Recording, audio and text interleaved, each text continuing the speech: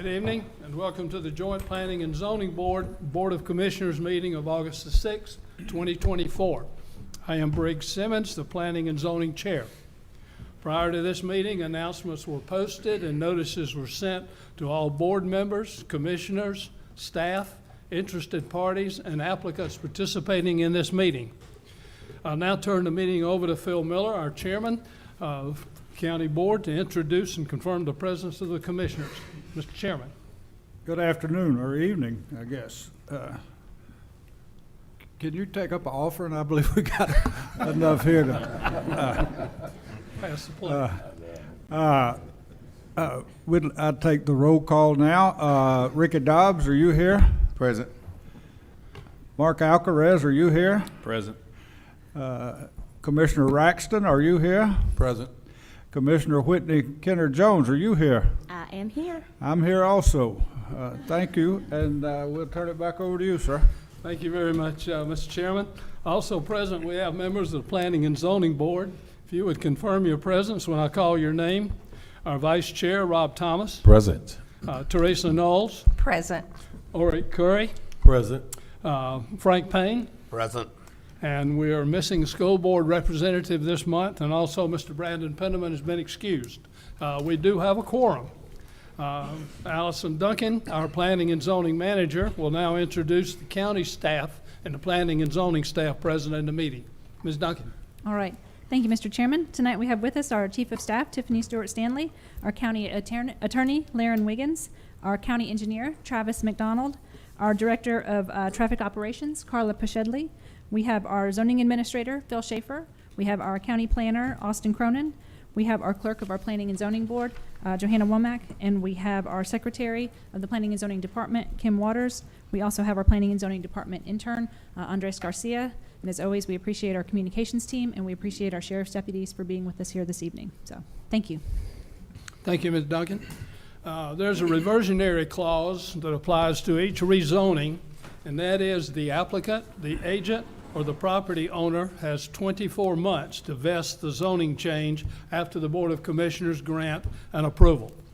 As far as tonight's procedure goes, I will conduct a public hearing.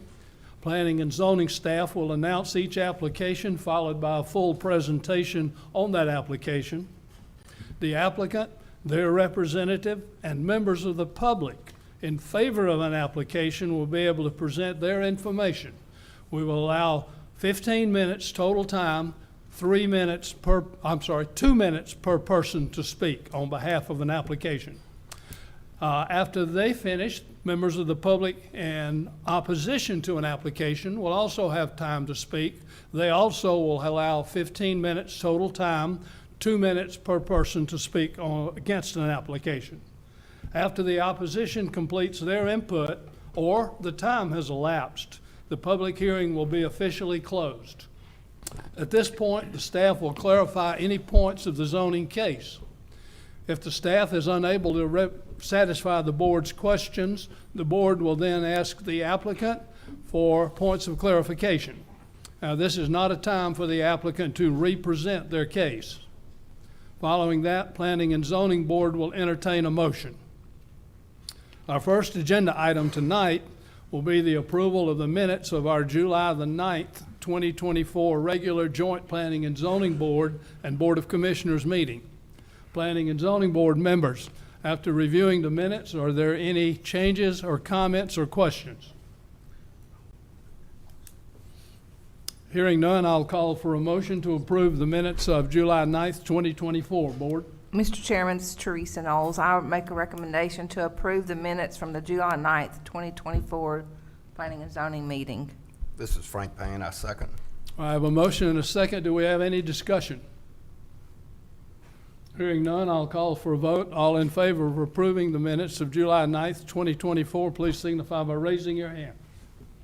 Thank you very much. That's unanimous, Mr. Chairman, that the July 9th, 2024 Joint Planning and Zoning Board, Board of Commissioners minutes have been approved.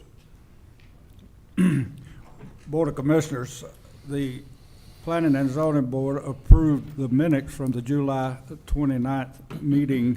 Do I have a motion to approve also? Mr. Chairman, I'd like to make a motion to approve the meeting minutes from July 9th, 2024, as presented. Do we have a second? Second. We have a motion and a second. I said the 29th, the 9th. I'm sorry, I can't hear good. We have a motion and a second. Any discussion? All in favor? All opposed, same sign. Motion carries. Thank you, sir. Thank you, Mr. Chairman. First agenda item tonight, Mr. Schaefer. Mr. Chairman, good evening. Our first agenda item tonight is David Pearson Communities. This is a request for rezoning, request to rezone from RLD residential low density and CH heavy commercial to RHD residential high density for a townhome community located on off Veterans Memorial Highway in Lithia Springs, land lot 368, District 18, Section 2, and parcels 1, 26, 27, 28, and 29, and land lot 317, District 18, Section 2, parcel 17. It's 53 acres in size. Applicant signed by Doug Patton. It's in Commission District 1. Property is significantly wooded with a residence and a lake. It is subject to Article 4 and Article 12 in terms of the code sections that we'll be reviewing it under. There were prior zoning actions in 1986 that rezoned a portion of the property on the northeast corner from C3, from residential actually to C3 commercial, and then again in 1991 it was rezoned to C4 for that same portion. The applicant is proposing to construct 379 townhomes in 3 different configurations of width, along with internal roads and amenity area within a gated community environment. The picture on the right is to show the 24-foot wide, the 28-foot wide, and the 20-foot wide versions of what they were proposing to build. And the color scheme you'll see followed through with the site plan to be able to designate which ones are which. In the community information meeting, we received comments from several neighbors who were asking questions and expressed some concerns. Concerns involve traffic and congestion, connectivity between the existing houses and subdivisions through the new subdivision, and potential flooding and drainage issues, and potential wetlands areas. Additionally, questions were asked about the eventual cost of the dwellings, the value impacts to existing homes in the area, and sewer and water capacity issues along with water pressure, and concerns over attached versus detached in terms of a product. In terms of the zoning criteria, staff has reviewed the criteria against which we would evaluate the project. It is consistent with criteria 1, but it is not consistent with any of the other criteria as evaluated under the zoning. And here, I will just go into one of the criteria. The former community village center designation anticipated residential high density as a district permissible within that zoning category, and the development types among the several districts that are listed. When you take a small portion of the property fronting Veterans, it's designated as mixed-use corridor, and that also does permit residential high density. The vast bulk of the project is designated within a current future land use category of urban residential. That anticipates 5 districts as potential zone districts. However, it's in furtherance of the goal to ensure compatible and unified development within a specified area of the county that we would object to the project. Not all zone districts would be appropriate anywhere a developer demands to place them, and any individual district, when viewed, has to be viewed in context. So when you look at this urban residential district, the available zone districts, RLD, RMD, RHD, RMH, and PUD, they're all available, but the issue for us is the character area, which is in fact traditional neighborhood. When you talk about a traditional neighborhood, we do not envision anything but limited high density development in there. So when you get to the medium density or the high density or cottage courts or any of the others, we are envisioning those as limited projects, not large scale projects. And so that's where we were in fact evaluating this in terms of what's around it. So what's around it is 1 to 2.25 acre units, 1.25, 2 units per acre, and here we're looking at 7 units an acre. So in the context of the neighborhood, 7 units an acre is a little bit larger than what we would consider limited. In terms of the staff recommendation, we are recommending denial of the requested rezoning to RHD for the following findings: that the proposed rezoning, while a permissible option in the comp plan, represents a significant change in the character and intensity of development in this area, would not be consistent with the intent of the comprehensive future land use plan to ensure compatible land and unified development within specified areas of the county. B, the granting of the rezoning may adversely affect public health, safety, and welfare by introducing immediate capacity burdens into the school system, transportation networks, straining service delivery times for emergency responses, given the need for additional manpower and equipment already identified numerous times in our case write-ups. And C, the proposal is not supported by analysis criteria numbers 2, 3, 4, 5, 6, 7, and 8 as enumerated in section 1207A of the UDC. In terms of the proposal, this is the site plan that was submitted for us. There was some modifications, which I'll show you in a sec, to adjust the street entry for this in order to accommodate some of the neighbors' comments that were identified at the community information meeting. These are those changes so that you can see, in order for the gated community to remain gated, they have rearranged the street design where Highland intersects Lakeside there. It's the blue streets. They've allowed the gated entry vehicles to move off to the right, while the exiting vehicles would be able to use Highland and Lakeside to get to Memorial. And that was a change that was asked for by some of the neighbors. The block of townhomes on the right would have its own independent gating system, and the townhomes to the left and the bulk of the property would be gated just beyond that intersection for Highland. Here is the property in the context of the zoning that's around it. To the immediate left is Paces Estates subdivision. That is a subdivision of about 40 units at the top end, approved many years ago. The second phase is now just developing to the south, another 45 units. They are developing under the current zoning of RLD. They are on sewer, which means they can have 15,000 square foot lots. If you view this property as an RLD property, there is still the by right development volume of approximately 120 units on 15,000 square foot lots. The proposal's for 379. Again, this is the aerial to show you what's there. It's an awesome piece of property with the lake, fully wooded, a single family residence. And this is what it would look like if you put the townhomes in the middle of it. So let me just back and forth for you so you can see this is what's there now. You can see the residential area around it is pretty consistently 1.5 to 2.5 units an acre, and this would be 7 units an acre. So it's a little bit overwhelming. The vehicle count per day, according to their own traffic study, was 2,700 plus vehicles per day total. There are 2 cemeteries on the property, so the Cemetery Commission has asked us, of course, to make sure that those are, if this were to go forward, to be protected, which they have placed into their plans, so those are taken care of. Here's the view looking west on Veterans, just beyond the cars, which are on the left. That's the commercial property portion of the requested rezoning. There's the looking east. That's the intersection with Lakeside and Veterans currently. That would have to, of course, be renovated to allow for that. That's looking from Veterans down Lakeside into the property. This is the intersection of Highlands with Lakeside. As you get down towards the lake, all of those roads would have to be improved to the regular design criteria for the DOT. Again, we're looking back to the east along Highland. To the left is actually Lakeside going up towards Veterans. This is their traffic study to show the study area and the intersections that were evaluated. This is some of the numbers that were provided to us, and the 2 exit points, the dominant exit points for all the vehicles onto Veterans would be the current Lakeside and then the next street over. This is the actual view of the 2,787 total trips per day from the trip distribution model, and then that's the end. So staff is, as I say, recommending denial of the project, and that's concludes my report, Mr. Chairman. Thank you very much, Mr. Schaefer. At this point in time, I'll open the public hearing on this matter. Anyone wishing to speak in favor of this application, including the applicant or the applicant's representative, please approach the podium. You will have 2 minutes per person for a total allocated time of 15 minutes. If you would, when you get to the podium, state your name and address for the record, then your 2 minutes will start. I don't see it. Let me put this back up.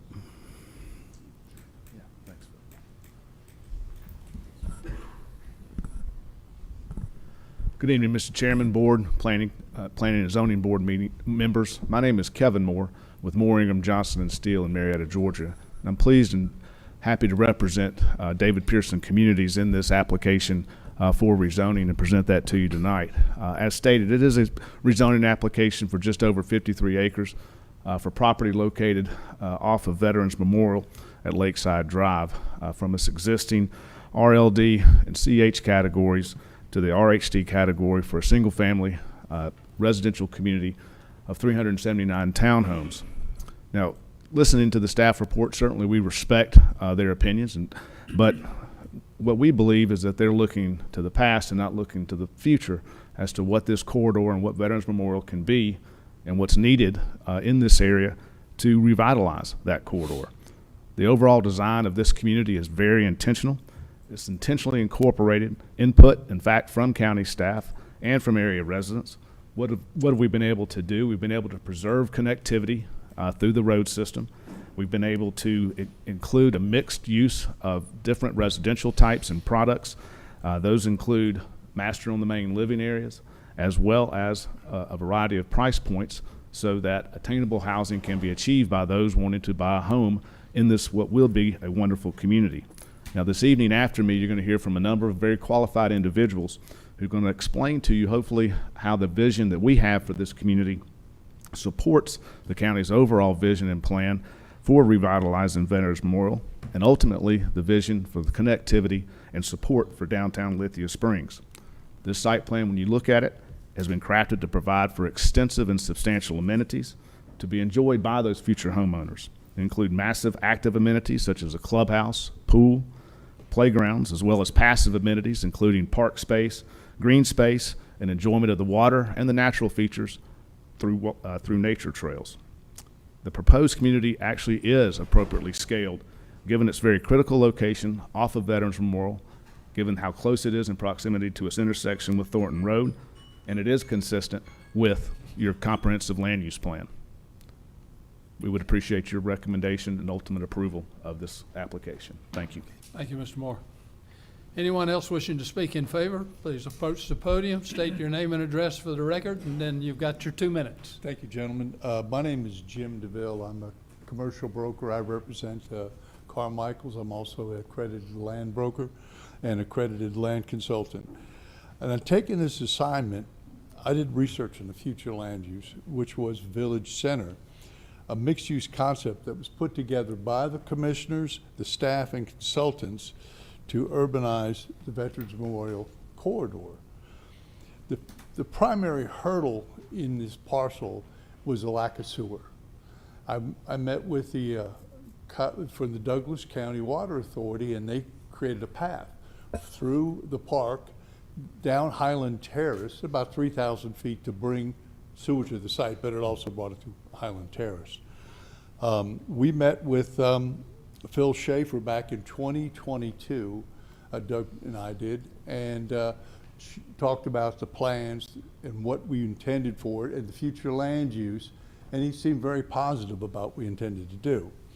There were many, so we started the process. There was many changes in the site, but we talked first to the commissioners and then to the staff, and the plans that are in front of you now were crafted because of all that consulting and all the staff's concerns. On May 11th, I attended a public hearing with the owners and Doug Patton and met with a handful of neighbors who had questions and concerns. As mentioned, Doug addressed one of their concerns and modified the plan to allow better access for people on Lakeside to get in and out. The zoning was scheduled for July. The calendar was delayed by request because they wanted a traffic study. Subsequently, during that time, Douglas County Commissioners voted in favor of a 90-day moratorium on townhome projects. Now, technically, this would not apply to this request. It does make it more difficult for the commissioners to consider that request because now that is now in place. I do understand the concern, particularly for the new commissioners, to vote in favor of a project that they have little history of. But this project has been vetted for quite some time. Sir, your 2 minutes. Thank you, gentlemen. I appreciate your concern and give this respect. Thank you. Anyone else wishing to speak in favor of the application? If you would, state your name and address for the record, and then you've got 2 minutes. Good evening. My name is Abdul Mayer. I'm a traffic engineer with A&R Engineering. We were engaged to perform a traffic engineering study, traffic impact study for this project that was conducted and submitted. I'm just here to just briefly mention that we identified some improvements that we recommended as part of the study to mitigate any impacts from this project, which included a right turn lane and a left turn lane at Lakeside on Veterans Memorial. Also, making sure we have adequate side distance to make sure it's a safe driveway or roadway. So all of the study documents documented everything. I just wanted to make myself available for any questions you all may have later. Thank you so much. All right, thank you, sir. Anyone else wishing to speak in favor?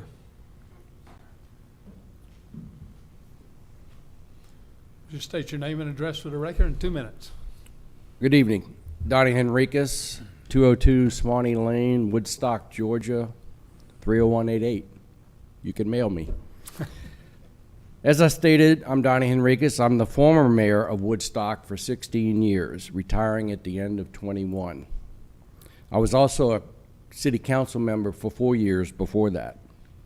When I became mayor, I knew the city of Woodstock had potential, and I knew we needed a corporate partner to be able to do what is now one of the most vibrant downtown redevelopments in the entire country.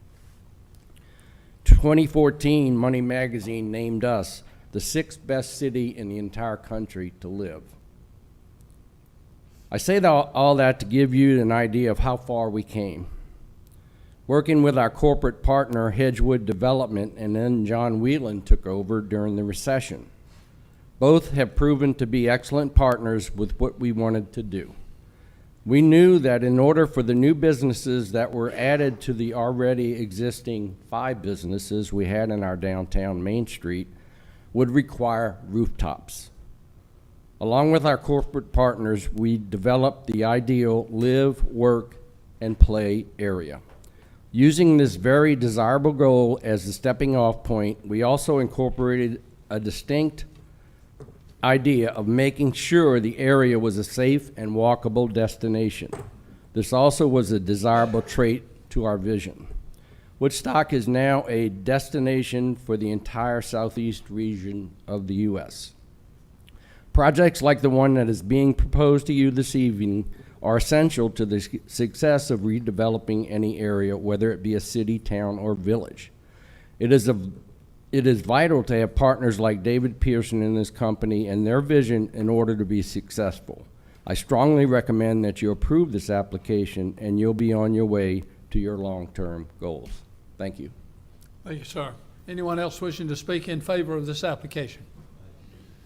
State your name and address in 2 minutes. Hello, I'm Kristen Meltison of 2026 10th Avenue South, Nashville, Tennessee. When I was born, my parents brought me home to 6962 Lakeside Drive, and 23 years ago, my husband and I were married down by the lake. No one loves this property more than my mother and I do, but it's time for it to serve another purpose. My parents are aging and no longer physically or financially able to maintain the property. The stress of this process keeps them up at night with worry and has caused them unnecessary stress.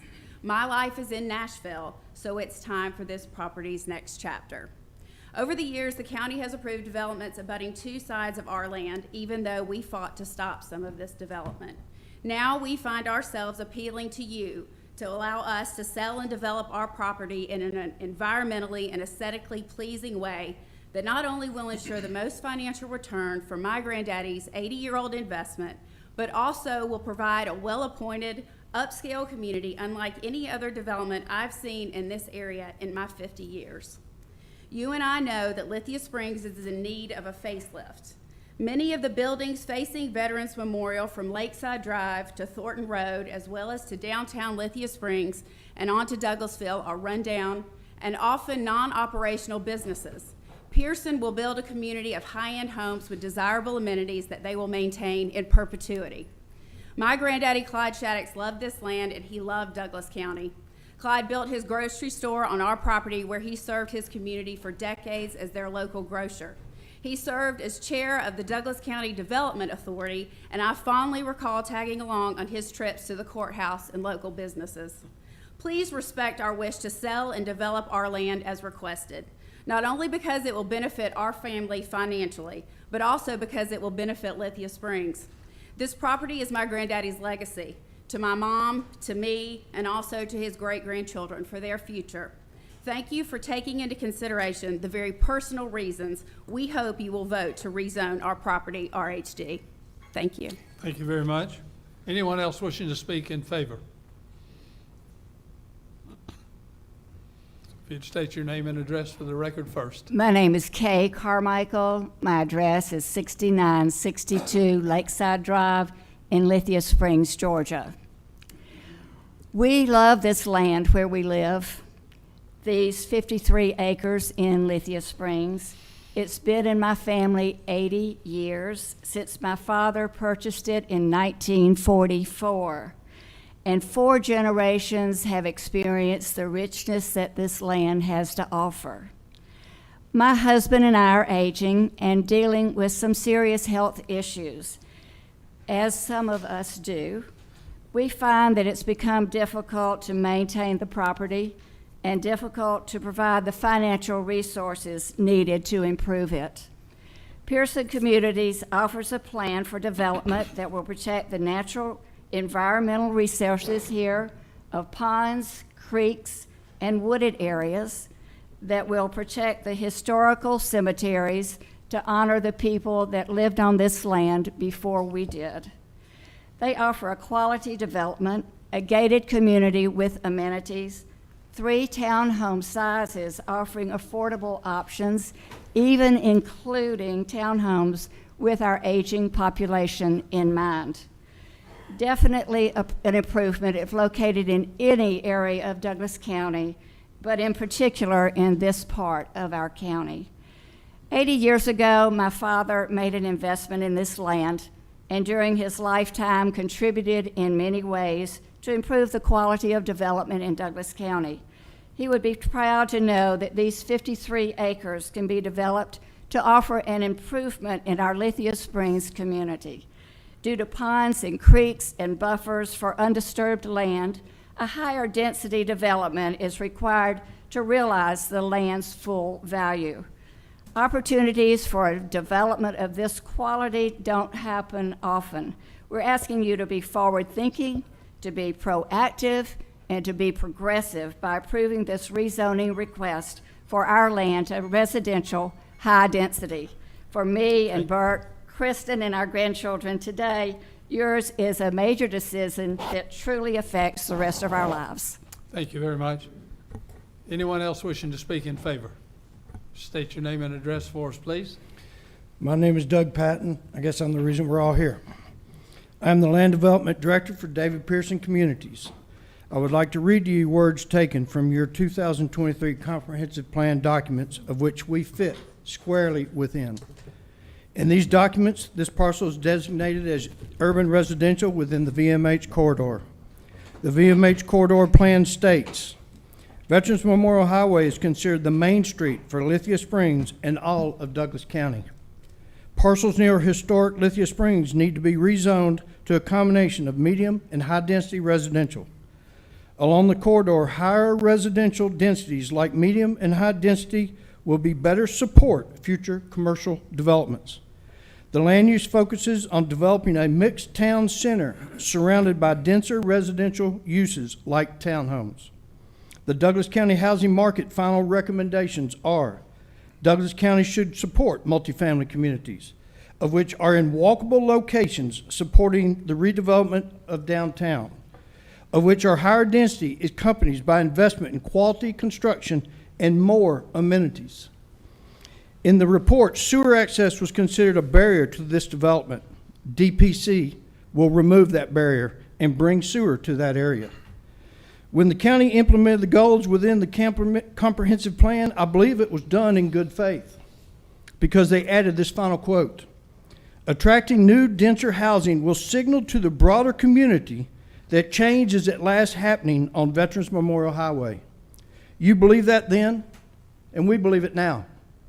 It appears your only remaining goal is to attract a seasoned, experienced developer with the financial resources that will follow your guidelines. We're right here.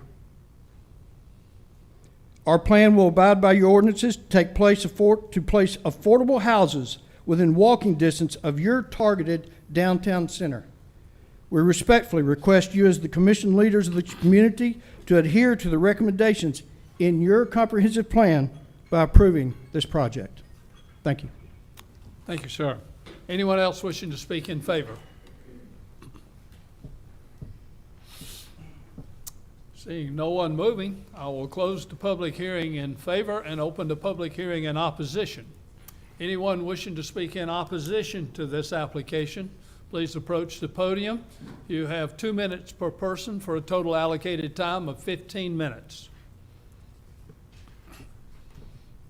If you would, please state your name and address for the record, and then you have 2 minutes. Okay, my name is Ethel Watt. I live at 2210 Charleston Place, Lithia Springs. You made a comment on the first meeting that we had that we needed to take in consideration people that own this land, that they have a right to sell it. I agree with that. But I've met the owners and David, and I let them know right away that I don't want this. There's woods. I lived on this property since '99. There's nothing but woods. He's talking about the 53 acres, and it's woods all the way up to my house. Now, I am thinking about Austell and Lithia Springs and the traffic. The guys that were here that day you are new, so you wasn't here. But they complained about our traffic right now. I mean, they were telling the board that they couldn't even get out on time to go to their jobs. And so when he says that, we can enjoy all of this, well, I don't need it. I've got a pool in my backyard. And I'm perfectly happy. And I've never played pickleball. They're going to have pickleball. Well, that doesn't interest me. But I'm telling you, I am 82 years old, and I do not want this in those woods.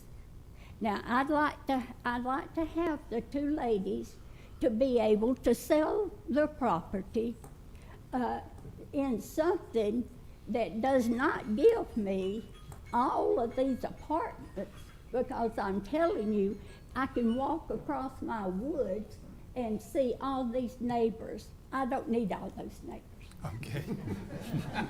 Thank you very much for your comments.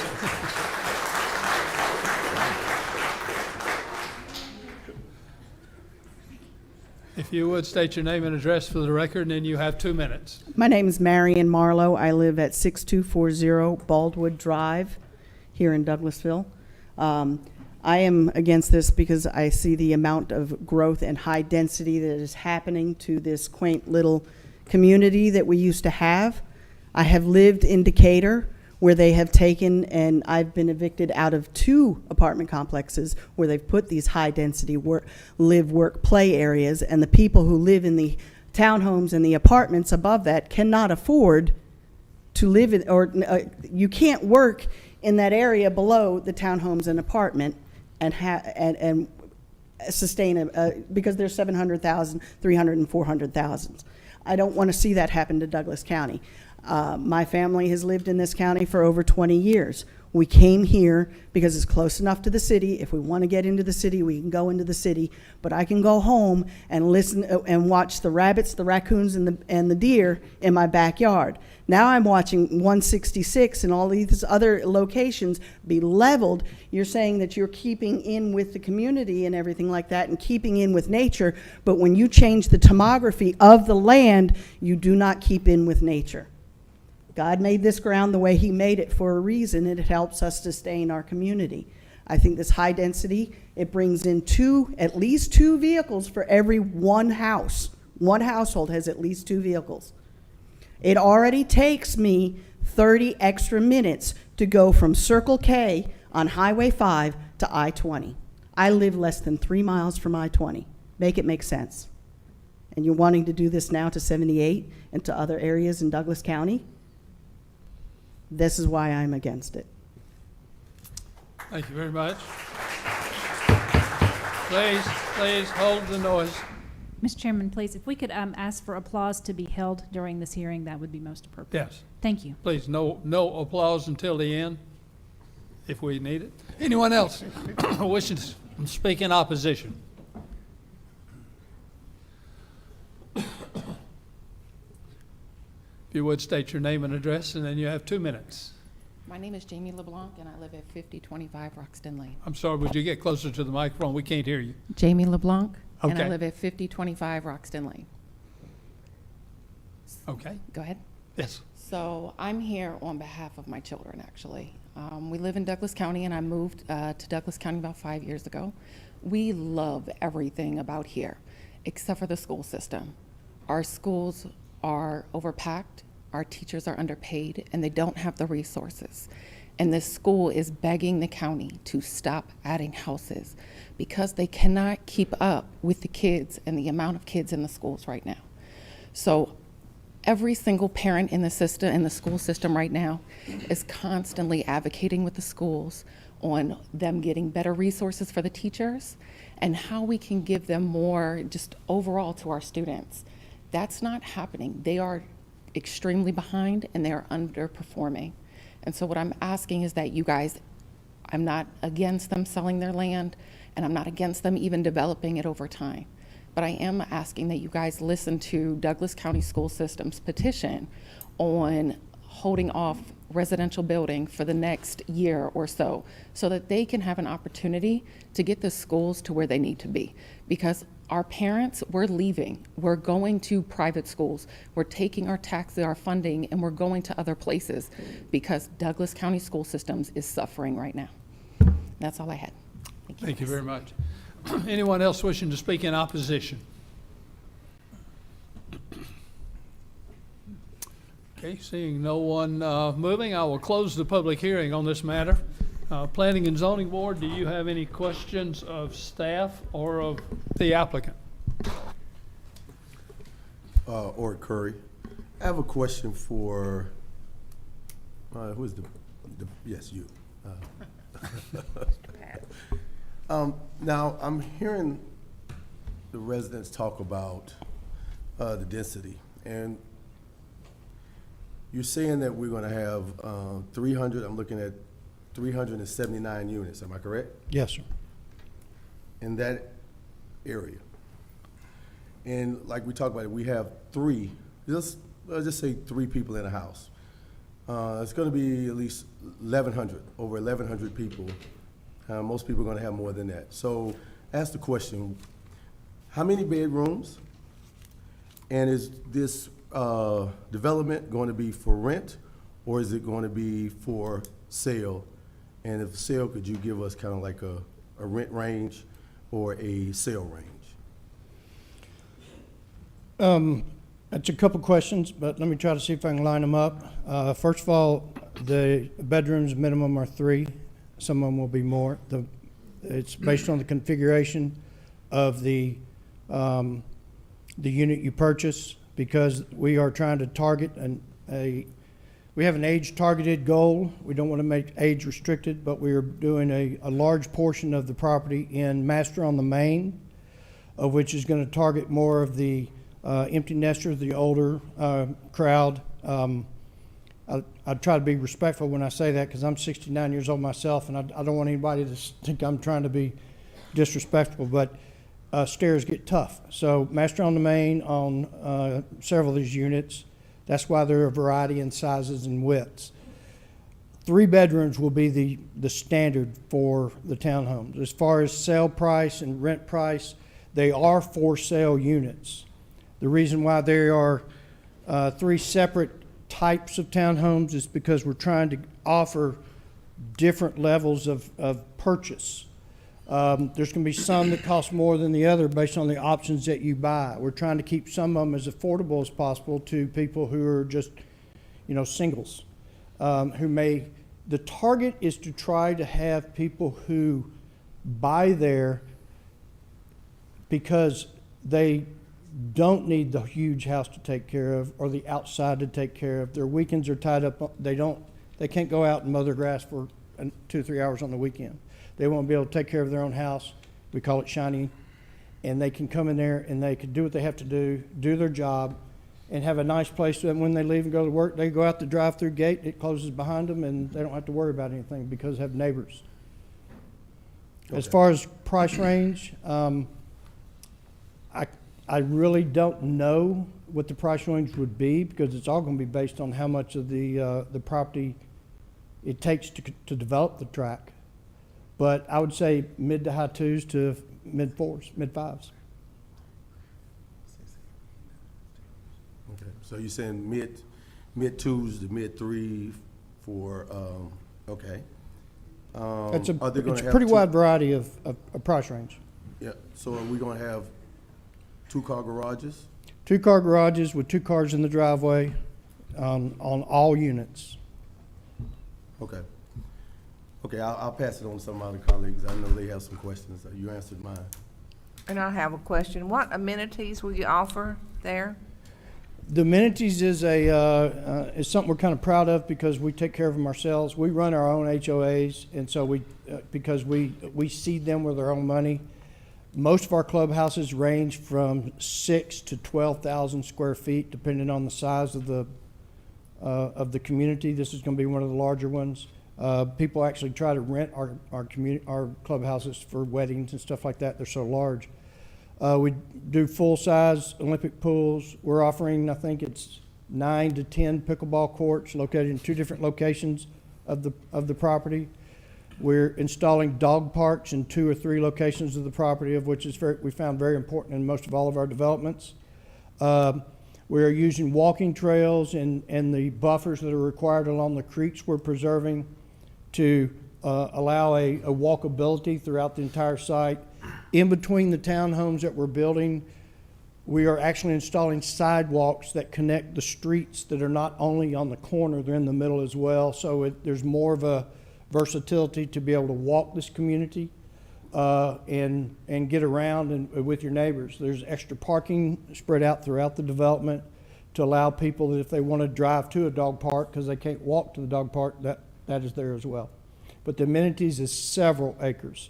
The lake itself will be rehabilitated, and it will be replanted with trees and park benches and assorted, and it will be a central focal point with a park. And how will you be protecting the cemeteries? The cemeteries, we are not only going to put a fence around them, there's a requirement to have a 25-foot buffer around the cemetery property itself. We've actually gone beyond that and located gravestones that are just outside of the property the cemetery owns. So we've located our 25-foot buffer around every possible location of a gravestone, and we're going to fence that property and then install heavy landscaping on the outside of it. So you will be able to utilize it and see it as green space, but you will not be able to access it at all. Unless you will not be able to access the cemetery? Not just, you'll be able to go through a fence to go to the cemetery if you want to visit someone, but it's not going to be just on the side of the road. It'll be heavily screened and decoratively fenced. I appreciate that. Thank you so much. Yes, sir. Yes, sir. I'm looking at the amount of units. You're looking at almost 400 units, so 379. 379, yes, sir. Have you thought about scaling down? It's funny. I don't want to sound that funny. That is a scale down. We actually started and came in with almost 500 apartments. I think Chairman Miller remembers when I met with him, we brought in a development for apartments, and I have personally met with several of the commissioners, either by phone or in person, and with each of them except for the welcome to the show, sir. I've met with them personally, and in each one of those meetings, we have reduced our numbers. We started out with close to 500 units, but in apartments. But the wind and the, you know, the, what I got back from Chairman Miller was apartments were not well received. So we immediately went back and went to the drawing board and went to just over 400 single-family townhome attached. After meetings with Commissioner Dobbs, and then after meetings with Commissioner Alcaraz and Kendra Jones, we reduced that as well again and put a outlot at the front along Veterans Memorial Highway that can be used for more of a commercial retail. What we're envisioning is that's going to be a fantastic location for a daycare center because it's got 379 homes right behind it. So it is a scaled down version. The intensity of the property is for several reasons. One, it's on that Veterans Memorial Highway, and the attempt to revitalize that area takes those rooftops. You heard Mayor Enriquez talk about the importance of rooftops in the revitalization of an area. We are directly in between the Causeway Gateway and the downtown Lithia Springs. We're 1/3 of a mile from the Gateway and 1/3 of a mile from the downtown. 1 mile from the center of downtown Lithia Springs, and we are walkable to both.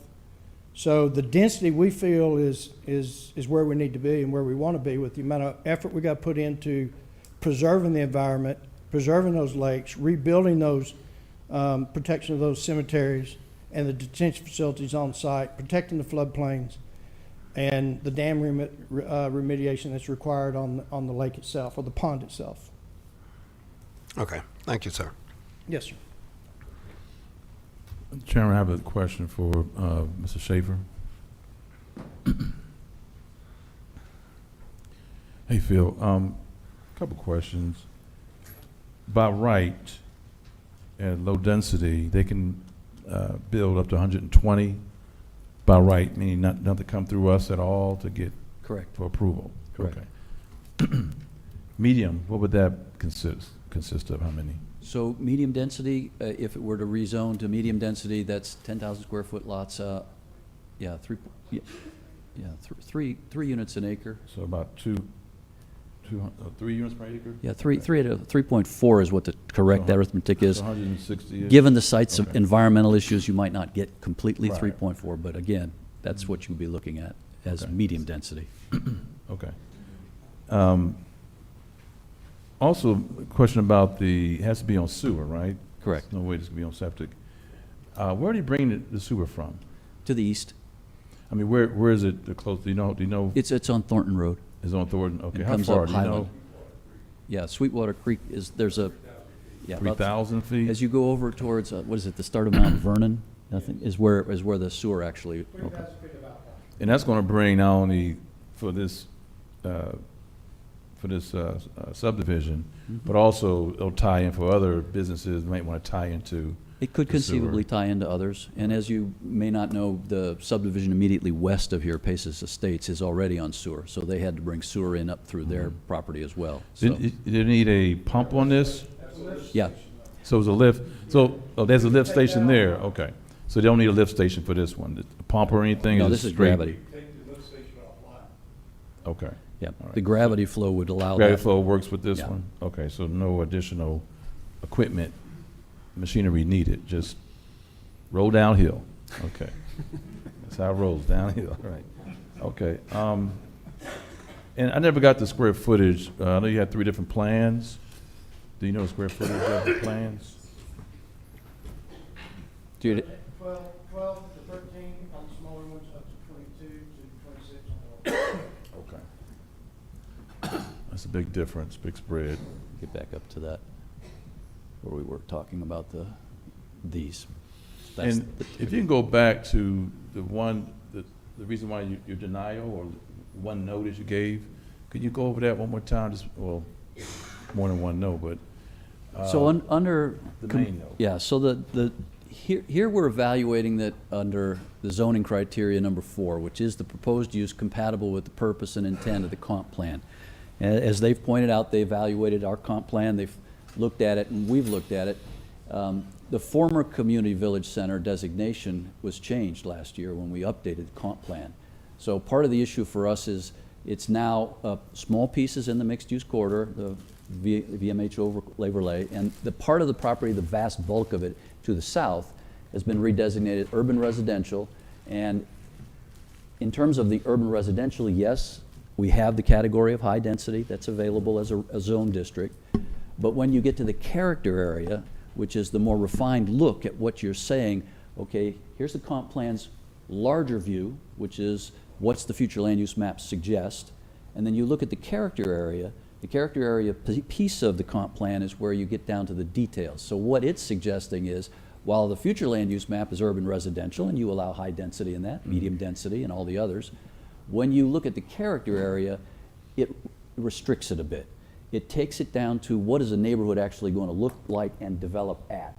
And so when we look at this piece of the puzzle, it wants to say, I'm suggesting a housing guideline of limited high density and limited medium density. And so for us as staff, we would ask you to evaluate what you've heard to say, is their version of high density limited or unlimited? In my opinion, it's a bit more than I would have classified as a limited high density request at 379. We don't have very many developments. In fact, I can't think of any that are 7 units an acre. We have a number at 4 to 5 units an acre that we've gone over in terms of time over the last couple of years. We've seen some of that, but not 7 units an acre when you're sitting in the middle of, obviously, 2 units an acre, 2.5 units an acre, 2.8, 2.25. It's a little bit out of character. Again, it depends on what the future would like to look like. So, you know, if you all would feel that this is appropriate in terms of trying to develop the area or redevelop the area, then perhaps 7 units an acre makes sense. As far as I'm concerned, when you look at the static picture of what the comp plan asks of us and what the comp plan's suggesting, it just appears to me as it's just a smidge too much. And a smidge is 4 units an acre bigger than what we've got next door at least. What is the one, you mentioned about the other one on sewer? So Paces Estates right now was developed at RLD standards. So it Is RLD. okay. Yeah, so that's the 15,000 square foot lots. Okay. And you can have the 2.25 units per acre. So, you know, on sewer. And they're a lift station, like they pointed out. So we have about, it says 2.5 per acre there? Yeah. Okay, as opposed to 7. As opposed to They're 7. asking for. Okay. Just want to give a reference. Sure. Point. And it's a guideline. I mean, this is future land use is a planning option. You give yourselves a lot of distinct possibilities because after all, you don't know who's going to come and ask you for what, where. And so you want to have some variety of what you can choose from. Is this the right project in this location? Here's my recommendation, but the decision is all yours, obviously. Okay, yeah, that's fine. I know that. We know that. We just want to get the facts, just the facts, sir. But okay. Thank you. Thanks, Phil. Any other questions, planning and zoning? Hearing none, Mr. Chairman, I'll throw it over to the Board of Commissioners for any questions you folks may have. Thank you. Board of Commissioners, you have any questions or comments? Yes, Chair. Commissioner Dobbs. First, I'd like to say thank you all for coming and working. David also from, I was in Italy at the time when we had our meeting. But hearing all of this and looking at it, I'm very torn because I feel like it's a gift and a curse because I'm a part of a lot of agencies who have a stake in this. One from a personal level as a homeowner, I feel like, you know, I should have the right to do what I will and please with my land when I own it. But then also as a commissioner, I have to have the foresight to kind of look at what's best for the community, not just as an individual base, but kind of the direction that we see for our community as a whole. And then also as an educator, teacher, and the impacts that developments like this kind of bring. And that's what has me torn because, you know, I have to put on the different hats and take them off and then also try to assess it outside of all 3 of those of those hats simultaneously. I really wish that there was a way, but from the teaching standpoint, I'm I'm sitting looking at about 37 to 40 in two of my classes, and then in one of my classes I have 47 kids. So we are definitely in a position where we are, outmatched, and that's on my level as a physical education teacher. But in other classrooms, the math, the places where we need special attention and more dedication to it, the teachers are outnumbered. And then we have the other deficit of pay and all that. So it's a lot of factors on the education side. Just wanted to say that so I can let you know that I empathize on all levels. And it's definitely a tough decision, a spot to be in to be able to make or recommend a decision. But I wanted to say that before I get to my questions. For the developer, David, will you say what were those price points again? Well, I can't pin those down exactly because we don't know several options. What our density is going to wind up being, we're proposing 379. Also, what it's going to take to actually take care of all the environmental issues that we've been, presented. The staff, when we went through plan review, a cursory plan review, let me point that out, it was a courtesy plan review. Some of the comments they made were agreed to. One of them is to have archaeological people go out and locate all the graves. We may find one more, which is going to increase our buffers. So there's some unknowns we don't know. The other thing is that I don't know if they mentioned it to you or not, since you're talking about the education, but we always make contributions on every house we close to the local school systems, local school boards. Every house closes, a check's written for that closing. So 379 homes, in theory, that could be $379,000 for the school board. We did talk to the school board, and they said that they're building a new high school nearby, and so they were planning for that growth.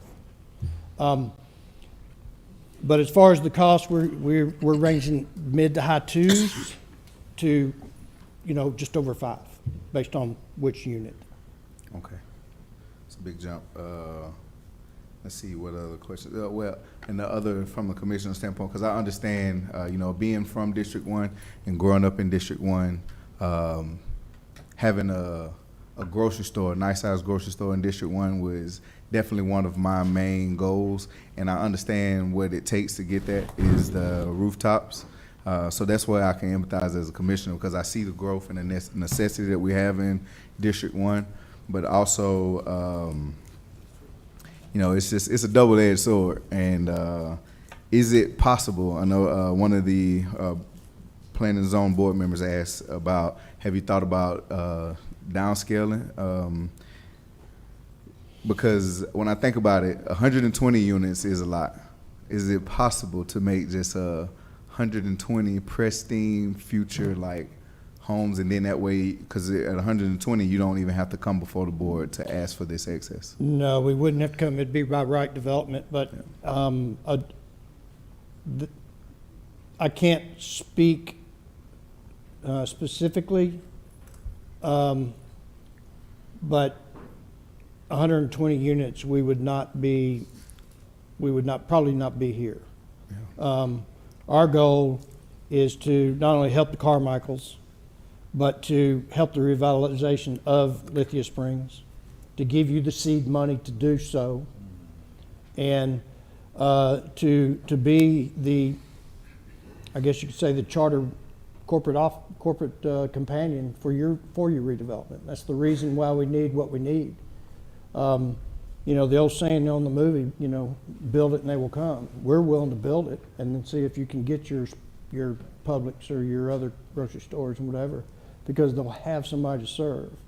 Most commercial restaurants and retail operators don't come hoping people will be there. They come when the people are already there. You want the locals, the people who can walk to your store and your restaurant every week, not the people that just drive in town and go to dinner that night on Friday night with their wives. They want those people. But what keeps the doors open are the guy that's there at happy hour every Tuesday, Wednesday, and Thursday. So we know those commercial, we know those retails. We've done a lot of mixed developments. We know how to get them involved, but the very first thing they ask for is rooftops. And this number of rooftops is what we need, we feel, to do the quality job. I mean, the amenities itself is millions of dollars.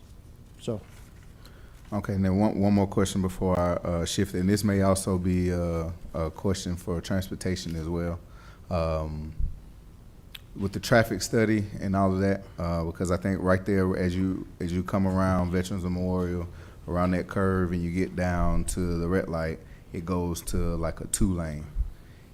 Has there been any discussion of working with the DOT to widen that, because that it's already enough traffic right there, but then when you put in 379 homes trying to come out and turn on to Veterans Memorial, that likely increases even the function of getting out. well, based on the cursory review we had with staff and the DOT, they made some requests out of us. And we accommodated all those requests. We added a decel lane, we added a left turn lane, we added extended approach and tapers on both sides, of which basically in front of our property adds 2 lanes for 400 and something feet. I think Abdul could answer that. But and when we exit our development, we have 3 lanes. You have a right out, left out, and one that comes into the development. As far as participating in anything down the road in an intersection, I don't know if Abdul and them analyzed that intersection. I'm pretty sure they did, but we have no problems working with the DOT to help contribute to those improvements, because if we get the units that we're requesting, we're in the community, so it would benefit us for that to be improved as well. Okay, and last one, and then I have a question for staff. Are you, this one's for you, Dave, if you, in the event that you have a lot of rentals and not homeowners that come in, how long do you plan to be here and facilitate or oversee the amenities and just the upkeep of the whole property? Tell me. Mm-hmm. I'm still managing one that we started in 1999. Okay. So we're there. We don't leave. We manage them, we keep them up. We rehabilitate the insides and the outsides on a regular 3 to 5 year cycle, including paint, refurnishing the interiors, furnishes, and everything. We keep strict records on who's in them, and the gated community helps us control who's at the pool, who's not at the pool, and who's utilizing those or abusing those amenities. Okay, thank you. Phil, good evening. Just a question for you is, in regards to the application, because just letting everyone know that if you wasn't aware, we recently submitted and inputted a moratorium to prevent the building of, to be able to do a study to accommodate and give the school system and just the infrastructure of the county a break and to kind of see how it's going to affect and move forward. So my question to you is, was this application submitted prior to that? Long before. Long before? Long before, months before. Okay. We've been working on this one for quite a while. Okay, I'm just. But specifically months before the moratorium was even discussed. Okay, I just wanted to put that on the record so that, I mean, not saying that it can't be affected, but just I wanted to put that on the record. And Chairman, yeah, I yield. All my questions answered. Okay. Anyone else? Yes, Mr. Chairman. I do have some. Okay, go ahead. All right. Both of you were asking. All right, so for the developer, thank you. So a couple questions. I want to peel back a little bit more about the price point. When you said between approximately mid-2s to the mid-5s, why is there such a difference? Is it the material? Is it more than the square footage? 'Cause I'm just trying to understand why there's such a gap there. Well, there's always going to be an entry level, a unit that's going to be one of the smaller units, some of the smaller units. These units, each one of, most of our townhomes are the facade, the exterior that we put onto them. There's usually about 8 different versions of each unit, stone, brick, stucco, half stone, different dormers. It's basically on what they would choose and what they would want. Master on the Main is obviously going to be the most expensive of them all, because then you locate more things downstairs. You put more entertainment areas downstairs. It's a wider footprint. It's just a bigger unit. When I say it's mid to high 2s, that would probably be a start point to try to keep it affordable, because as it continues up, the average would probably be selling in the high 3s. Okay, so all units are at least 3 bedrooms, or what's the maximum bedroom capacity? Usually when we do townhomes like this, 3 bedrooms is what we usually have. Sometimes they have offices in them, or what they call a bonus room. 4 bedrooms are very rare for us. Okay. All right. What will be the approximate homeowners association fee per year? Well, the more units it is, the better off it is. Homeowner association fees on one of our developments got 1,300 homes, but they also have 27 pickleball courts.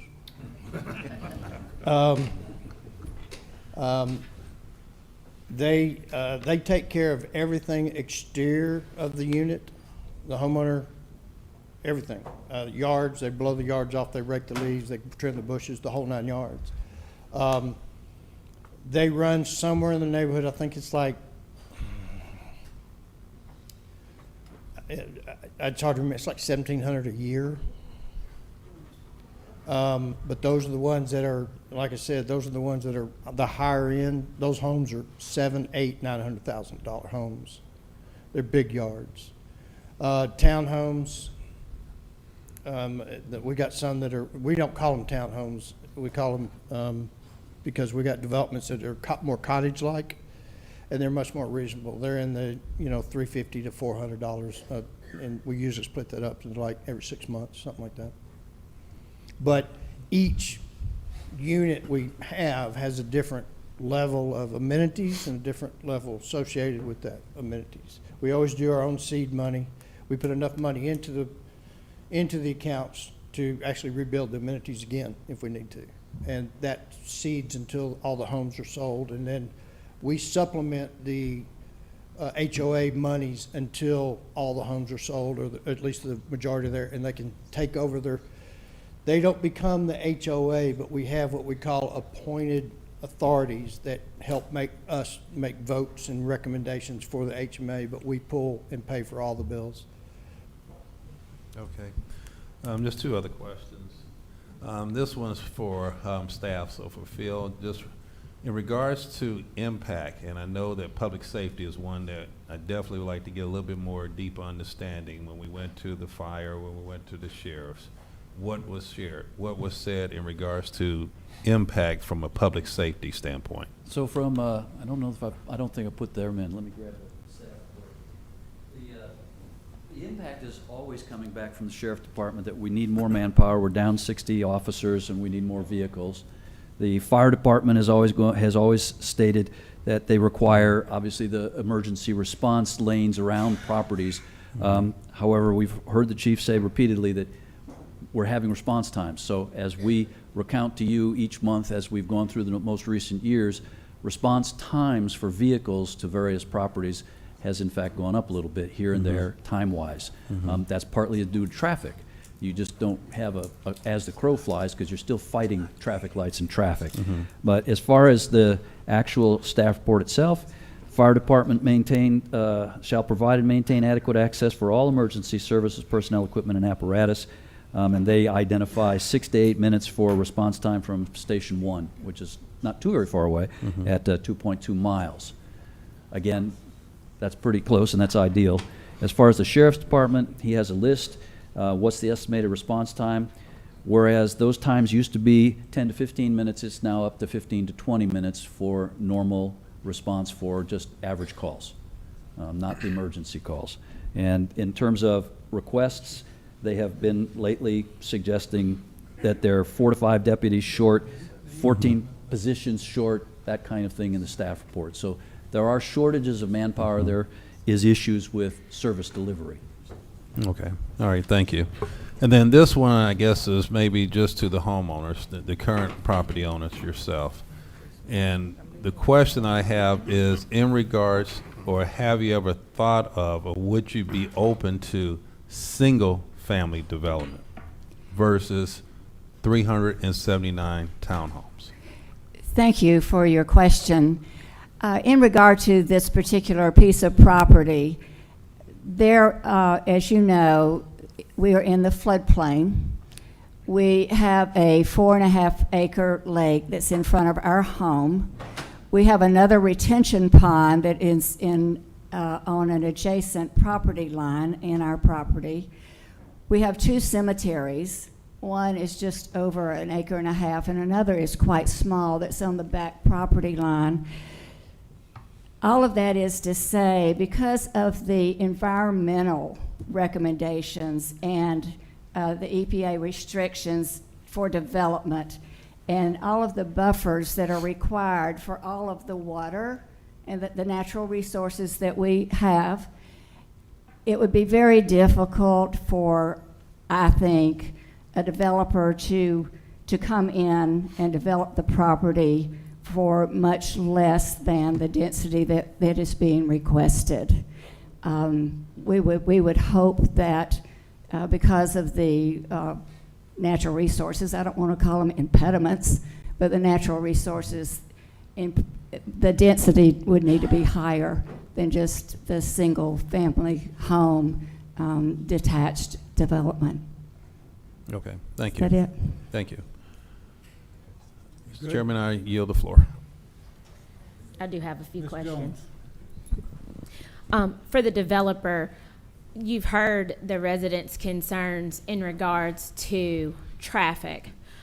With a development of this size, from start to finish, how long are they going to have to deal with the extra construction traffic that is going to be created in this area?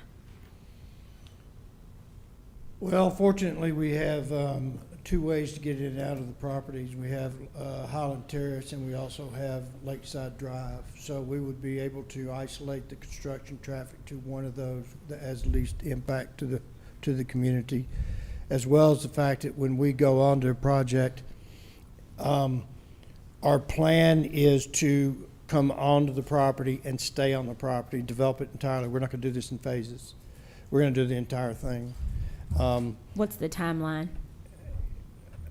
A development of this size is easily, we try to get them done in 6 to 7 months, but weather permitting, it will be hard to do for a project this size. The majority of the work is going to be intense but not destructive to the area, because we're going to have to do a lot of hand work around the cemeteries. We've got to you know, let the pond, the detention ponds down so we can dig them out, restore them, remediate them. They're full of silt. We got to remediate the dam, check for leaks and all this sorted. A lot of this work is just pumping it out, pumping it down to the creek, and then and working the interior on the site. We can bring equipment onto the site through Highland Terrace, drop it off, and just stay there. So you'll have, of course, workers coming and going, but as far as Veterans Memorial, we can easily isolate the access. And you said that you guys cut a check for from the closing of each home directly to the school district. How much is that per home? Well, I've been told in the past that's not something I really should, it's not a condition of my zoning. It's not something I want to offer as a condition of my zoning, but it is something that we do. And those checks range according to what community we're in and what our development is, from anywhere from $500, $750 to $1,000 per lot at closing. And that we take it out at closing. The attorneys at closing take them out, and those checks are collected and sent to the school board as donations. We've also done that for Commissioner Dobbs, for what you mentioned, for road improvements. But sometimes the road improvements that we offer, we go ahead and just front the money for the road improvement and regain some of it back. What's your rental cap? That would be hard to say, because we're doing them for sale properties. I could not tell you that someone's not going to buy it as an investment, because it's going to be a nice community. But So you won't have a provision in your covenants that limits the amount of these units that can be rentals?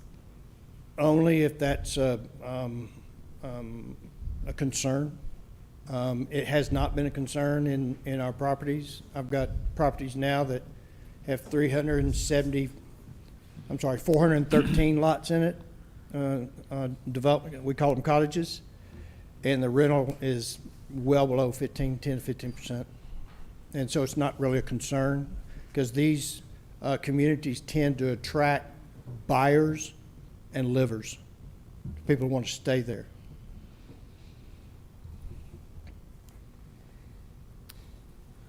I don't really have any more questions. I just more so have a comment so I can reserve and let Commissioner Alcaraz ask his questions, or I can go now.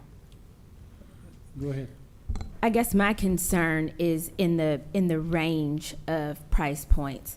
I think, and it's a little ironic coming from someone who's a transplant here, but we have to be respectful of the flavor of Douglas County, and at that range of price point, you are pushing people who have been lifelong residents out of the possibility of home ownership. And I'm a bit concerned, I guess, with the language of we can't pinpoint a definite price point that we're going to be selling at these. And I do understand that cost and things like that vary, but I would want some more certainty in what these units are going to be being sold for, to make sure that this is something that would even be beneficial for the residents of Douglas County. Some people who are currently in the newer apartments that have just been built here may be looking to move into a fee simple townhome community, but that's not beneficial to them if they can't afford to move into it.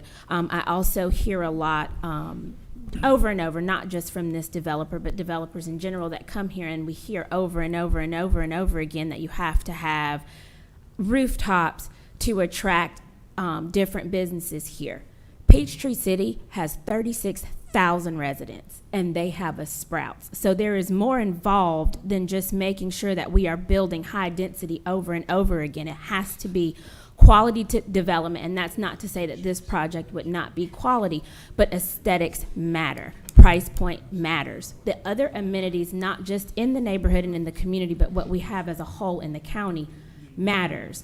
And so I don't know that 379 units is going to push us any closer to having what Commissioner Dobbs is looking for in terms of a grocery store in his area, if it still is not fitting with the overall design and aesthetic that the entirety of the county is moving towards. And with that, I yield back.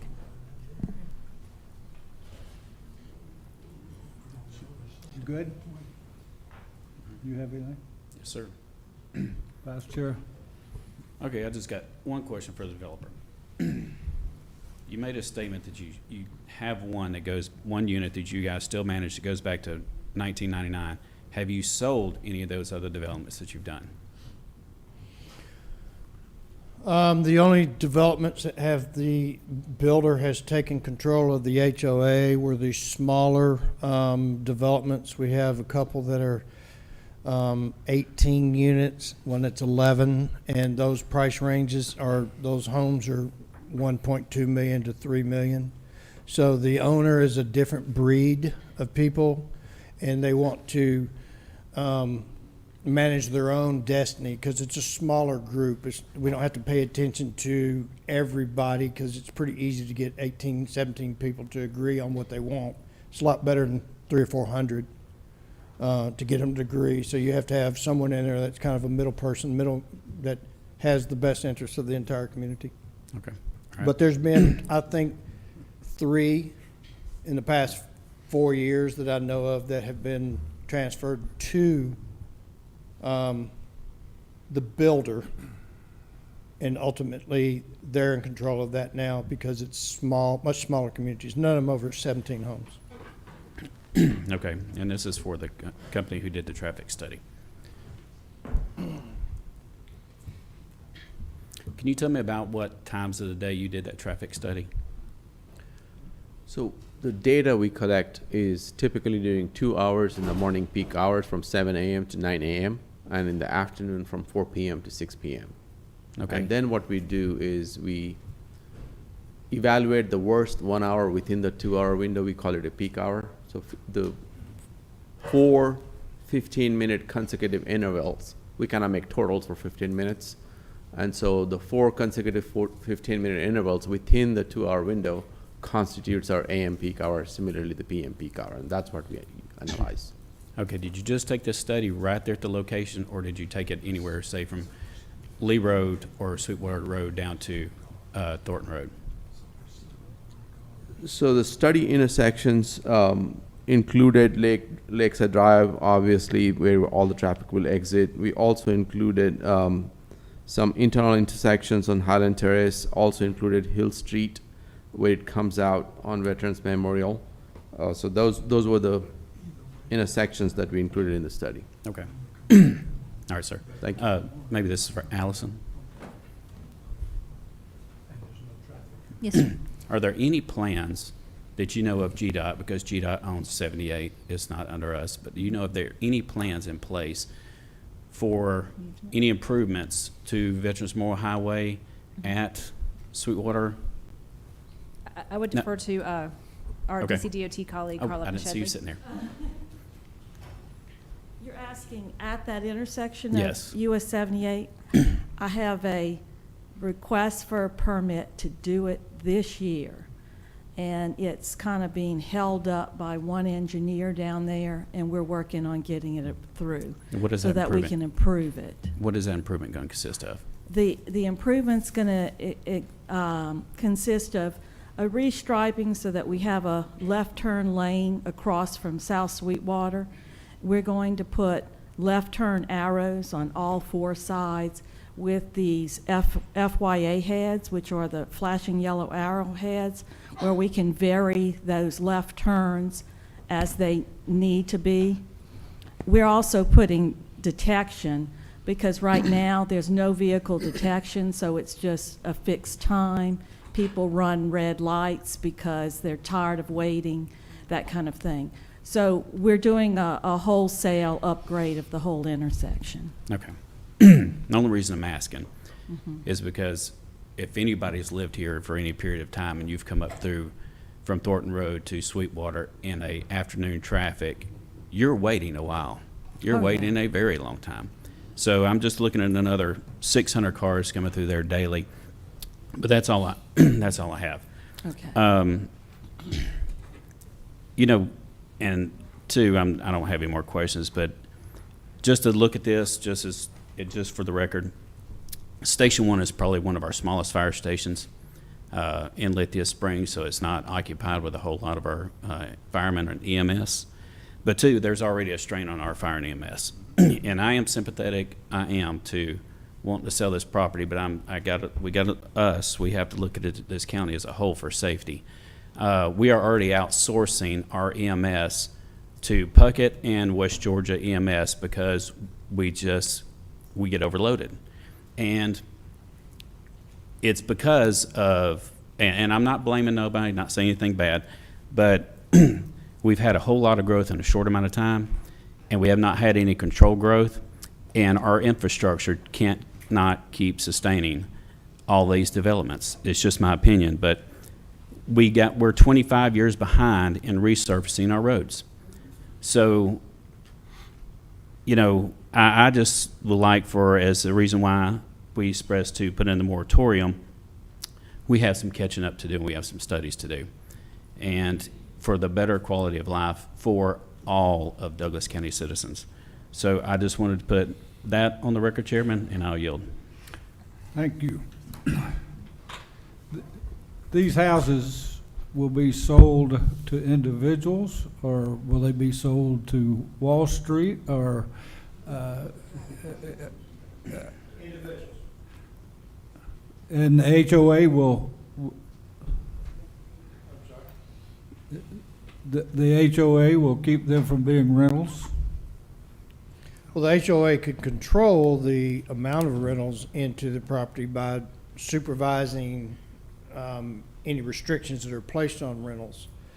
But as far as the units themselves, they'll be marketed for sale to individuals for purchase. As far as restrictions on the rentals, that's not something that's in our covenants that we normally put, because it's really never been an issue for us. But if it's something that needs to be done, that can be dealt with.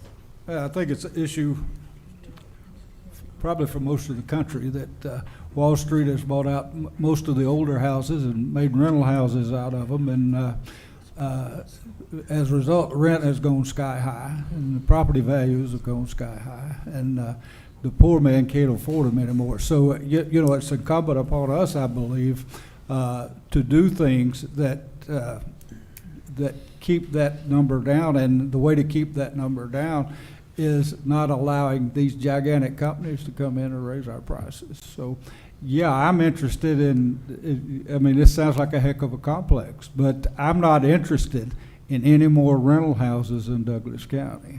You know, we need quality growth. We really do.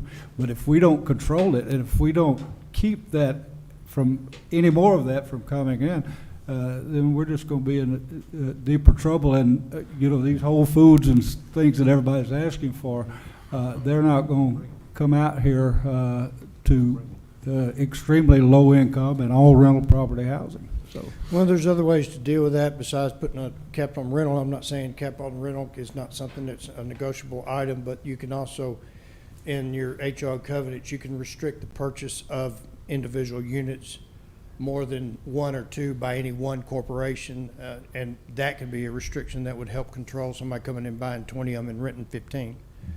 But these are all things that would have to be come up during with our attorney and with the negotiations with our HOA covenants, with based on the zoning that we get, the cost of construction, and the intent is to sell them for individual sale. I can't go out and tell you that someone's not going to come in and buy one for their daughter and rent it to them. I can't do it because it would happen. okay. When these condo complexes are built and there's no rental feature as part of that, how does that work? Well, usually if somebody's going to put a restriction on rentals, they would say that you have you have less than 15, 20%, whatever number you choose, can be rentals. And it restricts all the others, of which when you have that restriction, usually those rentals fill up pretty quick for people that want the same thing as the purchaser is, and that's long-term obligation. Not people who, you might have somebody that wants to buy one and can't afford the down payment yet, so he wants to lease to purchase for 12 months. That's the same, almost the same thing. But you can cap that, and the HOA can monitor that. It's not something we desire to do, but before we give up on this project, I think that's something that we can certainly entertain. Well, you know, I don't know about everybody else, but it's something I'm interested in. I'm interested in controlling how we handle outside investment in this county and how it affects all these people out here. And one way to do that, I believe, is to make it a lot harder for Wall Street or any other big company to come out here. Well, we can make it hard for someone to come in and buy a lot of them and rent them for sure.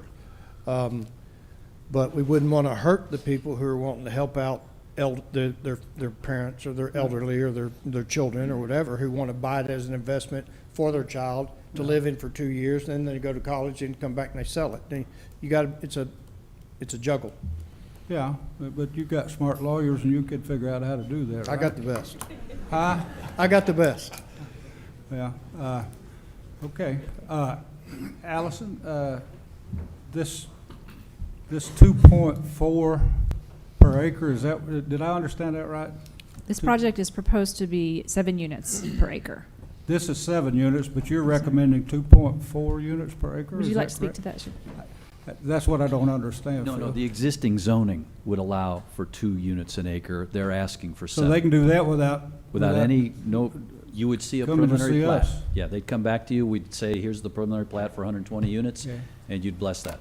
All right. Do you, or the folks you work with, would you have a recommendation as to the number of units for this piece of property? Well, our recommendation is to have it develop at the zoning that's there now. 2.4? Yeah, the Thank you. RLD. All right. I'm good. We yield, sir. Thank you very much, Mr. Chairman. Planning and Zoning Board, you've heard the discussion. Do I have a motion on Z 2024-32?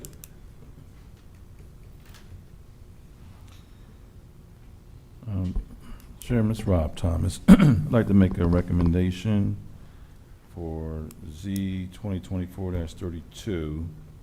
Recommend approval with the conditions read in to record by staff. There were no conditions. There are no There were no conditions that were conditions? read in because it was that denial. Okay, that's true. If you'd like to add conditions. I would like to add a condition. So let me amend that recommendation. I'd like to recommendation of Z 2024-32 with the condition of maximum of 250 units. Is that it? That's it. I have a motion. Do I have a second?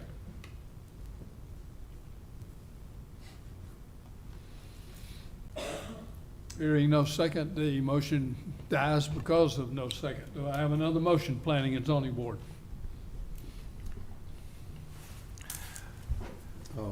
Ward Curry, I have motion on Z 2024-32 to deny. I have a motion. Do I have a second? I second. I have a motion and a second. Planning and Zoning Board, do we have any discussion? Hearing none, I'll call for a vote. All in favor of a motion to deny Z 2024-32, please signify by raising your hand. 2, 3, those 4, opposed? 1. Thank you very much. Mr. Chairman. Yes, sir. Z 2024-32 comes to you with a recommendation for denial. Okay. It was not unanimous, but. Okay. Board of Commissioners, Z 2024-32 comes from Planning and Zoning with a vote to deny. Do I have a motion from you? Yes, Chair. I move that we deny Z 2024-32. So. Second. We have a second? I second that, Mr. Chairman. Second from Mr. Raxton. Is there any discussion? All in favor of denial of 2024-32, please raise your hand. All opposed, same sign.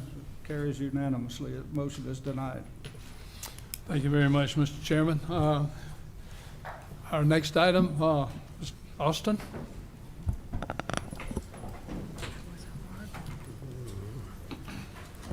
Good evening, boards. The next item is S 2024-34. It's a special use permit.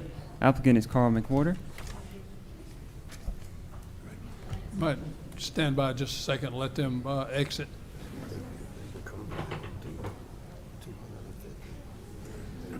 If you could please hold a conversation until you get outside.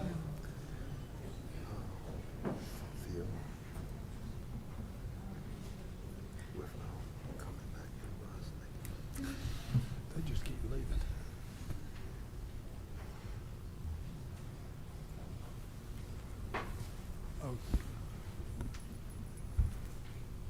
Okay, go ahead. All right.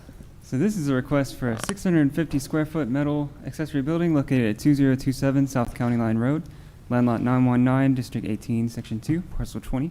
Lot size is 0.16 acres, and it's in Commission District 2. The lot is triangular in configuration. It has one front yard, 2 side yards, 0 rear yards. The metal-sided structure is already situated on the property and within the 100-foot required setback without adequate building permits. The applicant is proposing to use the metal-sided structure as a detached garage. The requirement for a special use permit is per the Development Services Director review that the metal-sided structure will be visible from South County Line Road. We've taken a look at the relevant code sections, and metal-sided structures are not permitted unless granted an administrative variance by the Director of Development Services, in which case it can be escalated to a special use permit if it's deemed visible by the right-of-way. Accessory structures over 200 square feet are not permitted in the front yard unless set back at least 100 feet from the right-of-way. The siding as well as the setbacks are in contention with the UDC, and the metal-sided structure is in a visible area but can be made to be clad in a facade similar to the principal structure. We've taken a look at the special use criteria. From the zoning map, you can see the subject property is within a residential low-density neighborhood and abuts residential agricultural properties. From the site aerial, you can see how the property has been developed, and then from the street view, you can see that the metal-sided structure is already on the property. From the site survey, you can see the triangular configuration. And from the pictures provided by code enforcement, you can see the distance of the metal-sided structure from the right-of-way. This is in the suburban living future land use and the traditional neighborhood character area, and staff is recommending denial based upon the fact that the proposed use would not modify the comprehensive plan since it's still accessory to the residential use, but it will modify the intent, purpose, or spirit of the UDC by not complying with neither the siding requirements nor the setback requirements. It will not adversely affect the public health, safety, or welfare. And that concludes my presentation. I'd be happy to answer any questions as they come. Okay, thank you very much. If you would stand by. Yes, sir. At this point in time, I'll open the public hearing on this matter. Anyone, including the applicant or the applicant's representative, that would like to speak in favor of this application, including the public, please approach the podium. You would have 2 minutes per person for a total allocated time of 15 minutes. If you would, state your name and address for the record. I'm Carl McWhorter, address 2027. Would you get a little closer to the mic? Carl McWhorter, address 2027 South County Line Road, Lithia Springs, Georgia. I put the awning there at first because I have a lot of cars. But recently, in starting my trucking company, I love old cars, so I bought some classic cars. I cannot have the classic cars out in the weather. I got $200,000 sitting in that building. Without that garage, I'm screwed. My garage that I currently have attached to the house, it's small. You cannot get anything in there. We first moved in, my wife parked in there. The house is still standing, let's just say. She almost knocked it down. So it's small. But I didn't honestly know I couldn't close the siding in. I didn't know that I could have just left it open but not closing in. But I don't need it open, I need it closed in. I don't need everybody around knowing what I have in my garage or on property. And I'm back and forth out of town. My wife is there with the kids by herself. So I'm just asking for you guys to approve it. I pay whatever the fine was, which I have already started. And just want to keep my stuff out of harm's way. That's it. That's all I'm asking. Thank you. Okay. Anyone else wishing to speak in favor of this application? Seeing no one moving, I will close the public hearing in favor and open the public hearing in opposition. Anyone wishing to speak in opposition to this application, please approach the podium.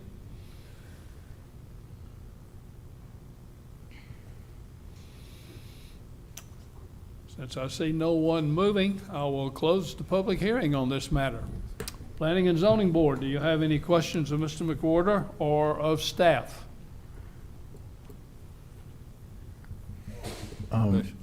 Chairman Rob Thomas, I have a question from staff first.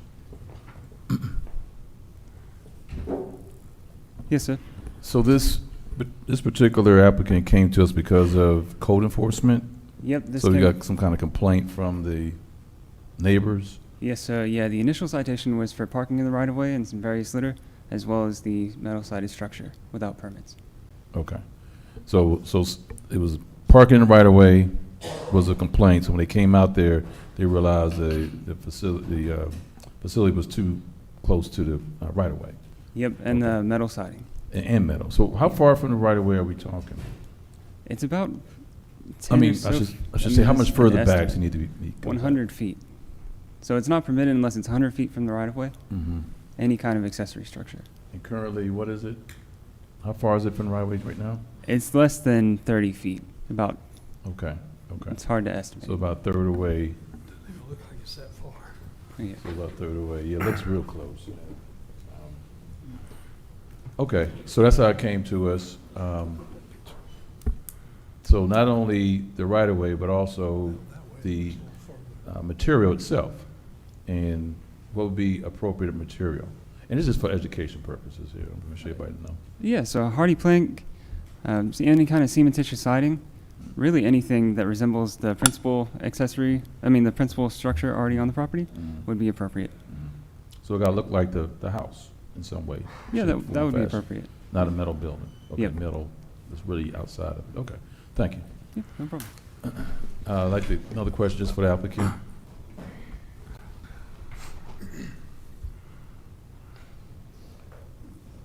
So obviously it came to code enforcement because like you said, you like cars, you haven't parked in the right of way, so Yes, that I was a had one. violation. Okay. This is how it came about. Some person came over the top of the hill flying and ran right into the Amazon driver. And it Can was you a big pull the deal. microphone towards you? Someone came over the hill flying too fast and hit the Amazon driver. So when GSP was out there, they brung it up. I said, okay, my son had recently wrecked his car. I had it sitting there. That's what it was told to until I had it moved. So GSP said move it. I didn't move it fast enough when code enforcement came back. Then they cited me for that and cited for the building. Okay. But had the car not been there, I wouldn't be standing here. Oh, And I no, understand. okay. Okay, Because so the building has been there for yeah, well, at actually, how long least you had 2.5, it there? Oh, you had almost that- 3 years. Been that long? Okay. But was it fully enclosed? It's fully enclosed. I mean, now. was it fully enclosed? How long has it been Not fully at first. enclosed? I had it up maybe 6 months, and I bought a Chevy Nova 74, and then I decided to close it. Okay. So is it on a slab? What is it on? It is on the slab. Okay. Could you move it? Do you have I cannot. space? I You- 'cause cannot. Right now is within, I mean, it's only a third away from where it needs to Only be. thing I can do, if y'all make me, I have to throw it away. I have no. Yeah, I room. know. So your property has a slice little. of pizza. Yeah, That's like it. a. It's nowhere to put anything. Yeah. Mhm. Nothing. And I'm also I'm not. We're in the process. My wife, she's opening up her in-home childcare, and the backyard is for the kids. So it's nowhere for it to go. Okay, understand. It's not obstructing anybody. It's not in anybody's way. It's not doing anything. It's just serving the purpose that I needed to serve. Right. So you didn't think that you needed any kind I of didn't. permits? I or did not. I didn't know. Because my land I could do. No, Yeah, no, kind of don't I- work that way. But I know a lot of people. A Yeah. lot of people do that. Don't get me Yeah, wrong. but I understand. hindsight 2020. I don't know. If I don't know, Right. I don't know. I'm just telling the truth. I really didn't know. Okay. Because it was a. And who metal put it building. on? Put it up? Didn't say anything to you about it, and no. Nope. Okay. Had they did, we would have did another route. I got you. I got you. Okay. All right. Well, thank you. But That's they all. was happy to take their money. Yeah. Well, yeah. Of course. But yeah. Okay. Understand. I don't have another question. Maybe I'll stay up here. Maybe I have some other questions. Anyone else have any questions, planning and zoning? So, Mr. Applicant, I forgot your name, sorry. McWhorter. McWhorter. So your wife hasn't started her daycare business yet, so at this point, you still have your backyard available to move it to? No, ma'am. Because You the do not? fence, no. We're just waiting on them to come out and give her the 100% approval. Oh, That's who it. is them? Right from the start. Oh, okay. I hear Decal or you. whoever. Okay, because that may be an issue too with parking when she starts a daycare. You don't have much space for any more parking because you have so many cars there now in your driveway. So how is that going to work It for the just- business? It's just dropping off and pulling in. There's enough space for parents to pull in, We can only allow 6 kids. So that's, when we have a family function, it's no problem. That part is taken care of. Okay, all right, thank you. And I also do have a special use permit in as well. What's that? I do have a special use permit. I mean, I have both the variance and the special use permit. Any more questions, planning and zoning board? I have a question for staff. Yes, sir. So there are a couple of major concerns. Number one is that the location, and secondly is the structure itself. So court enforcement is not going to approve it unless it meets those criteria, right? Yes, so code enforcement wouldn't have issued a citation if it were in compliance with the UDC. Right.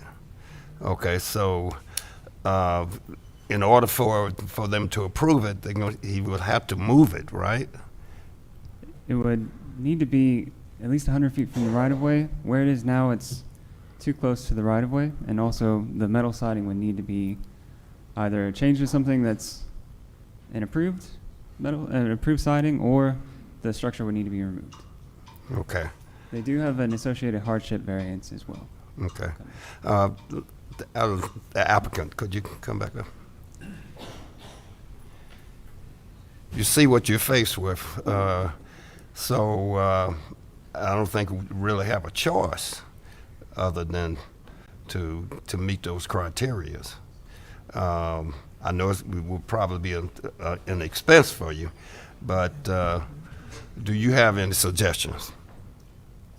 My only suggestion was to just leave it where it stands now. Changing the siding, it's the same color as the house. For one, that's one characteristic. My house is white, black roof, the building the same. It is metal siding, but you have to really be staring at it to really pay it attention, some attention. Half of everyone here, came up and down my street to go to Publix or to get off on Lee Road and go home on West County Line, North County Line. Everybody come up and down that road. But the major concern is that code enforcement is not going to approve it on this basis. Apologies. Just to make sure we're clear, the question tonight is, will the board give permission for the metal siding to remain? Right? And so the way our ordinance is written, and you may recall when this came up a few years ago, is that metal siding is not something that can be approved under our code administratively if it is visible from the right-of-way. However, they can come back to the Board of Commissioners and they can ask for permission to keep the metal siding. So this is a two-part question. Tonight, if the board is inclined to approve the metal siding, then that can remain, and then this application will be heard again by the Planning and Zoning Board at the variance meeting in regard to the setback. If the board is not inclined to approve the metal siding to remain, then the variance application will not go forward and the application fee will be refunded. Does that help clarify? Right, so they're basically asking for permission for code enforcement to not enforce those citations. This board is the only one that can grant that permission. Does that make sense? Yeah. Thank you. I think I just did something to the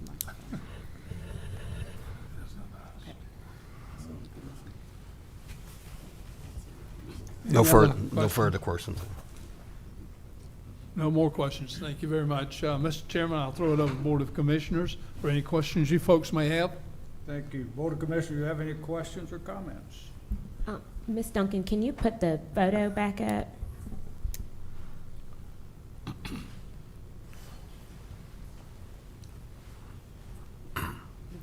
So is the issue the side facing the street is also that's what's in the right of way? Correct. The building that you see with the two garages there, that is very close to the right-of-way, if it is not on the right-of-way. So that is what they will, if you are inclined to approve the metal siding, they would still have to then come to the Planning and Zoning Board to see if the Planning and Zoning Board would approve a variance at our meeting in 2 weeks. And have you, to the applicant, have you gotten any quotes to find out what it would cost you to remove the metal siding and have the hardy plank or the fascia that matches your house put on this building? Probably gonna cost me roughly ballparking $3,500 to $5,500. 35 to 5,500, and that would do the roof sides, take the metal completely off. No, that's just the sides. It's not doing the roof. It's a metal building.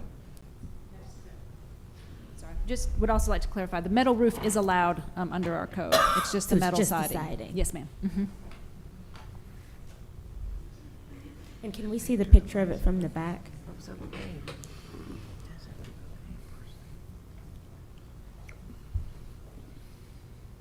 Oh, I'm sorry. Is this the picture you're requesting? Yeah, So this is going to be I looking wanted at to it. see it from this angle to Right. see kind of how close it really is to the road. Right. Carla can correct me if I'm wrong, but usually that grass median is going to be about 4 foot, from the curb, and then the sidewalk is probably going to be 5 feet. So we measure right-of-way from the center line of the road. I don't know off the top of my head what the right-of-way is going to be on this road, but I would say if you say that that's about 10 feet, including the sidewalk and the grassed area, and then maybe another, 12 to 15 foot of the travel lane. Yeah, our contention is it is most likely located on the right-of-way, and it would have to be moved back some distance to get it off the right-of-way. But you don't know how far back? I do not know exactly how far back that would be. That would be the question we would take up during the variance hearing. I have no further questions. Anyone else? Mr. Raxton? Mr. Chairman, thank you. So to the applicant.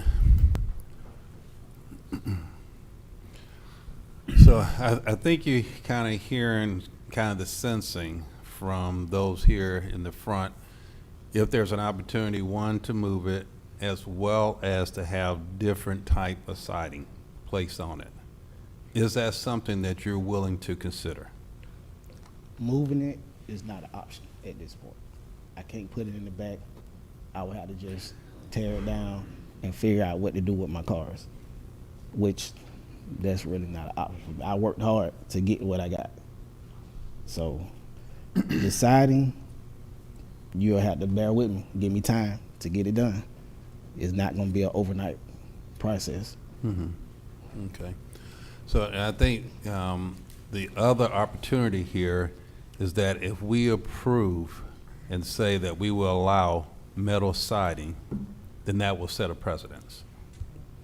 And that will start then other applicants or other individuals and residents that may also come before us requesting that. So that's something else that we have to consider in this deliberation. And I just wanted to just, state that for the record. I understand that very well, but another thing with that, I'm the only one on that block that have a piece of land that look like a slice of pizza. It's nothing. It's weird.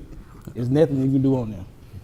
I could barely put a dog in the back if I wanted to. Understand. All right. Well, thank you. Mr. Chairman, I yield the floor back to you. Thank you. Anyone else? Yes, Chair. Vice Chair. All right, so quick question for the applicant. You're not yet, sorry, I should have stopped you before you sit down. No problem. How And wide speak of a, up, please. Yeah, how wide of a building do you need? Or how wide is that current building? That building is, I think, 25 by 30. It's roughly 630 square feet.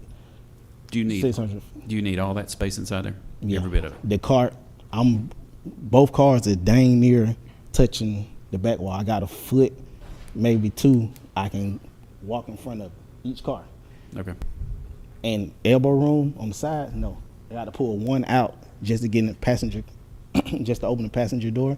I got to pull the car out for somebody to get in. We just can't go in and get in the car and come out. Okay. All right. All right. This is for staff.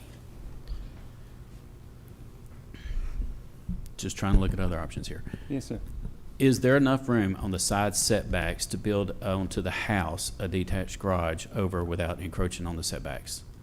Well, the lot itself, it's got. Give me a front view. I can't hear you either, sir. Yeah, so the lot itself, it's got, you can see how it's been developed here. They could do possibly an addition and still meet setbacks. It's just up to how much of an addition they would want, and if that would be even worthwhile. Yeah, that would just be only another option I'm just trying to provide to you, is to add on to maybe the side of the house and add another garage. But that'll only be one. Understood, that's why I asked you how. And you how many won't be able need. to get around into the backyard. Yeah, And that'll only be one vehicle. okay. Because technically, from my measurements, from the curb, from where the trash can sit, 100 feet back is starting on the side of that. Okay. I was just looking at possibly another option for you. I yield to it, Chairman. Thank you. Oh, Mr. Dobbs. Yes, sir. Sorry. Come on back up, Mr. Carr. Get my exercise. Just to clarify, I think you say your measurement from the curb to basically the house is about 100 feet? Yes, it's But I about think 100 feet. and the right of way goes from the middle of the road, correct? Is it the center of the road or the center from that lane, the closest lane?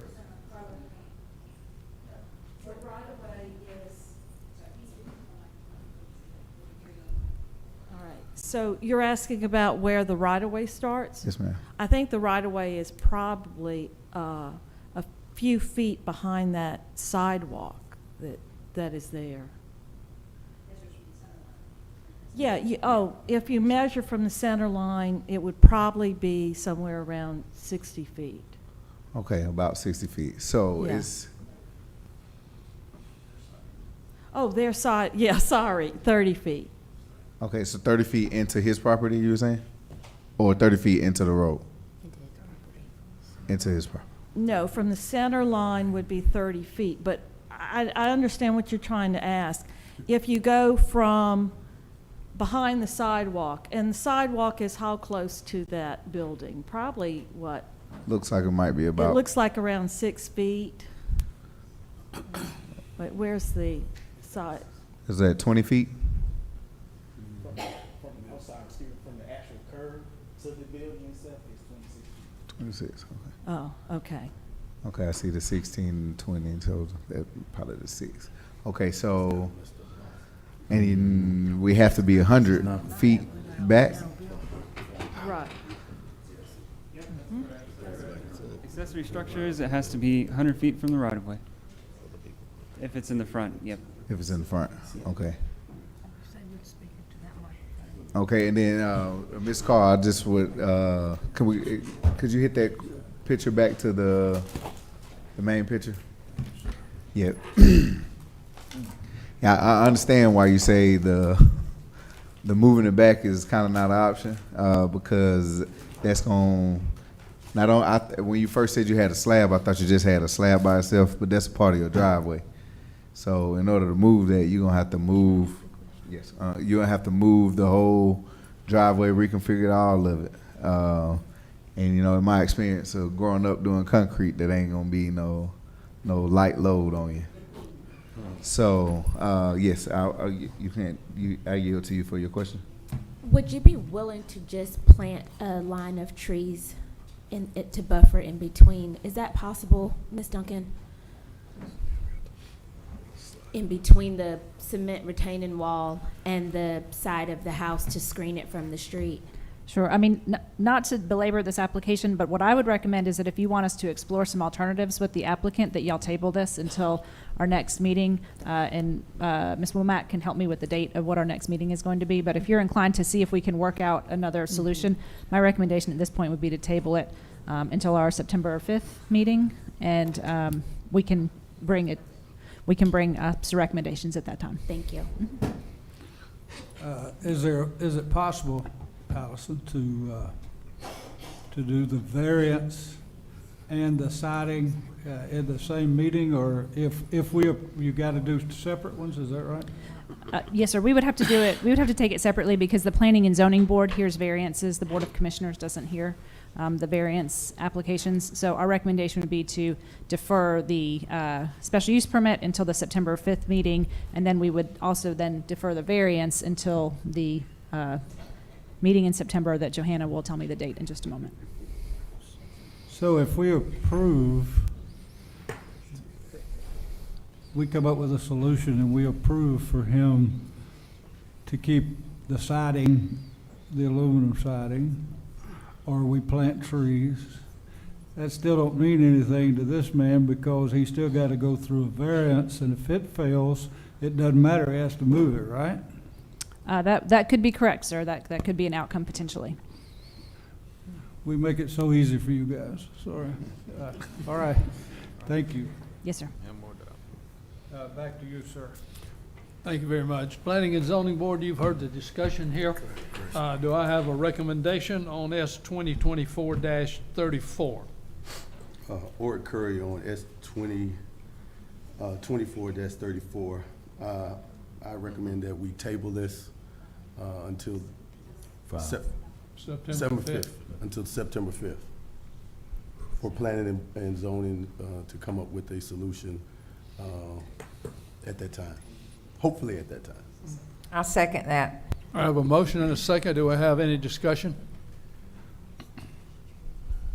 Hearing none, I'll call for a vote. All in favor of tabling S 2024-34 until 6 p.m. September the 5th, 2024, please signify by raising your hand.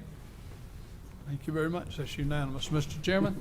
Yes, S sir. 2024-34 comes to you with a recommendation to table until September the 5th, 2024, 6 p.m. meeting. Board of Commissioners, S 2024-34 comes from the Planning and Zoning Board with a vote to table Mr. McWhorter's request until September what? Fifth. September the 5th, 2024. Do I have a motion? I move to table item S 2024-34 until the September 5th meeting. We have a motion, do we have a second?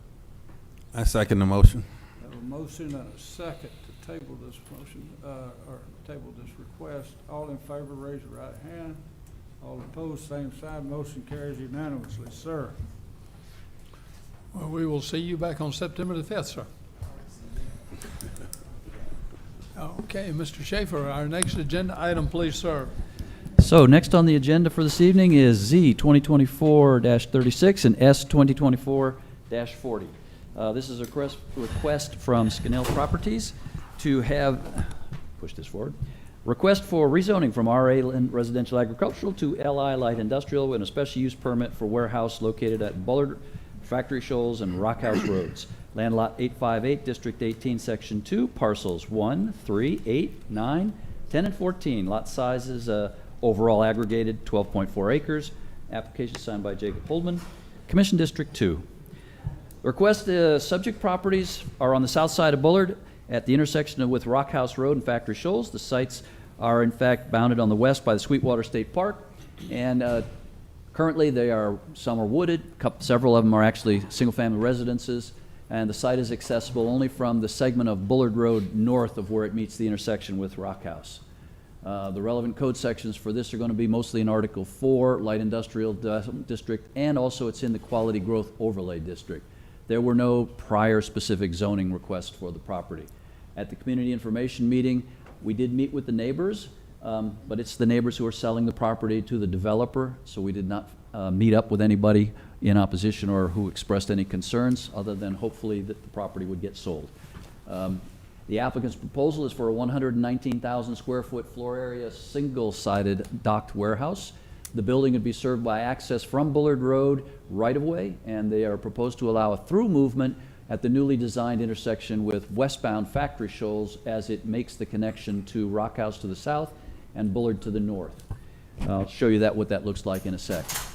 In terms of the zoning criteria, the zoning criteria are all in favor. They represent, this project represents actually a smaller project in comparison to some of the others that are out there.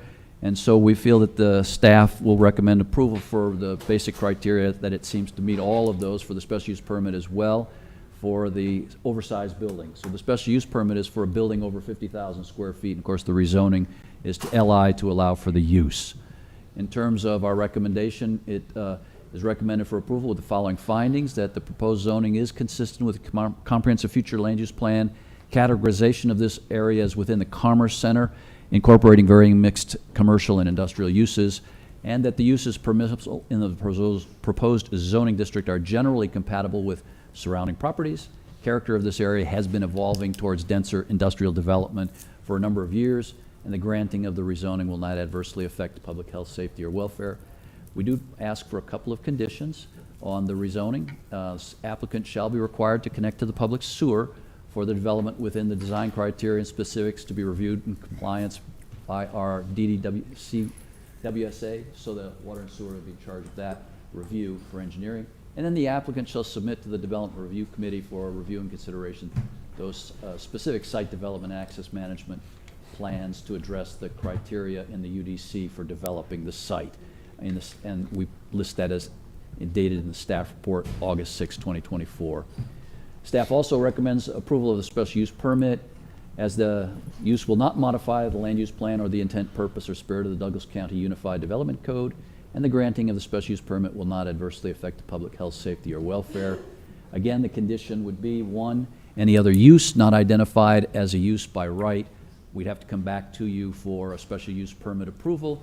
And number 2, the applicant must submit to the Development Review Committee again for site-specific management plans as identified in the staff report dated August 6, 2024. This is the site plan of the project. As you can see, there is a slightly new intersection between Factory Shoals and Rock House and Bullard. That is the DOT-approved version. There is a warehouse project of approximately 400,000 square feet immediately south of this property, and they are in fact responsible for improving the intersection as well as the segment of Factory Shoals between Rock House and Douglas Hill. That's not quite an industrial standard cross-section yet, but that's what will become should that warehouse project move forward. In terms of the property, these are survey of the property showing that there are several homeowners out there, as well as the FAA approach tower, the beacon, which will not be rezoned. They did submit some draft elevations. We'll have to work with them on that in terms of the DRC because it is in that quality growth overlay. So there's a little higher elevated architecture and landscaping requirements, but this is similar in its nature and quality to some of the other buildings that are out there. Again, this is the rezoning request for the property. The golden square in the middle is the FAA tower. The blues are both LIR, which is light industrial restricted, and as also LIC, light industrial with conditions. The red grid that you see on there is just the quality growth overlay. It applies to everything out there. This is an aerial of the site showing the existing homes that are out there as well as the warehouse to the north. Bullard Road, however, is still gravel, so that would have to be improved to county standards, and you can see the rather dangerous curve that's in the Factory Shoals intersection with Rock House right now, and the triangle that's formed as Bullard Road tries to go off of it, and that will be redesigned. This is the traffic study that they did submit for us. Here's the results. It does show a daily total of a couple of hundred cars and trucks together, inbound and outbound from the property. That would be all siphoned off and funneled through Factory Shoals. There would be nothing going south on Rock House. That can be designed into that intersection to a point, as well as signage from the DOT's perspective, so that makes sure the truck traffic all goes out through Factory Shoals. In terms of the site, this is looking north from Rock House onto Factory Shoals as it makes the curve now. What you're looking at in the distance is Bullard Road, still gravel. To the left is the driveway in to both a home and the, I think it's the existing FAA tower access road. This is looking south west mostly, or west-ish from Factory Shoals onto the Bullard as you turn left. The property will be to the right. What this will look like when it gets redesigned is you will be able to take the left-hand turn to go down onto Rock House or go straight into this property. So trucks will travel into this property at this intersection. And this is looking to the east on Factory Shoals. This is showing you what will have to be rebuilt. Just beyond the hill there is Douglas Hill. That's the length that will have to be rebuilt to industrial cross-section standards. And the warehouse project to the south is on tap to be doing that work. As I mentioned, staff is recommending approval. And with that, I conclude my recommendation and report, Mr. Chair. Thank you, Mr. Shaver. At this point in time, I'll open the public hearing. Anyone wishing to speak in favor of this application, including the applicant or the applicant's representative, please approach the podium. You would have a total time of 15 minutes, 2 minutes per person. Anyone wishing to speak in favor? Good evening. Jacob Holdeman with Skinnell Properties, applicant for this project. Personal address is 821 Virginia Park Circle, Atlanta, Georgia. Business address on the application is 8801 River Crossing Boulevard, Indianapolis, Indiana. Appreciate chairman, commissioners, board members, and staff to hear the application this evening. I've worked with staff over the past couple of months to work through design for this site and make sure we're accommodating all of the requirements. A couple of things I wanted to hit on for this particular project. Obviously, everything around this has been developed into industrial outside of the state park to the west. There's some reasons for that. Obviously, as Phil mentioned, there's an FAA tower that causes some challenges. We will have to work with them to make sure we don't have any interference with the radio communication that's going on there, as well as the fact that it's situated on the top of the hill and constrains us from a grade perspective. There's 100 feet of topography across this site. There's a lot of hills to work through to actually build on it. It's kind of a catch-22 site where we're trying to maximize square footage for economies of scale and to make it viable economically to develop. Historically, the road to the north has been a dirt road, which is also another challenge that has occurred. And then on the west side, there's also a gas line that's parked there, and you can't really change the grade above that from a cover perspective. As Phil mentioned, kind of an oxymoron, kind of silly to say, but this is a smaller development for this type of project, especially for what I think you guys have seen over the past couple of years. Our intent and our thought there is that it'll be able to target more local businesses, smaller users. Obviously, we can't control that. This is being built on a speculative basis, but that's what our expectation would be.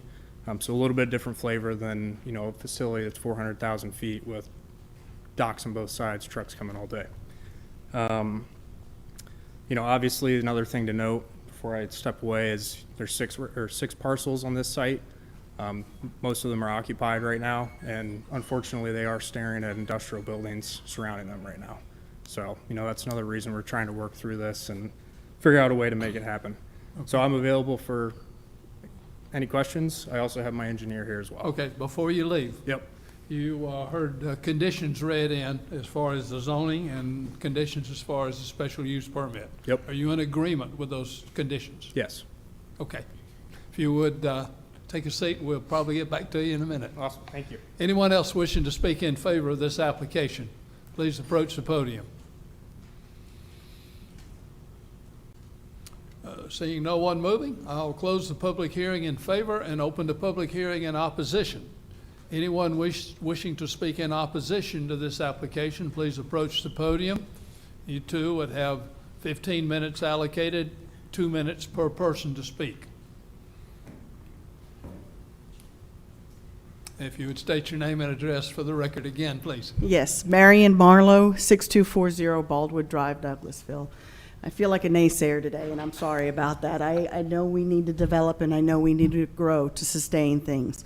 But we've got, what did he say, a $400,000 warehouse, or 400,000 square foot warehouse just down the road being built, plus other warehouses around there. And we're going to clear more land. That Douglas County, face it, we are at the foothills of the Appalachian Trail. We are not flat land. So that means he's, again, changing the tomography, and we are in a floodplain in most of this county. Those of us who were here in 2009, we couldn't get out of Douglas County. We were waterlocked into Douglas County. And if we keep overdeveloping our property, I watched the development that's going on South Fulton Parkway. Amazon put up, 4 warehouses in less than 3 years, plus Coca-Cola put a warehouse up, plus Walmart put a warehouse up, and that contributes to this climate change that we're all worried about. Again, where are the animals and the critters going to end up going to? They're going to go into the middle of the street. People are going to start hitting these animals and stuff like that. I don't want to be a naysayer because I know we need to grow and we need to develop. But how much is too much? And again, I feel like we're too fast. Our fire, first aid, hazmat, all of these industries coming in, how are they going to handle that? Have we thought about that game plan? What's our emergency plan for these things? What is our plan for the other growth and development that's happening? Because again, our infrastructure, we're overwhelmed right now. We can't handle it. We can't handle what's come in so far. So why not slow down a minute, get ourselves back up to speed, and then start maybe growing a little bit more again? That's just my thought on these things. And again, I just want and then how many empty warehouses do we already have built that are already built and sitting there? I can see at least 2 from I-20 that are in Douglas County. Thank you. Thank you very much. Anyone else wishing to speak in opposition?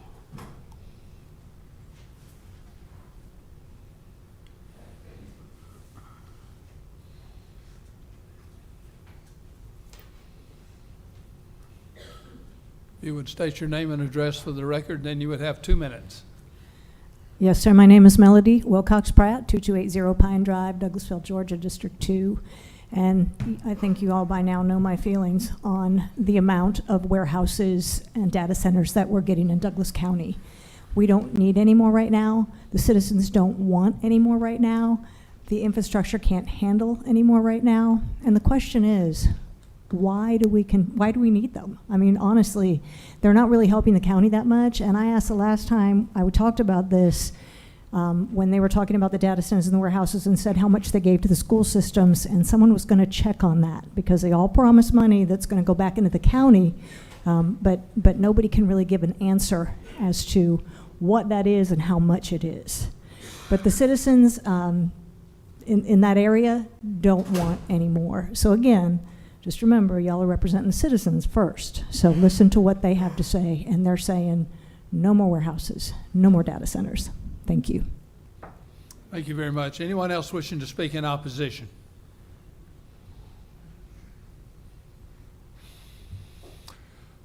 Seeing no one else moving, I will close the public hearing in opposition. Planning and Zoning Board, you have heard the discussion. Do you have any questions of the applicant or of staff? Mr. Chairman, I have a question for staff. Mr. Schaefer, did you say this is probably the last parcel in the area that is open for development of this type? On the north side, this is actually the last parcels that could be aggregated into anything. So this 12 acres is the last in this section of the county that can be developed for There where? are, if you go a little further south, there are still parcels that could be developed, but up here in the Douglas Hill, Factory Shoals, at the north end, this is actually the last several residences that are available to aggregate for any kind of development. So is it fair to leave the residences surrounded by these other parcels that are industrial types? Or should we proceed to allow this development to take place and then complete that section of the county? Fairness is the question I leave to you all. But again, it's the last area that could be developed, and it is surrounded by industrial. So the folks who are trying to sell the land, that is what they'll be looking at if they're not allowed to move out. Okay, all right, thank you. Any other questions, Planning and Zoning Board? Yes, I have a question for the applicant. Have you had an opportunity to discuss with the residents in the area? I have not. I don't want to speak to complete confidence and precision here, but the 6 residents that we're purchasing property from are really the only residents in the direct vicinity. So there are no other, okay. No, there's no residential parcels that will be remaining on our particular, like within our particular area we're talking about developing, or I'd wager to say at least a mile radius. That might be a little off, but plus or minus. Okay, thank you. Any other questions, Planning and Zoning? Hearing none, Mr. Chairman, I'll throw it over to Board of Commissioners for any questions you folks may have. Thank you, Chairman. Board of Commissioners, do you have any questions or comments? Commissioner Jones. So how, this is probably more of a question for planning and zoning. How far is this warehouse from Parkside? Let's see if we can, yeah, the aerial shows a little bit better. So when you look at this map, you'll see at the very bottom of the map, green. The green is the residences for Parkside. The gray that is in the between, I believe, is the trailer park. And then the blues are all the industrial projects. The blue to the right is built, as you can see, kind of underneath the aerial photograph, the 3 buildings there. The left-hand blue just under the project is the one that was approved a year and a half or so ago for the 400,000 square foot building. But as far as that distance is concerned, probably 3/4 of a mile. Again, the protection for the Parkside folks is the no trucks on Rock House, is what we've always said, no trucks on Rock House. And we've tried to work out the geometry of various intersections so that it would in fact assist in that notion of no trucks on Rock House. So for the Amazon project to the south, again, there's other properties that could be developed at the south end where Echo and Rock House come together, and there are actual inquiries about some of those properties. Are But those inquiries for residential or for industrial? no, they're for industrial, again. But that's the last pieces on that particular area. On Echo, we've had a request, and then across the street from Amazon. Again, you know, this is that area, which is what's happened. But at the north end, as you can see, there's no residences around this one. This is the And last. so basically the 6 residents that live on that particular parcel now are either stuck with be encumbered and surrounded on all sides Correct. by warehouses with no hope of selling your property for anything else or sell to this. I guess that's a fair characterization, because if they've been trying to sell, as some of the folks out there had been on the north property, just up on the other side of Bullard for some years, before that went industrial a couple of years ago, they were in the same shape. And you would have heard them come before us, as they did, and beg everybody to approve that rezoning because they could not sell their property. And they had been trying for some years. And did they provide any feedback to planning and zoning, the people who live in these 6? Yeah, they all expressed favorable in terms of trying to do this. And this is a question for the developer. At this time, do you even have any companies that are interested in using this warehouse or these services? Because that's a complaint that we have habitually, that these things get approved and then they sit empty month over month over month over month. For what? Yeah, so I have not started any marketing on this project, knowing that we needed to go through your guys' blessing to know that there is even a path forward. I think maybe just to give you a little bit of additional color, Scannell, our company, we have developed a lot here in Georgia. We are an international developer. We do have very strong relationships with a lot of big users. Like I said, I think that this would lend itself more to more local, regional companies, given the size of the spaces that we can demise down to. But by way of example, we've built 230 FedEx Ground facilities. We have a very large book of business that has allowed us to fill warehouses faster than others that are just throwing them up onesie, twosie at a time. Like I said, I still think that this will be more of a regional, local type tenant because we're going to be willing to demise down much further than a lot of the existing buildings are that are likely sitting vacant right now, where they say we're not going smaller than 100,000 feet.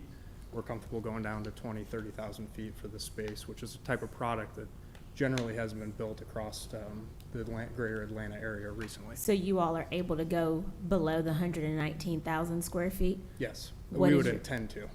Yeah, we would not, if someone came and said, hey, we want 118, 119,000 feet, we'd obviously want to lease that so we could bring jobs in and create, cover the building up, tax, all that stuff. But our intent would be open to, taking users and tenants that would want 30,000 square feet. So this could be a building that has 4 or 5 different businesses in it.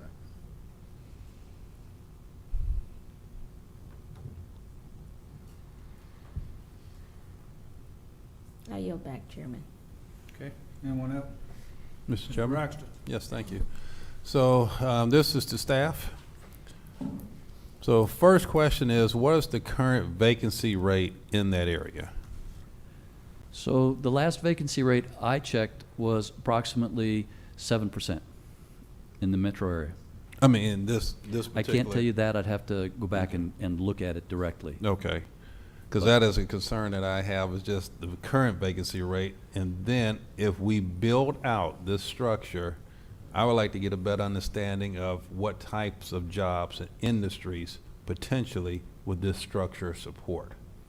So I think anything in the logistics business would be supported by a docked warehouse. And if they were to demise it down into smaller sections, I would think anything in the contractor industry. The larger contractors would be served by smaller spaces, a 30,000 square foot heating and air conditioning contractor, or a construction contractor, or plumbing contractor. There are various companies out there that have been asking us for those kinds of spaces. That's part of the issue for us, is how do we get the smaller buildings that are allowed to go down to 15 to 50,000 square feet? Because there's a number of our developments that are built out. I mean, if you look at Jason Industrial or John Belt, those are all buildings on individual parcels, but they're in the 5 to 15,000 square foot range, and they're leased. You know, there's a need for that size. So this would, I think, in terms of, will this lease out before the 400? I think it probably would, because it's an attractive lease rate. I mean, I can get you the reports that we get from the development, the CBRE reports that I look at for industrial development in the metro area, of which we are kind of a subcomponent of that to show you what the rental rates are and what the vacancy rates are, but they're not extraordinarily high. Okay. All right, and this is for the developer. So tell us a little bit about, you said that you've developed many of these. Tell us a little bit about some of the companies, some of the industries that have been attracted to some of the facilities. And then as a B clause, would you be willing to partner with us to help market this particular site? Yep. So for the first question, I mean, the fun thing about my business, I mean, I enjoy what I do. I'll just say that. You know, we've seen everything from gymnastics groups to, you know, HVAC contractors to the FedEx grounds of the world, the Amazons of the world. It's, you know, always fascinating to see all the different parts and pieces of things that you take for granted every day. Like the Amazon envelope that you get, somebody invented that. They stuff in recycled paper in a little cardboard box, and they're in a 25,000 foot building just outside of O'Hare in Chicago. So I mean, I wouldn't say, I think the kind of sky's the limit on the different types of groups, knowing that we can go down to a smaller space. So I think, you know, we can attract a wide gamut, knowing we're able to go low. We're also 100,000 feet, which could be a more distribution logistics type user.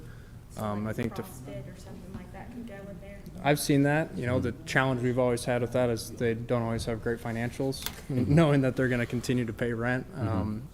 But yeah, I mean, you know, I can't come up with a ton of different examples, but it's been a gamut. It's always a wild ride to see the different types of groups that we talk to. Okay. For the second question, we'd be more than happy to do that. That, you know, that's a no-brainer. We always love partnering with, you know, public entities to try to get things figured out. And, you know, as I did mention, there are some economic challenges for this site. It's not an easy one. We need this development to the south to actually build a road, because if that got put on us, there's no way you could ever develop this project.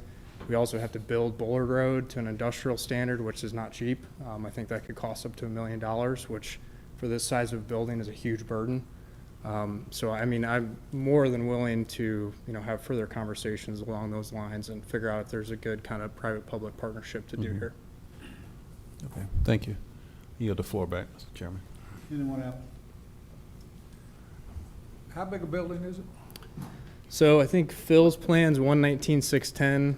There's a little error in CAD. It's actually 118,750 now, because we have a little slant on one of the ends. So. Do we have any idea what a warehouse that size, what the tax would be? We don't know. Well, you know, I like for the citizens to know sometimes why we make decisions, and even though there's a lot of people in this room that wouldn't, that didn't like the Amazon buildings, the data centers, they're estimated to bring in $800 million to this county over the next 15 years. And as somebody that has this responsibility, that makes it my job to take that or gather that money so we don't have to gather it off of your houses that you pay taxes on. So that's the kind of things we're interested in. Some people don't like that. Some people do. I do because it helps you. And that's why I was asking the question. But we don't have any idea about a warehouse that size. Do you, Allison? So, Mr. Chairman, some of the larger warehouses in the area, the things that I think would be more up to like about 700,000 square feet, they bring in about anywhere between $500,000 and $650,000 per year? Mm-hmm. Yes, sir. Okay. Based on current valuations. So. Thank you. We yield, sir. Thank you, sir. Planning and Zoning Board, you've heard the discussion. Do I have a motion on, we'll take this in two votes. One on the rezoning, Z 2024-36. Do I have a motion? Mr. Chairman, Rob Thomas, I make a recommendation to approve Z 2024-36. Request for rezoning from residential agricultural to light industrial, with all the conditions read in by staff. I have a motion. Do I have a second? Mr. Chairman, I second. I have a motion and a second. Do we need to discuss it? Hearing no discussion. All in favor of Z 2024-36, approval with conditions, please signify by raising your hand. Thank you very much. Mr. Chairman. Yes, sir. Z 2024-36, the rezoning part of this comes to you with a unanimous recommendation for approval. Board of Commissioners, we have a recommendation from the Planning and Zoning Board for the rezoning request. It comes to us with unanimous approval. Do I have a motion? I move to approve the Z 2024-36 with all of the conditions as read in by staff, and an additional condition that this property can never be a data center. Additionally, that with the condition that it cannot be built if they are not able to put in the industrial intersection and make the improvements to the roadway. Okay. And a condition that they have to use dense screening for any parcels of the building that have any road frontage. Okay. We have a motion. Do I have a second? I can't repeat all of that, so I'll just I hope y'all paid attention. Yes, I second the motion. We have a motion and a second. Is there any discussion?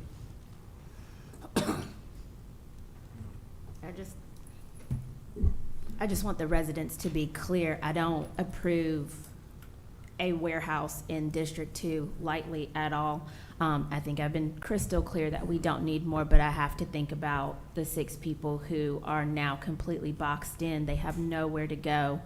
They will never be able to sell this property or develop it for anything else. It will never be a neighborhood. It's not going to be zoned for residential.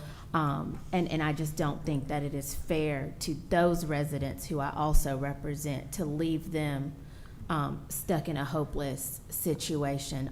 This is very different than some of the other properties that we have voted to deny, because they do have additional people who are interested in those property, people who want to come in.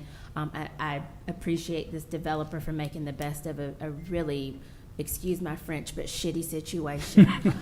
That I would much rather have 100,000 square foot, dock style warehouse that can be used for the litany of things that this gentleman mentioned than another 400,000 square foot or a data center that's going to use all of our water. And so I just want the public to know that those are the considerations that I have, and I am going to hold you accountable to making sure that you build something that is quality that does leave space to do some of the climate control concerns that individuals have raised today, and that the animals that live in Douglas County still have somewhere safe to reside. So I will be your worst nightmare.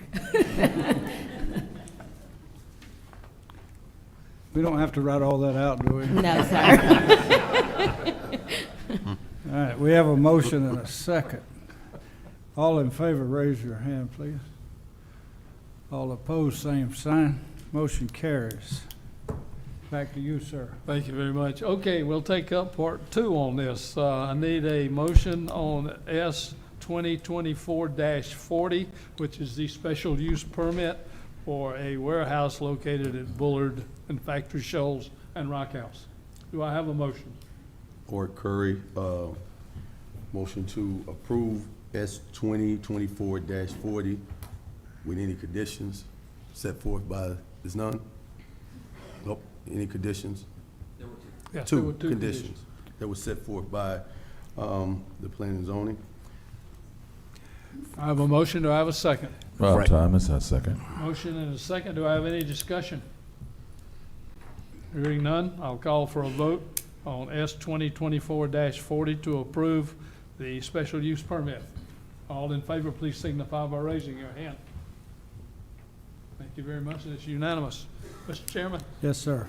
S 2024-40, the special use permit for warehousing, comes to you with a unanimous recommendation for approval with conditions that were read in. Board of Commissioners, S 2024-40 comes to us from Planning and Zoning with unanimous approval. Do I have a motion from you? Mr. Chairman, I'd like to make a motion that we approve S 2024-40 for approval with the 2 noted conditions as determined and as described. Okay, I'd like to make a friendly amendment to that motion. okay.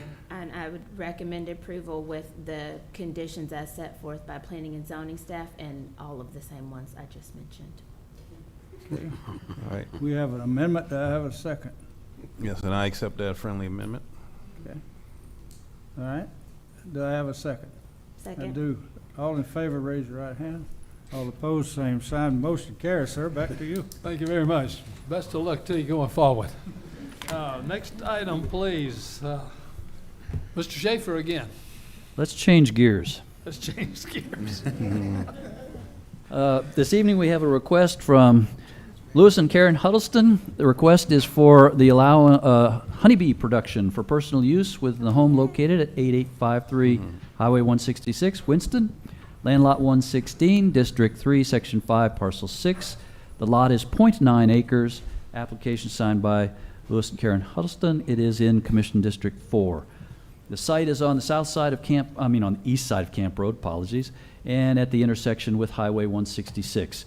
Property itself is developed with a single-family home, has several storage structures, some outbuildings, along with a couple of dozen beehives along the property line. And what they're asking for is to be allowed to maintain the beehives within the fenced area. The applicable sections of the code, Article 2, which is animal production, whether they're allowed or not. In Article 3, the specifics of how you do an animal production. And then under 334, which is home occupations, there is another request we would like to have, and that is the maker micro business for woodworking, so that he can continue to conduct his woodworking business shop. And it's for personal use. He's renovating the house, but he has a saw on the property that is in question. I'll explain it in a sec so you'll catch it. Code enforcement was requested to go out to the property and investigate. There was a complaint of bees traveling to the neighboring property and stinging some of the neighbors, and so code enforcement was asked to go out and investigate. Code enforcement looked at the property. They saw that the beehives themselves were right along the front property line, which if you read the code specifically, we require some setbacks for animal production from property lines. In addition, there was some other litter and some other issues on the property which have since been corrected. But one of the remedies was, in fact, to come forth and ask for a special use permit for animal production in terms of having hives producing honey. Community information meeting We met with a number of folks, but most of them were in favor of forbidding us from interfering at the keeping of beehives and raising of bees, so there were no complaints at the community information meeting. And then staff has received a number of emails and support and electronic posts in support of the keeping of bees on the property. In terms of the criteria, staff looked at the criteria for the special use permit, and it is supportive of all of what they're asking you to do. So staff is recommending approval with some findings that the use will not modify the land use plan or the intent, purpose, or spirit of the Douglas County Unified Development Code, and the granting of the special use permit will not adversely affect public health, safety, or welfare. And then there's some conditions. I would like to ask that the applicant pursue the variance for setbacks because the structures are a little too close to the front property line, and that would allow the accessory structures in the hive locations to remain as they're cited. And then number two, as an accessory use, principal character of the property should remain residential. And so what I'd like to see them do is, to achieve that goal, is additional landscaping or additional privacy fencing to screen off what's going on in the rear of the property, which technically is all side yard. Since it's two fronts and two sides, there's no true rear yard. But as you're looking into the property from camp, towards the back end of that, you would have piles of wood that are awaiting, they're curing, or they're actually sawn and waiting and curing and waiting for installation and the renovations to the house. So I'd like to screen that off from the street as best we can. And I spoke with them, and they're open to doing landscaping or fencing, whatever is required in order to have that view remain residential. In addition, there's equipment that was on the property. Of course, they ran a business for a number of years, and so they still have some equipment from that business to move wood around, so a forklift or that kind of equipment, and we would like to make sure that that stays stored inside a structure rather than out on the property. When it's not in use, let's store it inside. And then four, any other use, if you need a special use permit, then they'll need to come back before you for any other special use permit that might happen to come up over the period of time. In addition, here's the zoning map to show you that the property is at the corner, and everything around it except a little bit across the street is zoned residential agricultural. There's a small bit of commercial across the street. The green in the lower right-hand corner, that's sort of serendipity. That happens to be King of Pops Farm. And I'm going to show you why that's important in a second. That's an aerial view of the property. And when you look to the bottom of the photograph, along the street side is where the hives are kept. And then the structure with the white roof is a garage. And then there's another shed that is down a little towards the bottom end of the property that's been constructed. And that's where there is a saw, the bandsaw, the large bandsaw to trim down logs.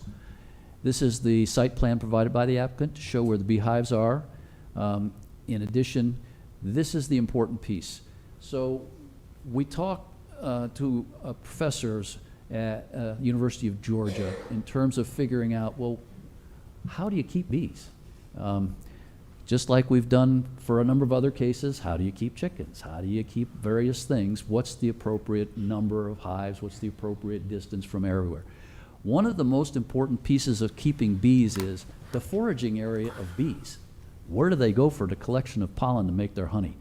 The average bee travels about 2 miles, and the average beekeeper, personal use or just modest commercial use, is roughly around 12 to 24 hives. Mr. Huddleston has 24 hives, which is about average for a personal use or a personal beekeeper. In a very low end or a very modest commercial basis, but he uses all of his, or his and wife have medical condition that this bee pollen actually helps, and so that's what they're using it for, is personal consumption. Anyway, so just to show you, number of colonies, the bee forage area, 2.5 miles. Well, within 1 mile is the King of Pops. Location of the hive structures, they've placed them on the property in probably the most ideal location, which would arrive if you had Easter rising sun coming in on the beehives. They're on the west edge of the property facing the rising sun, which is exactly where they're supposed to be for optimal beehive health. So they have chosen the right place. Unfortunately for us, it happens to conflict with the code in terms of setbacks for animal enclosures, which is part of the problem. In terms of the woodworking activity, Mr. Huddleston has a very large bandsaw. The title of that bandsaw, however, is what causes us some problems. It's a sawmill. Its title is a sawmill. And under the code in 356, we specifically forbid sawmills. Now, I don't think the code was intending to capture a personal use of a large bandsaw that is trimming down lumber for personal use in the home renovation projects over the years. So what I'm asking you for is a home occupation special use approval so that he can continue as a woodworker. And he will explain to you that this is all for personal use, but we would just like to make sure it's screened so that what he's doing is still residential in its character. Here's a look up the road. So you're looking north on the left along Camp at the property to the right, just so you can see there is a subdivision across the street. And then the right-hand photo is looking into the driveway for the property currently. The screen fencing is the entry to where his woodworking is done and also where the beehives are kept. Again, here's looking into the property. The left-hand picture, again, you're looking over the top of a fence.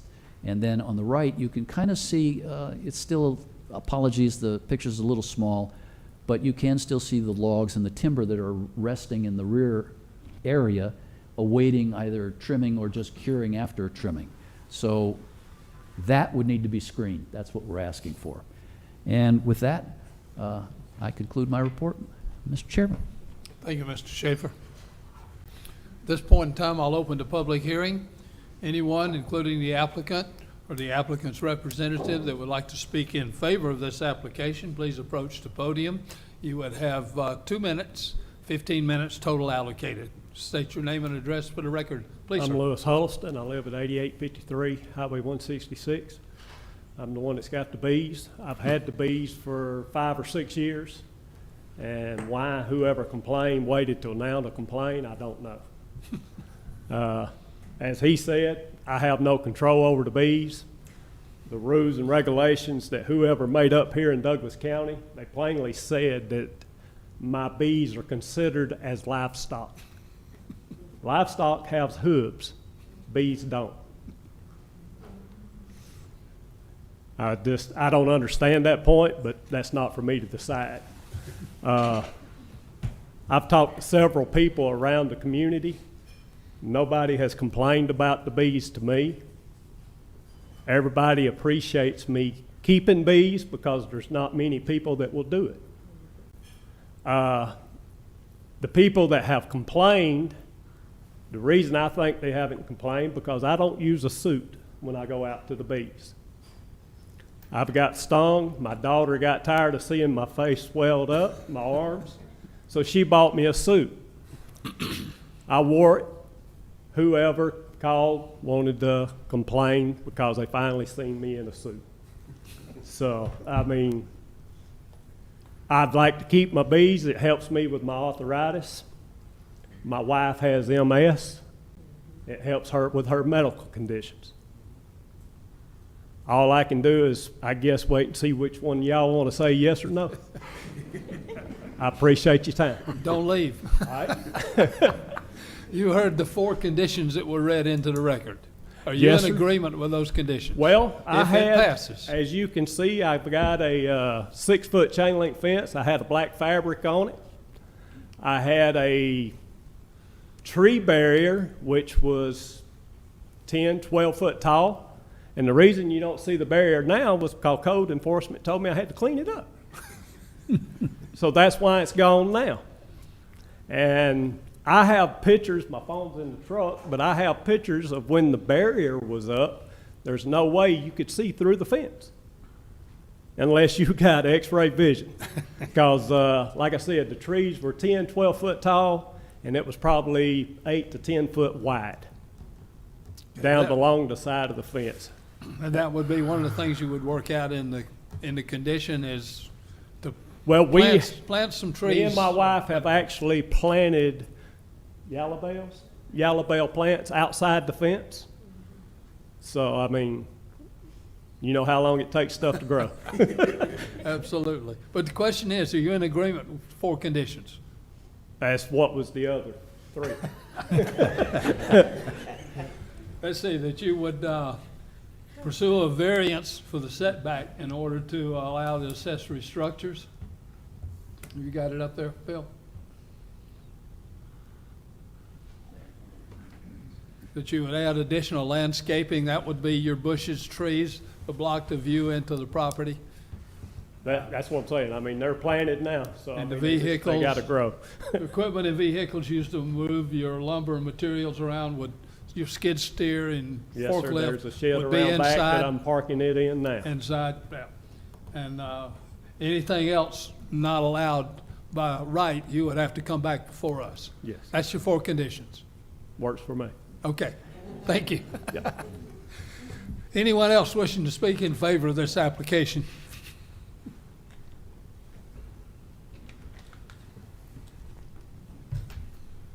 Good State- evening. I'm Karen Huddleston. I live at 8853 Highway 166 in Winston. I am also a co-beekeeper. We have lived in Douglas County almost all of our lives. We've lived at that residence for 30-plus years, raised 2 children there. We have 9 grandchildren that play in the yard. The bees doesn't bother them.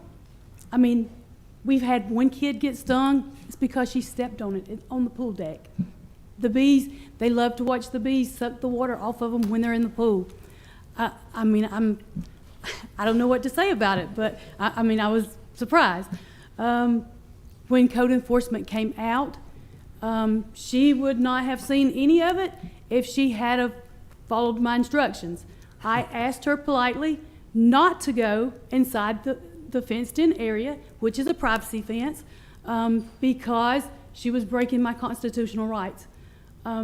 She left, came back, went inside my fence. I called the Douglas County Sheriff Department because at that point I did not know that that was a code enforcement officer. I just seen an intruder in my yard. And she told them that she needed them to go back there with her to take pictures, which she had already done. I told her that she could not go back there without my husband or a search warrant, but she did it anyways.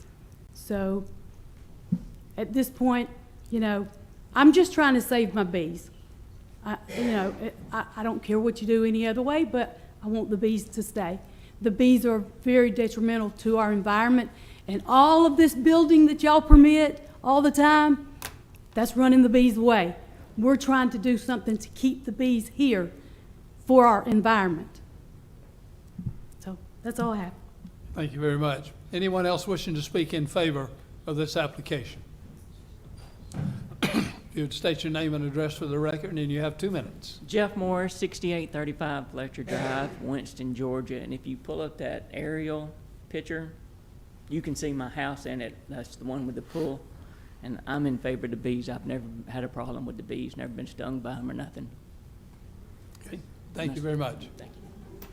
Anyone else wishing to speak in favor, please approach the podium.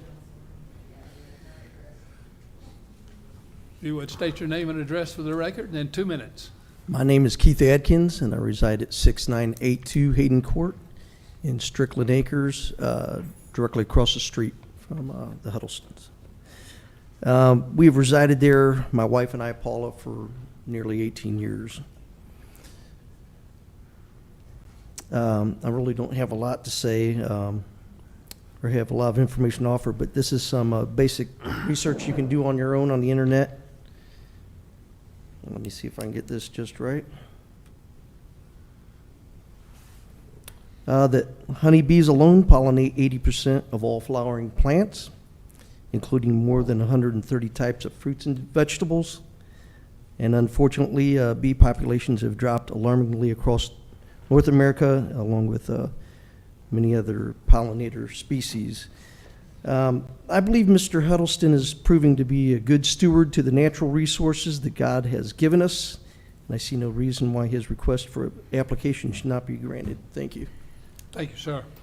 Anyone else wishing to speak in favor?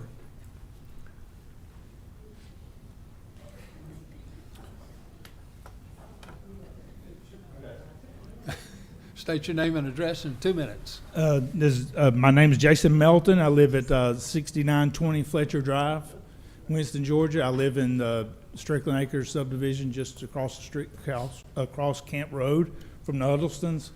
I have plenty of fruit trees and berry bushes and such in a garden in my backyard.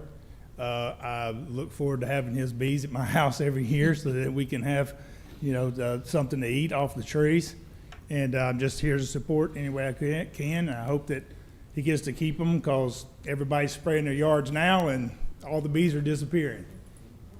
Thank you, sir. Anyone else wishing to speak in favor? Hello, Sherry McKinley, 8796 Highway 166, Winston, Georgia. I live just across the street and 2 houses back from Karen and Lewis, and I'm not sure how the people who complained knew that they were Lewis's bees because there's a lot of bees around the community. So anyway, I just wanted to say that I am in full approval. I think that this should be approved for them because like the gentleman said before, there's been a lot of research and we're losing a lot of the bees. So anyway, I just want to save the bees. Thank you very much. Nothing like a little graphic. Anyone else wishing to speak in favor? Seeing no one moving, I'll close the public hearing in favor and open the public hearing in opposition. Anyone wishing to speak in opposition to this application, please approach the podium. You also will have 2 minutes per person for a total allocated time of 15 minutes.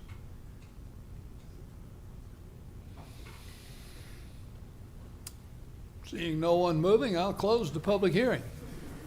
Planning and Zoning Board, you've heard the discussion. Do we have any questions of Mr. or Ms. McCurder or staff? I mean, Mr. Huddleston or staff? It's getting to be a long night. I don't believe we have any questions over here, so I'll put it over there to the commissioners, see if y'all have any questions. I bet we don't, but we'll see. Anybody got any questions? I love my district. We're not worried about warehouses. We're talking about bees. It's and I'm not going to say anything, but there's a lot of bee people in District 4. I've seen them. When I grew up across the street, my uncle, before he passed away, had a bunch of bees, but that was years ago, so code enforcement can't do nothing now. He's done gone. But, I just hope that my fellow commissioners, can see this for what it is, and I appreciate my constituents, and like I said, I love my district. It's we're rural, and I'm very glad that it's that way. I agree with you. Yeah, I think they will. So I yield, Chairman. All right, thank you. Mr. Raxton. Yes, and this is more of a statement. From a point of personal privilege, my father used to go and get bee stings for his arthritis, and I know how that worked for him, and I know how that supported and how that provided relief. So from a medicinal purposes, I know it is effective, and I certainly appreciate that and can understand the purpose and the main foundation for what we're proposing here and what we're trying to do here. So I just wanted to just share that with you, and I'll yield the floor back to you, Mr. Chairman. Thank you, sir. Back to you. Thank you very much. Okay, do I have a recommendation on S 2024-37, please? This is Frank Payne. I recommend approval for S 2024-38, a request for a special use permit to allow honeybee production for personal use from the home located at 8853 Highway 166, Winston, at 30187, with the findings and the condition as outlined by staff. Okay, would you be okay with S 2024-37? It's probably wrong on your sheet of paper. It was a typo, so Okay. it is 37. Yes. Okay. I have a motion. Do I have a second? Ms. Rob Thomas, I second. Thank you very much. I have a motion and a second. Do we have any discussion? There's no buzz down there. Okay, call for a vote. All in favor of approving S 2024-37 is read into the record with conditions and findings. Please signify by raising your hand. That's unanimous. Mr. Chairman. Yes, sir. S 2024-37 comes to you for Recommendation of approval for the special use permit with findings and conditions that were read into the record. Commissioners, S 2024-37 comes to us from the Planning and Zoning Board with a vote, unanimous vote to approve this request. Do I have a motion? Yes, Chairman. I make a motion to approve S 2024-37. Do I have a second? Second. All in favor, raise your right hand. All opposed, same sign. It was unanimous, sir. Thank you very much. Best of luck to y'all going forward, and we'll see you at the variance meeting. Now, I just bet the rest of y'all wish that all of these would go this fast. Next item, please. Are you going to handle that? I am. Ms. Duncan? I am. Would you like me We'll to give them a minute to get out. Yes, sir. Which is also District 4. We need to take a break. Go to half.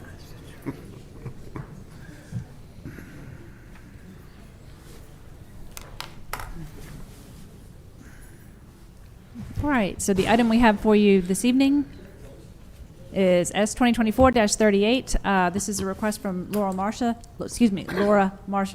This is a request for special use permit renewal to continue the special events from the home located at 1320 Doris Road in Douglasville. This is in Commission District Number 4. This applicant has been before you previously. This is for the alpaca farm that we have in the area. It has primarily used for farm with pasture, has grazing land, and they do special events. Ms. Marshall can certainly describe more in detail what the nature of those events are on the property. So she is here before you because the last time she was here, she had certain conditions that she had to meet in terms of the timing, for completing the restroom facility on the property.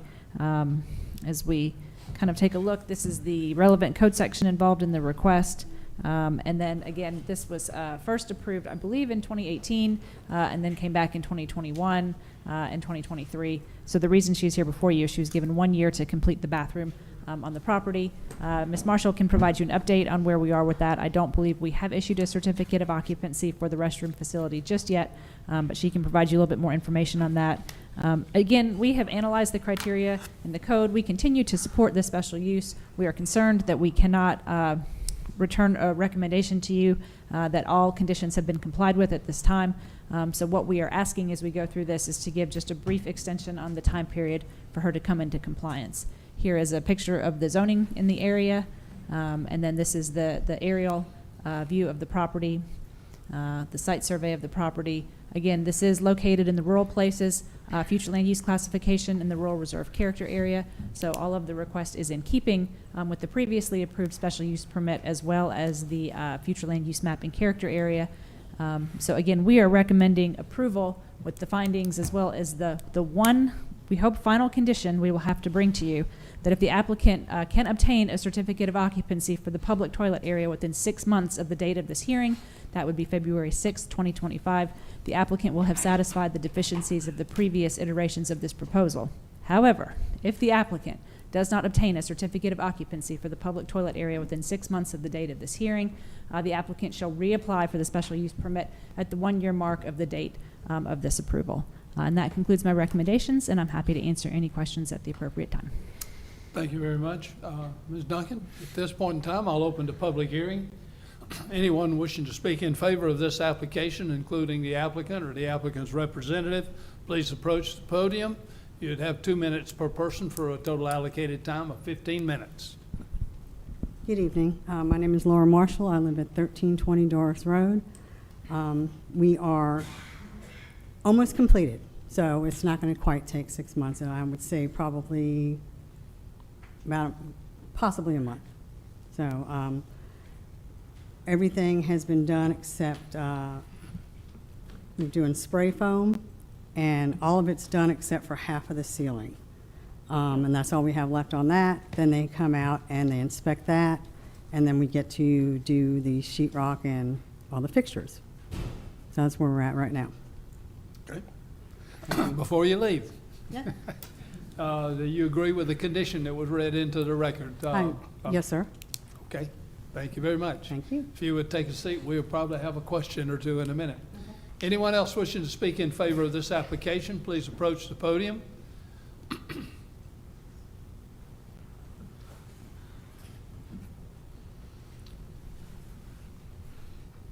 would state your name and address for the record again. Melody Wilcox Pratt, 2280 Pine Drive, Douglasville, Georgia. I am not in District 4. However, I have had the honor and pleasure of visiting Laura's property and her place, and she does some wonderful things for the community. With a community that's experienced the growth that we need good things for families to go out and do, and she has those. She has some really cool events for kids and families. She's also on the agricultural trail here in Douglas County, and you know, Douglas County used to be a fairly large agriculture area, and we're losing a lot of that, so those areas are very important. So I strongly encourage you to approve her request. Thank you. Thank you very much for your comments. Anyone else wishing to speak in favor? Seeing no one moving, I'll close the public hearing in favor and open the public hearing in opposition. Anyone wishing to speak in opposition, please approach the podium.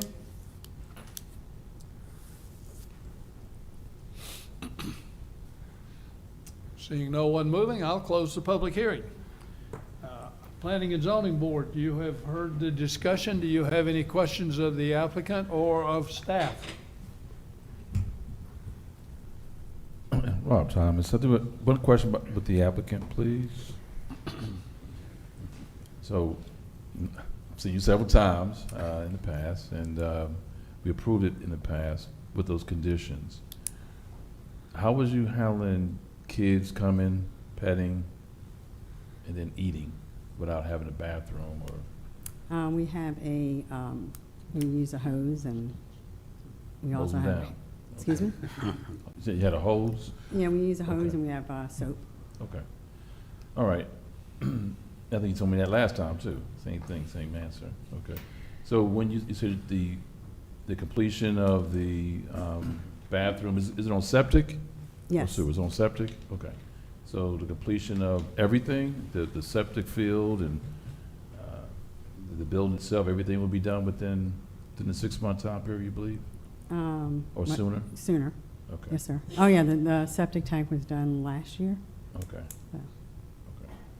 All right, how's it going? How's the business? Good, good. You know, it gets a little slow in the summertime because people are vacationing, but September it'll pick up. Okay. All right, that's the only question I had. Was just thank what was you. you doing in the past? Any other questions, Planning and Zoning Board? Hearing none, Mr. Chairman, I'll throw it over to Board of Commissioners for any questions you folks may have. Board of Commissioners, you have any comments or questions? Yes, Chair. So Mr. see, Vice Chair. bees and alpacas in District 4. I mean, I know this is a hard one here. You've agreed to everything. I don't see no sense in discussing this anymore. You've already been working with staff, so I just hope that my fellow commissioners just go ahead and read news this for you and Thank you. let you continue on to completion. I yield, And Chairman. all of y'all are invited to come out. And I know you've been there, so. Anyone else? Back to you, sir. Okay, thank you very much. Planning and Zoning Board, do I have a motion on S 2024-38, special use permit renewal on 1320 Doris Road, Douglasville? Mr. Chairman, this is Teresa. I make a motion to approve S 2024-38 to renew the special use permit for 1320 Doris Road, Douglasville. Or Curry, second. I have a motion and a second. Do we have any discussion? With the conditions, I think I should have said with the condition. I second that. Do we have any discussion? Hearing none, I'll call for a vote. All in favor of approving S 2024-38, please signify by raising your hand. Yeah, that's unanimous. Mr. Chairman, Yes, sir. S 2024-38 comes to you with a recommendation for approval for the special use permit with the condition that was read into the record. Commissioners, the Planning and Zoning Board voted unanimously to approve S 2024-38. Do I have a motion? Chairman, I make a motion to approve S 2024-38 with all the conditions that were read into the record by staff. We have a motion. Do we have a second? Second. Have a second. Any discussion? All in favor, raise your right hand. All opposed, same sign. Unanimous, sir. Back to you. Very good. Thank you very much. Best of luck to you. Okay, Mr. Schaefer, our next item, please, sir. Next item, Wayland Holdings, Philomena Wright. The requested action is to rezone from residential low density to residential high density for a 23-unit townhome community located on East County Line Road, Lithia Springs. Land lot 892, District 18, Section 2, Parcel 5. The lot size is 5.78 acres, signed by Philomena Wright, and it's in Commission District 2. As some of you may remember, we approved the plot plan and the survey of the property for her subdivision and rezoning last year, and the property is currently partially graded. It's developed in anticipation of the original subdivision of 9 lots that was authorized a couple of years ago. Section 4 and Section 12 of the code will be applied in terms of development standards. In 7/6 of 21, the first DRC review, preliminary plat certification for the approval of 9 single-family detached lots was completed. In 2024, Z 2024-05 request rezoning to high density was in fact denied, and the applicant has waited 6 months to come back before us with a slightly modified request. So what we see here is instead of the original request, which I think was 26 homes, there's 23. They will use the same road entry. As a result of being less than the 25 units, DOT will not require them to modify the entry features at all. They'll still be required, of course, to do the sidewalks at curb and gutter, et cetera. But the entry feature and the road still meets the standards. The issue here is the request is seeking to use the existing infrastructure, so there's a little bit of tweaking to the road from the original plans. But the townhomes now are proposed for 23 units and senior-only units. So she is requesting that this be a senior restricted development. Community information meeting, we did meet with the neighbors. There has been some issues since the property was graded that there's been some silt runoff, and discussions with the WSA, what we found was in February of this year, for failure to maintain best management practices and failure to maintain land disturbance permit, WSA issued a stop work order.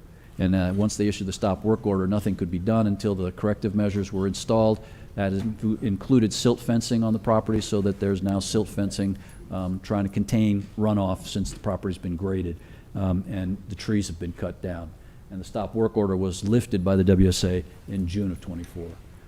Staff reviewed the criteria for this particular project and finds that its limited scope is still supported by the criteria. So staff is still going to recommend approval, as we did last time, from RLD to RHD, with the finding that the proposed zoning is still consistent with the comprehensive future land use plan, categorizing this property as within the urban residential area, which does incorporate varying mixed residential densities, including limited amounts of high density. The conditions would be the scope of the project is authorized for up to 23 senior-only dwelling units. Any increase in the number of units would require additional review and approval by the Board of Commissioners. And then the applicant shall be required to connect to the public sewer, which is very important for these higher density projects.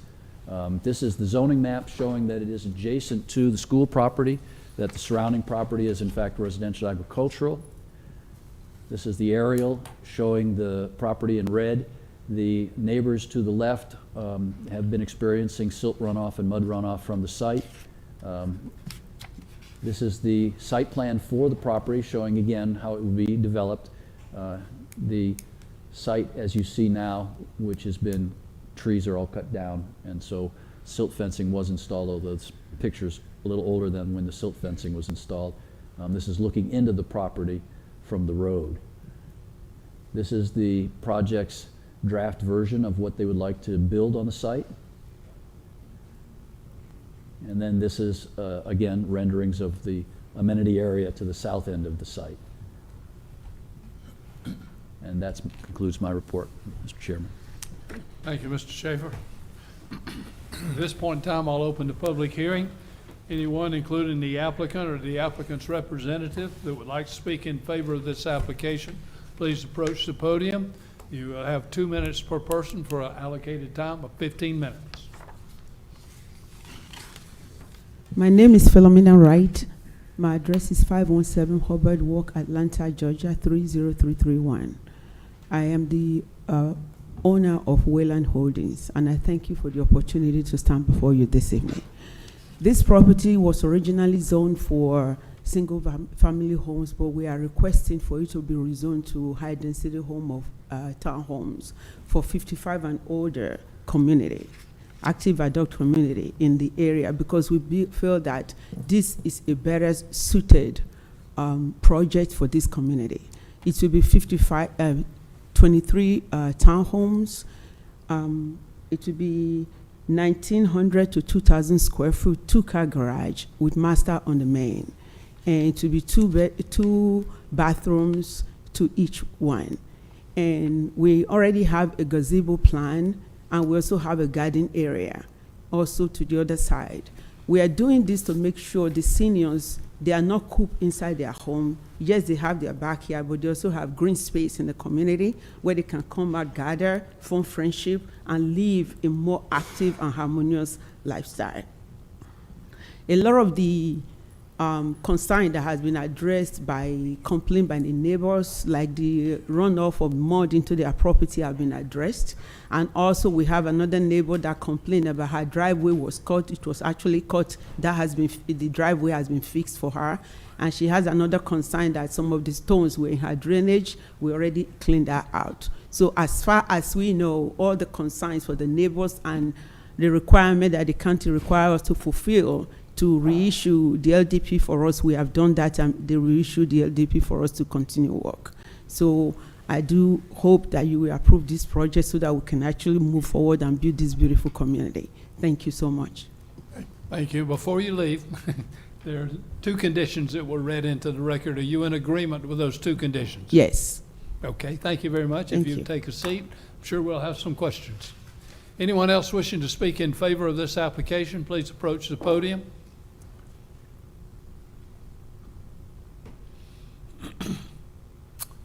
Seeing no one moving, I'll close the public hearing. Oh, are you coming to speak in favor? Oh, no, sir. Okay. There were no bees out there. Okay, I'll close the public hearing in favor and open the public hearing in opposition. Anyone wishing to speak in opposition to this application, please approach the podium. You also will have 2 minutes per person for a total allocated time of 15 minutes.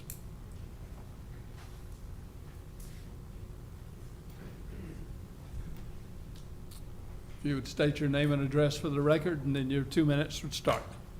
Good evening, Commissioners. My name is Zeldrelin Boykin. I live at 1505 Old Oak Drive, Lithia Springs, Georgia. I was here 6 months ago about this same project.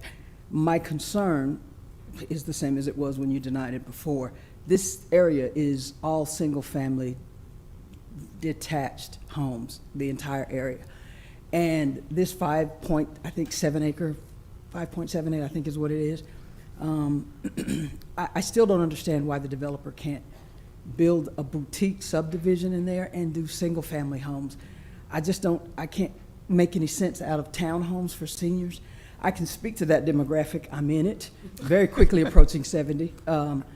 And I'm actually transitioning out of my house into trying to find a ranch. Nobody in this stage of life is interested in a 2-story townhome. It just doesn't make sense. It almost feels like a bait and switch to me, because as you already have been informed, originally this was going to be a single-family subdivision of 9 houses.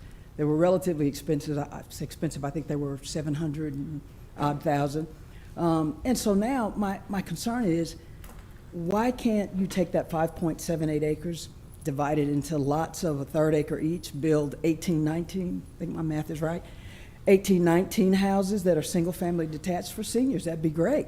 But I don't understand how this particular application is any different than the other. Save, and I apologize for my voice, I have Sjogren's, save 3 less townhomes and nothing. I just don't understand what's different.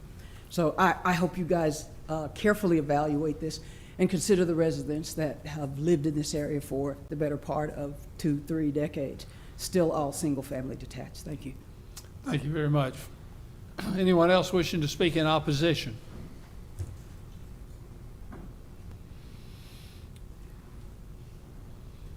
Seeing no one moving, I'll close the public hearing in this matter. The Planning and Zoning Board, you've heard the discussion. Do we have any questions of the applicant or of staff? I have a question for the applicant.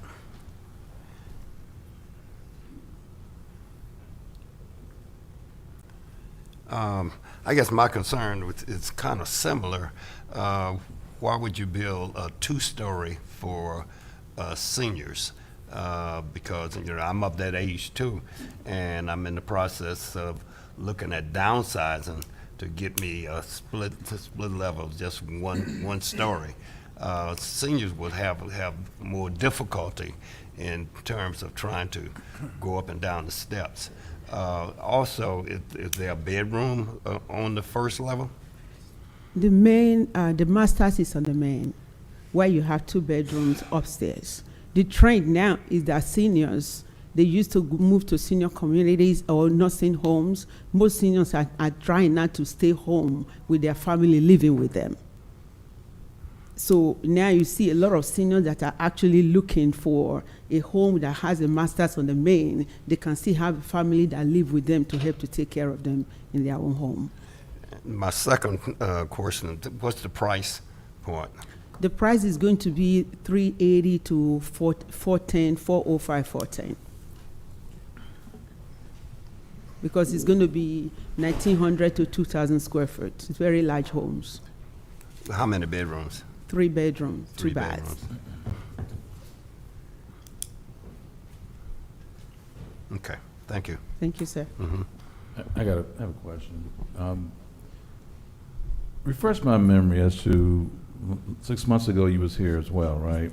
What was the issue then? We have some neighbors that complained at that time, and when we were denied, we were really not given the issues why we were denied. So I really don't know So you don't know why. why you was denied last time? No, not really. But I know one of the concerns they had was that there's going to be a lot of traffic because a lot of families were going to be moving into the subdivision. Because of the townhomes, we have so many cars coming there, and the children that the schools were going to be overpopulated. They don't have room in the schools. I do believe that's what is the reason why we were denied that time. That is why we went back to rethink, okay, what is the best situation in this scenario? And we started to do research, and we came up with this. Mm-hmm. So this will be covenant restrictions Yes. or? Yeah, restrictions, 55 and older community only. Okay. Yeah, that's the reason why we're having that large gazebo that is covering almost half an acre, and also have the large garden on the side, so that you have a lot of outdoor activities, so that people can be able to get out of their house and still feel safe in the community and do have things to do. Okay. And the issues with the soot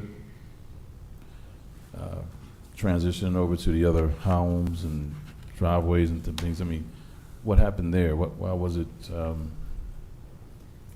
in disrepair? When we finished doing clearing, we had a problem with the contractor that abandoned the site.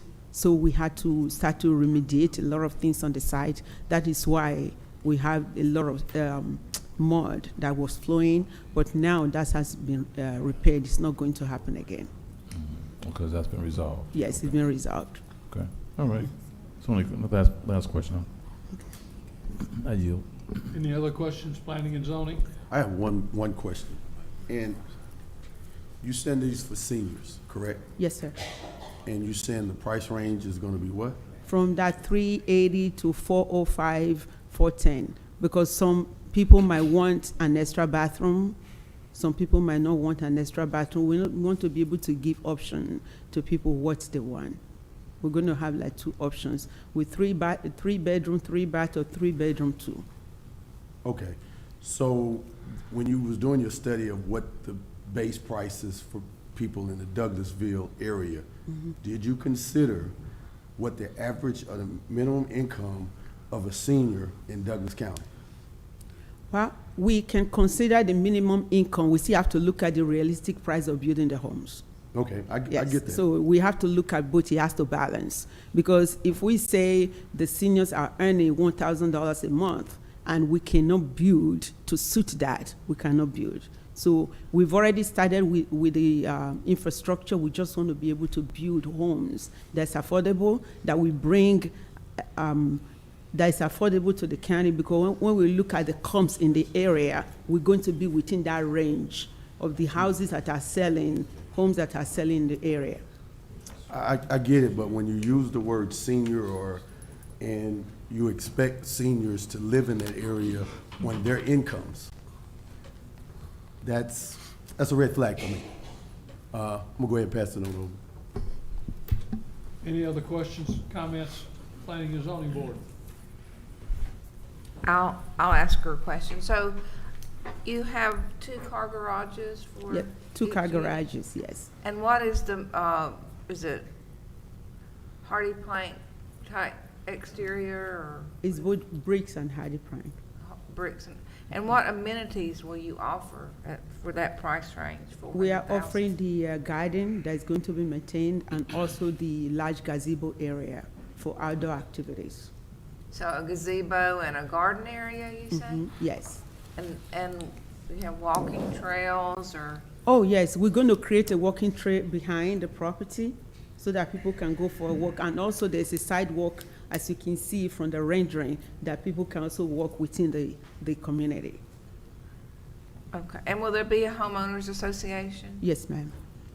So these are all fee simple houses for sale? Yes. No rentals? No rental. Okay, and how will you determine, how will you know if they're rentals or not? How will you restrict it? How will you oversee it? That should be in the covenant. That's no rental. No rentals? Yeah, be owner occupied.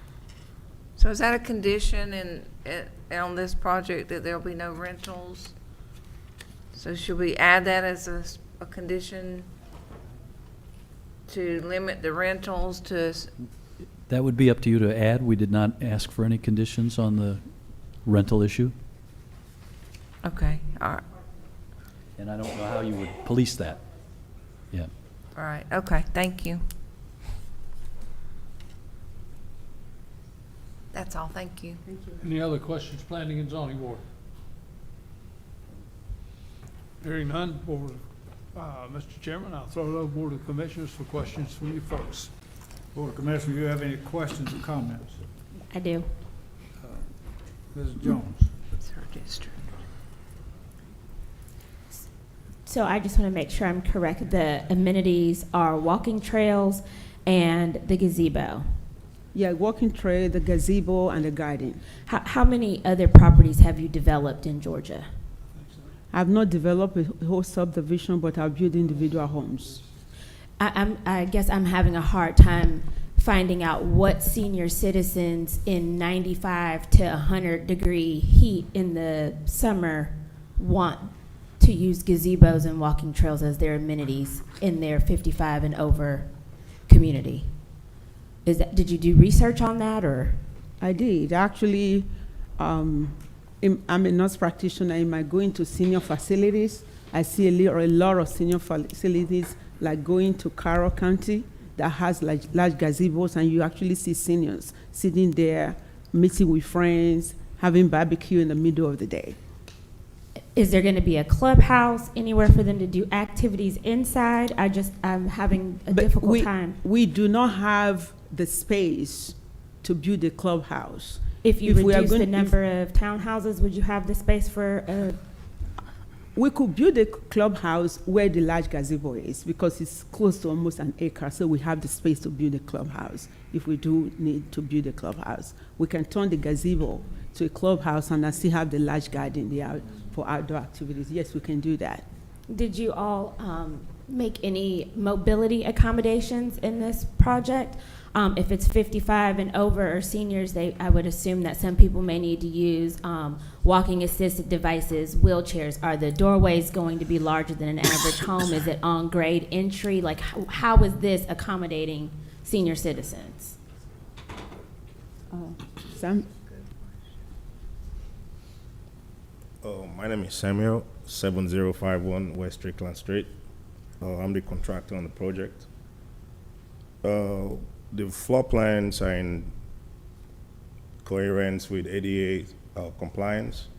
The minimum opening for each doors is like 3 feet, and the bathrooms was designed to actually fit in into any kind of disabilities or wheelchairs that the senior citizens will have. So they would have like showers that they could enter into and not actual bathtubs, things that would make this Absolutely. community safe for them. That's correct. And did you all consider ranch style, even if it's duplexes as opposed to multi-level townhomes? Well, the reason we couldn't do like the ranch style is the size of the land we have, the lots we have. It's a 5.2 acres. An average farm home or townhouse or one family home is like 50 feet wide. So this will be like a 35 feet wide home by 50 feet. I have no further questions. I'm sorry? Anyone else? Okay. Mr. Raxton. I do, thank you. So when we mention ADA, these are 2-level townhouses. That's correct. So how would someone be able to get upstairs to the second floor? How is that accommodated? Thank you for that question. As she mentioned earlier, it's a combination of where you can have your family still live with you. At the same time, you can use the main floor. So the goal of this project is to have people that can still take care of their family without having to take them to a nursing home. So the first floor will have ADA compliance in relation to, that's where the senior citizens will be on the floor. The second floor will be for whoever is taking care of them, as far as like their family members. So we don't intend to have anything for them to be on the second floor for. Okay, so thus it's not fully ADA compliant. Is that what I'm hearing? That's correct. Okay, all right, thank you. So this is for staff. So just a question, and you mentioned environmental issues and runoff. Can we talk a little bit more about that and what is currently at the site now, or what type of runoff or environmental issues are there now? And then how would construction impact that? So right now, the site is graded. The trees have been cut down. There's silt fencing on the site. When the WSA was asked to investigate in February, they found there wasn't silt fencing, so they have installed the silt fencing. That has, in theory, it's supposed to stop the runoff, but again, I don't know how you stop 100%, but in terms of the reality, they said that the applicant has met the requirements for the WSA to release the building permit so that it is, in fact, can continue construction on the site. So they are not under a compliance order right now of any kind. Okay, thank you. Mr. Chairman, I yield the floor back to you. Anyone else? Mr. Vice Chair. This is for the applicant. Okay. Just when I get in my mind a senior living community, it is a bunch of seniors. But when you bring it into where now you have family that's living in there, it's no longer a senior community. It's actually a family community. So I'm kind of lost on that concept in regards to senior community, because the senior community to me is such like we have out in Mirror Lake. They're single level homes where it's just seniors, and it's 65 and up, and they live there, and of course they have amenities and everything for them there. But when you start throwing in that component that families can live there, then it's not really longer a senior community. It's just a family community to me. But anyway, that's the only comment I wanted to make, Chairman, and I'll yield back. Okay. How many square feet? What's the square footage? It ranges from 1,800 to 2,200 square foot. Okay, thank you. Back to you, sir.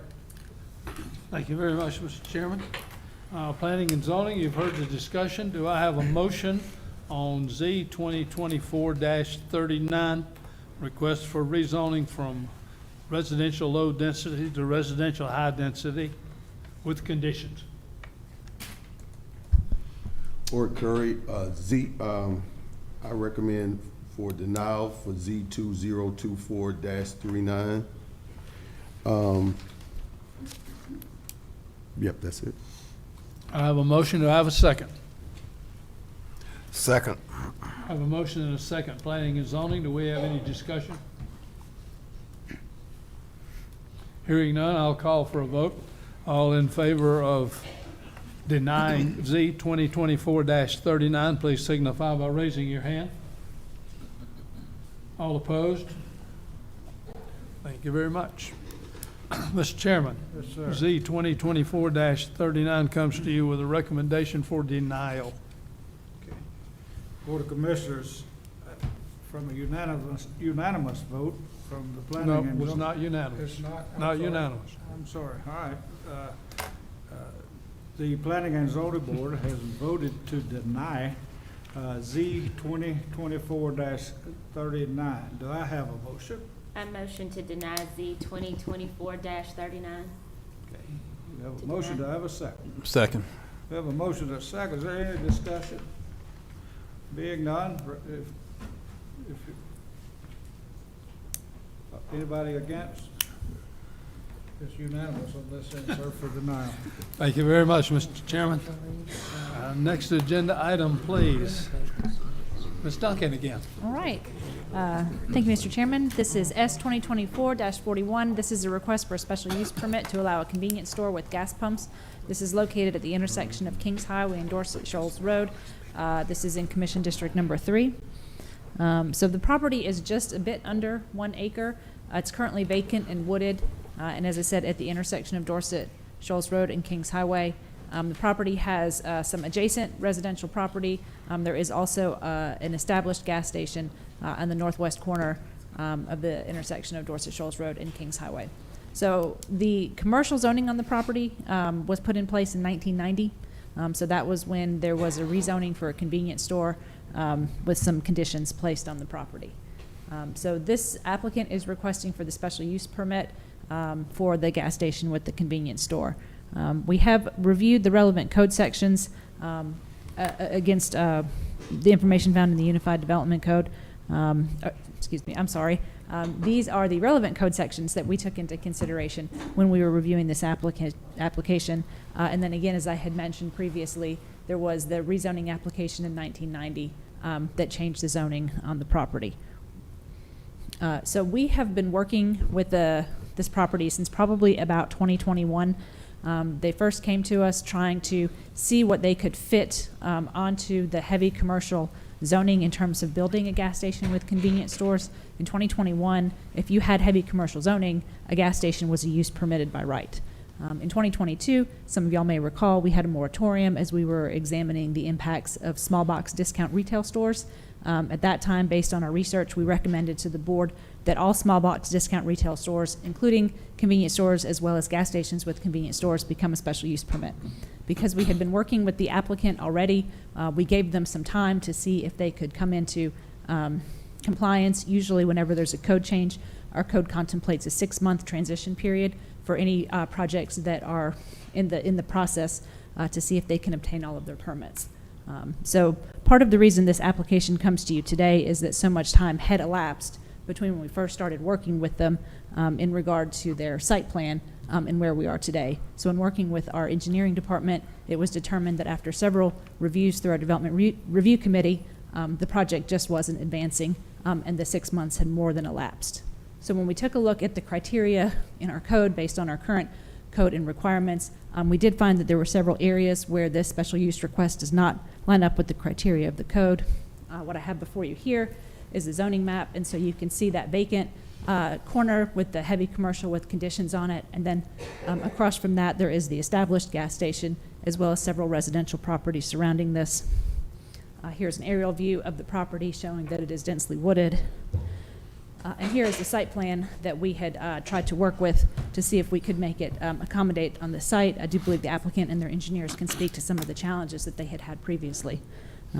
So this is located in the suburban living, future land use category, as well as in the traditional neighborhood area.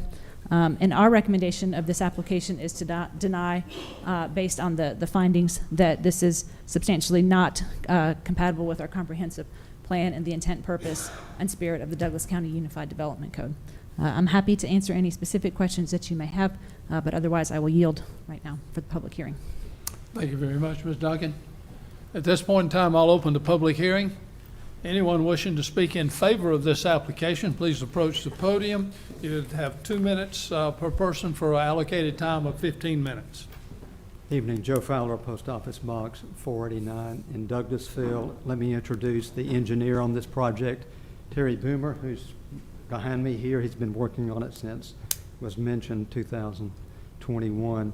My client bought the property on August the 26th, 2021. It had been properly rezoned for a convenience store, as you've been informed. In fact, you can see the approval in the package. He bought that August the 26th. The prior approval was about almost 30 years earlier, April the 4th.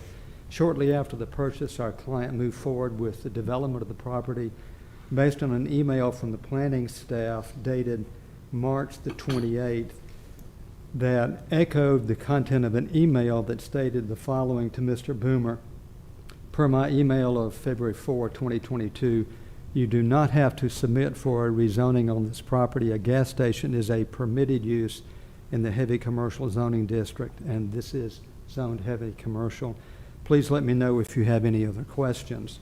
After that was received from the staff, our client and his engineer got to moving to produce the documents that you have seen on the screen and you have on the packet, the complete package. That included DOT, WSA, the county engineer, an expenditure to my client of about $40,000 to get all of that engineering completed. He submitted the details in November of 22, received, that is Mr. Boomer did, received comments in December of 22, and then got feedback with red lines about what he needed to do in terms of moving forward. In June of this year, June of 2024, Mr. Boomer has explained to me that he learned for the first time that the ordinance had been amended to require a special use permit if gas pumps are going to be installed. And so we're here before you tonight suggesting that it would be appropriate to grant the rezoning, notwithstanding the widespread community opposition. By the way, we met at the county meeting 3 weeks ago. They were very clear on their opposition to the rezoning for the special, it is the special use permit. I understand my 2 minutes are up. I'll just say that I really believe the client has a vested legal right to the use of this property with the gas pumps based on the earlier indication and his expenditures on the basis of that. I will say that they were very polite in their opposition, and I hope to return that politeness on behalf of our client. Thank you. Thank you, Mr. Fowler. Anyone else wishing to speak in favor of this application?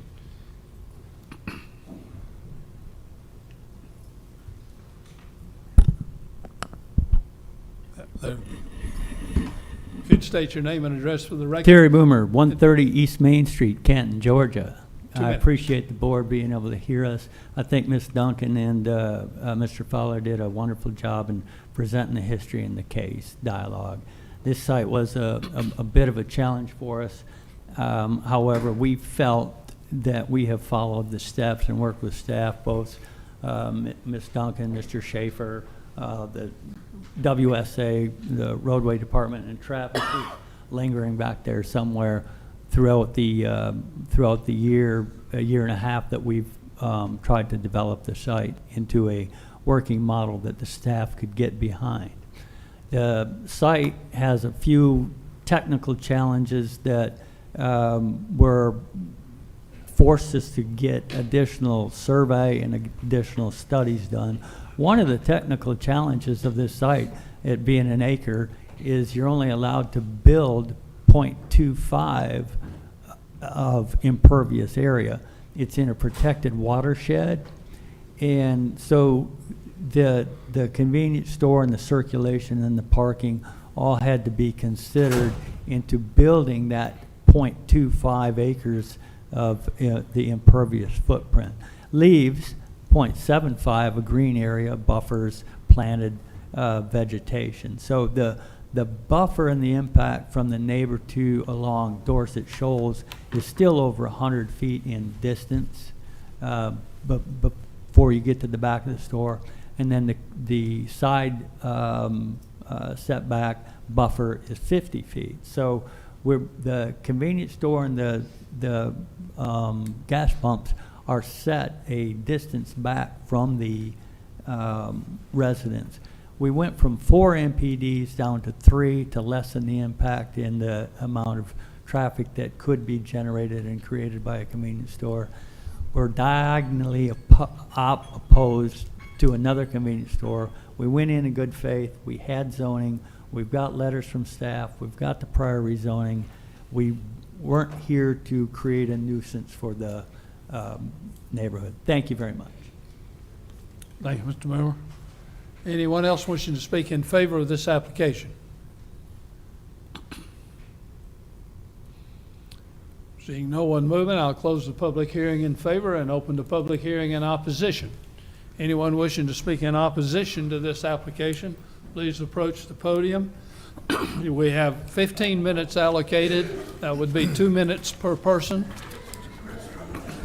I notice we have a number of people. You might be considerate of the folks behind you. Yes, and we don't necessarily need to hear the same thing over and over again. You'd state your name and address for the record, sir. Certainly, thank you. My name is Attorney Antavius Weems. I actually represent the community here. So I'm an attorney of 260 Peachtree, Atlanta, Georgia, 30303. I'm here to support and to represent this group of, I believe, in a square mile radius over probably 50 to 60 different homeowners who are in this community that object to this convenience store adding gas stations or gas pumps. It is clear that this person or this applicant knew or should have known that a gas pump or any gas pumps were simply not going to be allowed from a 1990 letter. Your dereliction or your forgetting or your not having the ability to determine or to meet the qualifications or the requirements that are necessary by staff to be able to get your pumps in does not allow you, just because you were nice in doing it, your attempt has failed. In addition to that, what you have to also look at are the environmental concerns that are going to be brought with adding another gas station to this. The infrastructure is going to be depleted. You certainly are going to have traffic problems. And I don't believe that, based on what I've seen here, that there's going to be anything that they can do to remedy the issues that are going to be actually set. The other environmental concerns is that what we've learned is as far back as it's recent, I should say, as 2018, a study by Columbia University stated that gas stations that are in residential areas or near residential areas release more benzene than previously thought, and that they should be more than 300 feet setback from any home. So we know that there are higher ozone levels that can lead to respiratory problems, asthma, and that benzene is a cancer-causing chemical. So we have all these people, over 100 thereby, that already are subjected to a gas station there. And now we have another convenience store, or a potential convenience store, that is now looking to also add gas stations to also increase the health risks of these people who are in the community. Not to mention the fact that your staff has came to state to you that they've not been able to fulfill any of the requirements that they've asked them to fulfill. So we're here, and we're asking you to deny, a strong denial, of this applicant adding gas stations. Thank you very much. Thank you, sir. Anyone else wishing to speak in opposition, please state your name and address, and you've got 2 minutes. Good evening. My name is Deanna Brewer. I live at 4670 Kings Highway, right next to the proposed gas station. I have been in Douglas County since the 80s, and I would like to say that I'm certainly for the betterment of Douglas County by any means in which that is able to take place. I acknowledge my state of bias as my family's property is right next door to this proposed gas station. I do not see the necessity of placing another convenience store within 300 feet of an existing one. The intersection of Dorset Shoals and Kings Highway is already a very accident-prone intersection. Per the traffic incidents from the DOT, there is a wreck at this intersection every 3 weeks. And these wrecks are not simple fender benders, they're violent crashes due to the nature of the intersection. The foot traffic that already takes place throughout the day and the night due to the existing store on Kings Highway is constant and an already extreme volume. There are already 3 gas station convenience stores on Kings Highway, and these 3 gas stations are on the same road within 1.5 miles of each other. There are 6 gas stations, convenience stores, within a 2-mile radius of this proposed location at the present time. From the proposed site of this convenience store, there's an elementary school less than a quarter mile, a high school less than a mile, and a middle school that is 1.2 miles away. I do not see a benefit of placing another convenience store that sells alcohol, vapes, Delta 8 THC, and Kratom to our kids and adults alike.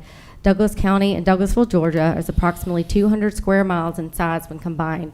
Due to my research from the open records within the city and the county, there are 182 active alcohol resale and retail licenses within a 200 square mile of land. Of these, 182 establishments were proportionally appropriated throughout the 220 square miles of land within Douglas County region. There would be an establishment that is waiting to serve the community alcohol every 1.2 miles. I'll turn this over to my husband. Thank you very much.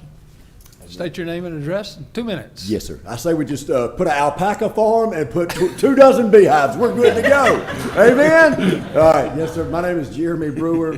Thank you, board. I'm going to carry on with the conversation ended with my wife. That statistic right there, about 1.2 miles, is mind-blowing. We can do better as a community. Instead of allowing these local neighborhood drug dealers into our communities via the guise of a gas station and a convenience store, it's high time that we start promoting active development that would build up and not tear down our community. It's in my occupational career, I had the privilege and honor operating bivocationally. I operate a small business. God has privileged me that for 20 years now. I also have the honor of being called as a local pastor here within the community at Cowan Mill Church. My calling is caring and tending to God's people as a local shepherd. I see the devastation and the heartache that is plummeted upon the citizens of this community and abroad from the calamity of alcohol, Delta 8 THC, and Kratom abuse. At Cowan Mill Church, we are actively involved and privileged as we come alongside and support the drug court within the Douglas County judicial system. I cannot tell you how many times we've been walking alongside individuals in their recovery within the Douglas County drug court system, only to have them falter and slip up as they failed a drug test due to alcohol, Delta 8 THC, or Kratom, and are sent back to prison to finish the time they were due serve their original sentencing. It's heartbreaking for all involved. Everyone in this room has lived long enough to see the heartache and the devastation that these substances bring about in our lives and our loved ones. Gas pumps, no gas pumps, convenience store, liquor store, local neighborhood drug dealers under the guise of convenience stores that are selling Kratom, Delta 8 THC. We simply have no need for this in the Kings Highway community. To the board, I acknowledge my bias because my property is right next to this location. However, I encourage you as a board of overseers, or rather gatekeepers, to this great community in which we live and love. Let's rise up and take your places upon this local throne that God has graced you all with, and let us bring about that which is good, that which shall cause this disrespect for many of that. Thank you. Thank you very much, sir. Please hold your applause till the end. Hi, I'm Pete Compatello. I live at 4612 Hammock Lake Drive. I've owned the house there. I've been in my house since 2001. I'm not a lifelong Douglas County resident, but one of the reasons why I moved there is because it is a nice residential area. King's Store, which is the gas station that's currently there, has always been there. But within a 5-mile radius of that store, we have more than 6 gas stations already and convenience stores. Douglas County needs a lot of things, but one of the things they don't need is another convenience store gas station. We don't need any more oil change places, and we don't need any more car washes. Thank you. Thank you very much, sir. Anthony Scaglione, 6180 Knights Lane. Quite frankly, I was shocked when I moved down here from New York, New Jersey area, that there was a gas station zoned for this area already. And one of the most important things to me is the fact that not even maybe 100 yards or so down the street is an elementary school.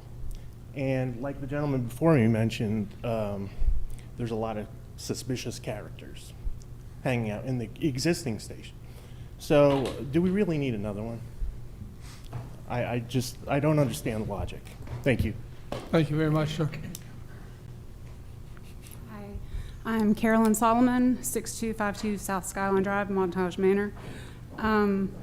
I really do not want another gas station in the area. If we're gonna knock down woods, we need something that Douglas County needs. We need an animal sanctuary, we need a rescue, we need something that's gonna benefit the wildlife that is being moved from where it exists.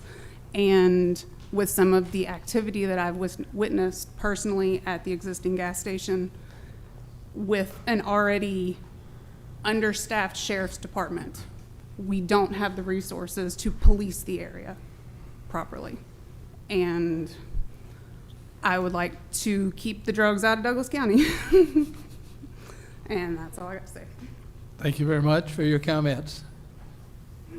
Hi, I'm Andrea. I live at 5255 Punkintown Road in Douglasville. And just a few things. So, I mean, I'd just like to reiterate what everybody else was saying about why do we need another gas station again. Like, if you go 5 miles out from my house, you can basically choose whatever gas station you want, whatever brand, big, small, QT, whatever. Also, I feel like there's a really nicely defined commercial zone down Highway 5 where you have a lot of your commercial properties already, and then at the mouth of Kings Highway, I don't really see why we need to keep moving commercial things further into the residential areas. You know, people are kind of desperate for residences, affordable residences nowadays, so like, I didn't realize, but now I understand this has been commercial for a long time, but I just can't see the purpose of making more gas stations, more commercial property further into residential areas. And then I just wonder, how does this help our community? Kind of reiterating a lot of things that I've heard today. How does another gas station help our community? What I see is a lawyer here, not the person who's even making this petition. He probably lives in a more affluent area, and I just get tired of my nice middle class area in Douglasville getting dumped on by people with more money. Like, they send their garbage here and then they take the money away. And I feel like this is not any evidence that I have, but I feel like this may be the circumstance that's happening here. And I just don't want that in my community. I want to protect my community and make it better. That's all. Thank you. Thank you very much for your comments. Next, sir. Yes, my name is Ralph Pierce Driscoll. I live at 6045 Dorset Shoals Road. The biggest problem I have with another gas station, convenience store on that corner is we already have one on the existing corner. I'm suffering from runoff problems that have been created by the other gas station that's already there. Since the county came in and directed water, it comes right across my property. So anything off that hill comes right through my backyard, and I'm tired of it. Plus, there's a school that's right down the road from us, and Dorset Shoals does not need any more traffic on it, because every morning we're talking, well, within the last 3-4 years, we've had 3, 4, 5 wrecks in front of or either side of my house because of traffic speed, and this is just going to contribute to it. Thank you. Thank you, sir. Yes, sir. My name's Paul McEver. I live at 6236 Shallow Creek Lane, Douglasville, Georgia, 30135. I've lived in this location for 5 years. There's no reason for another gas station. People are running up and down that road on foot. They're speeding up and down Doris Road. They're speeding up and down Kings Highway.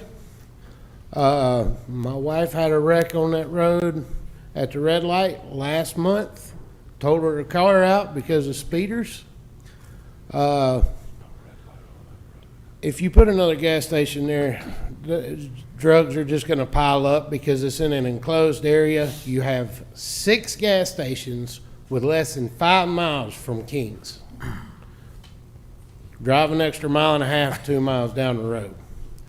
There's no need in it. You're going to cause more drug issues in this location. If you want to do something good, let's do something for this homeless in Douglas County. Thank you, sir. Next. Hey, I'm DeMarcus Hunter. I live at 6040 Dorset Shoals Road. Much as all the other previous people said, we already have a gas station on this corner, and they're already like really nice people, like they're community people. I go there every day, and you know, they're the sort of people that know you by name. So I feel like we already have an established gas station there. And at the same time, they asked all of us or the residents of that area, to sign a petition, and that petition has more than, from what the gentleman just told me, 200 signatures on that petition, which is, you know, a lot of people. And also, I would like my area, I'm a new homeowner, I'm 23 and I just bought a home. I would like my area that I just bought to be purpose for family and, you know, things like that. So, and we don't even have sidewalks on these streets. Like all the previous people said, there's an elementary school, and there's a high school too that's in that area. And, you know, they have to walk from school through the grass. And it just doesn't make any sense how we're not getting any construction on our infrastructure around the area, but we're getting gas stations, warehouses, car washes. Like, most of us only got one car. We don't need that many. You know what I'm saying? But that's it. Appreciate you. Thank you, sir. Yes, ma'am. My name's Sheila Compatello, and I also live at 4612 Hammock Lake Drive. And I agree, we have enough gas stations, but also, I'm also in education, and I have to drive through that intersection every day, both ways. And sometimes I worry about my life when I go through there, because people go to the right. They drive through that intersection very dangerously. They'll pass you on Dorset Shoals. It already has enough traffic. The traffic increases every single year, and the driving gets worse every single year. So it's a very dangerous intersection. Sometimes I turn my brights on before I go through, always approaching it cautiously. So not only we don't need another gas station, but what would have to be done to that intersection to make it safe? There's a lot. It's very, very dangerous. And also, when I look at your criteria and standards for considering a special use permit, it doesn't match 3 of those, 3, 4, and 5. It's not going to add to the neighborhood. So that's all I wanted to say. Thank you. Thank you very much for your comments. Next. Good evening. My name is Celeste Christopher. I could be found at 6038 Sumter Drive. I live maybe a half a mile away from this location. And just to echo the sentiments of all the residents that have spoken before me, we already have enough of the traffic that comes through that area. I have driven that road since I learned how to drive. And never have I looked at that little green spot and thought, we need a gas station, right? Like, so we want to make sure that we keep some green space. There's lots of animals that live in the area. When you leave your house at 5 a.m., there's rabbits, and I like to see that. I don't want to just see, you know, a gas station pump. So I would really appreciate it. I think I speak for the rest of the community if we can move forward with denying this and keeping it the way it is. Thank you. Thank you very much for your comments. Next, sir. Good afternoon, good evening. My name is Jeremy Solomon. Okay. I'm sorry, my time is up. My 15 minutes is run. Oh, man. All right. Well, all I got to say is they should maintain. Go ahead. We're going to extend it to you. Go ahead. Thank you. All right, well, Jeremy Solomon, 6252 South Skyline Drive, Douglasville. I agree with everybody else in here who says that we shouldn't have the gas station. My only concern is that area is very wooded, and we can hardly see around those trees coming off Dorset Shoals, turning on Kings Highway. So if he owns the property already, he should have to maintain the property so we can actually see. And it's not it's not a problem for us. And as everybody said, excuse me, as everybody else said, it's an issue coming off in that intersection. It's very dangerous. So I moved to hopefully he maintains the property. We can see around that intersection. Thank you. Okay, thank you very much. At this point in time, I'll close the public hearing on this matter. Planning and Zoning Board, you've heard the discussion. Do you have any questions of the applicant or the applicant's representative or staff?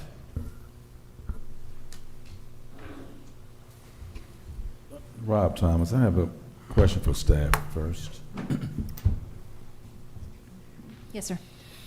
What is the minimum acreage for this type of project for gas station?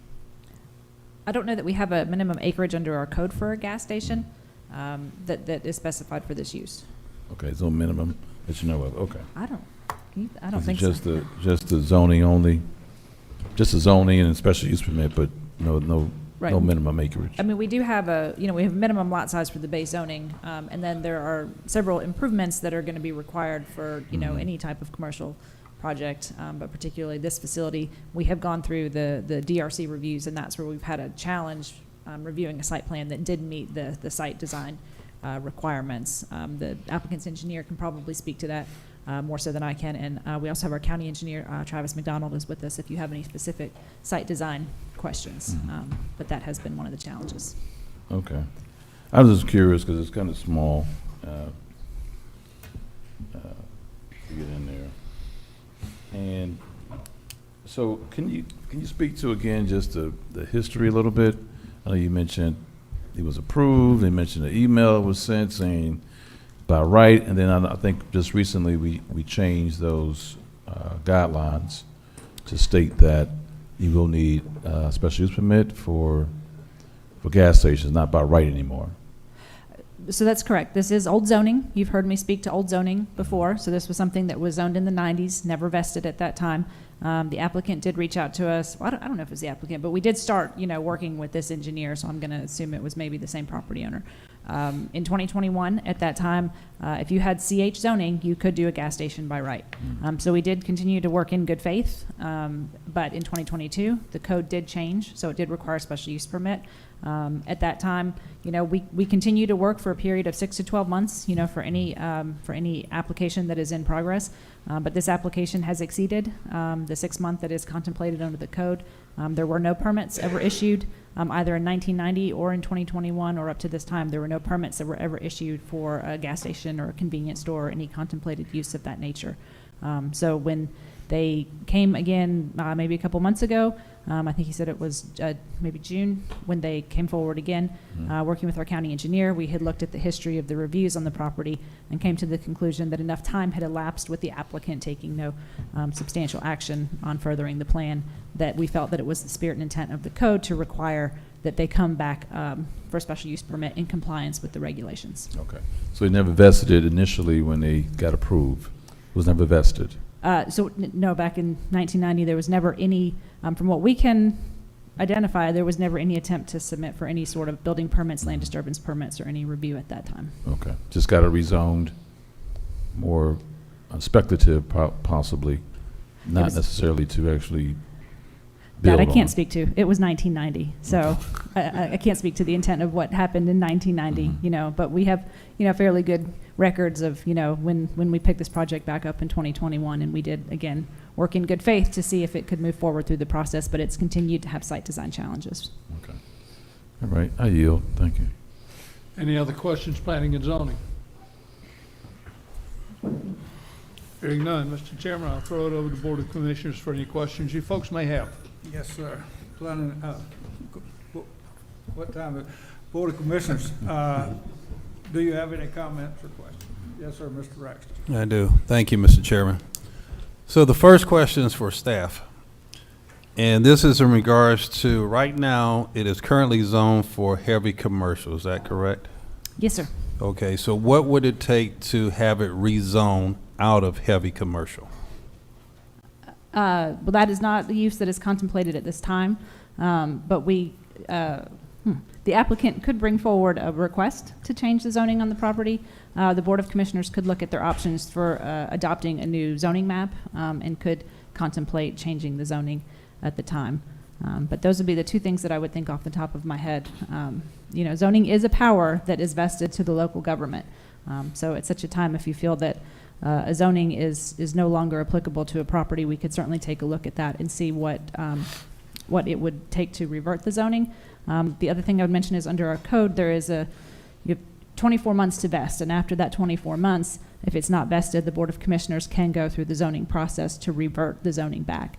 To my understanding, I don't believe any of my predecessors had ever taken any steps to revert any zoning that failed to vest within 24 months. Okay, thank you.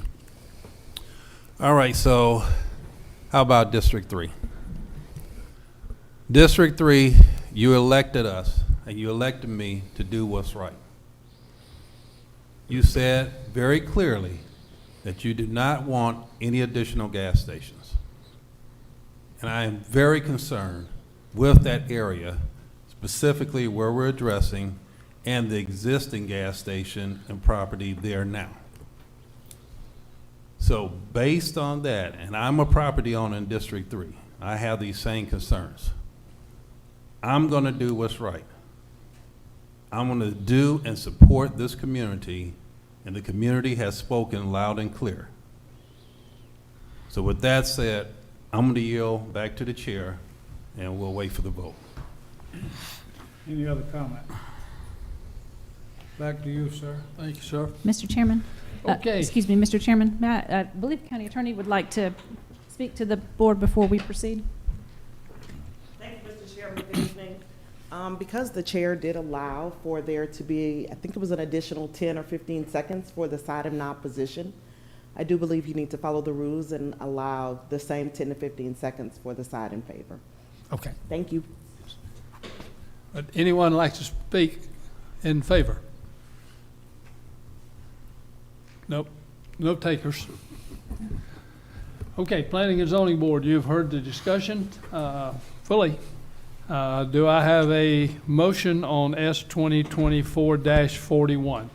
Mr. Chairman, it's Rob Thomas. I'd like to make a motion to deny S 2024-41, request for special use permit for allowed convenience store with gas pump located at Kings Highway in Dorset Shows. Ori Curry, second. I have a motion and a second. Do we have any discussion? Hearing no discussion, I'll call for a vote. All in favor of recommending denial for S 2024-41, please signify by raising your hand.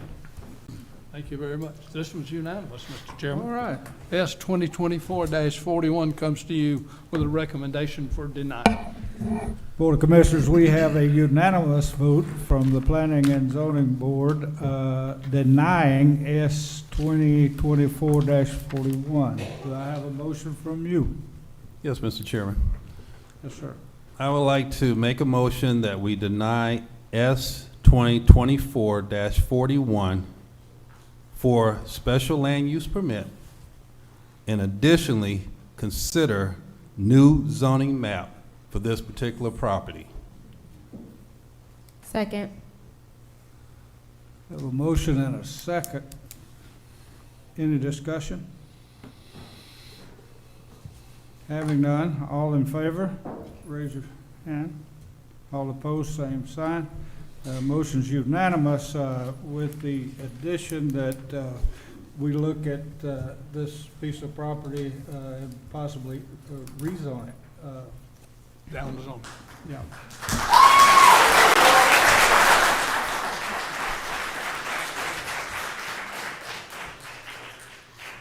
Thank you very much.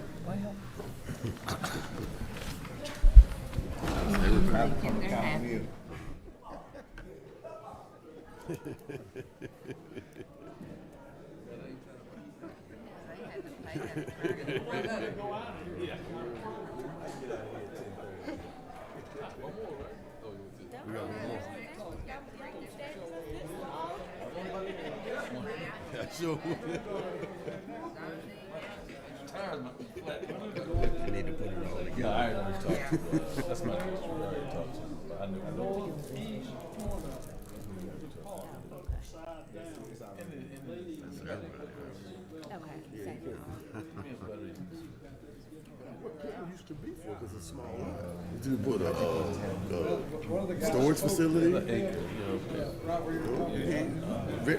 Hey, What are you saying? Okay, they're almost out. Can you hear me? Next agenda item, please, Mr. Schaefer.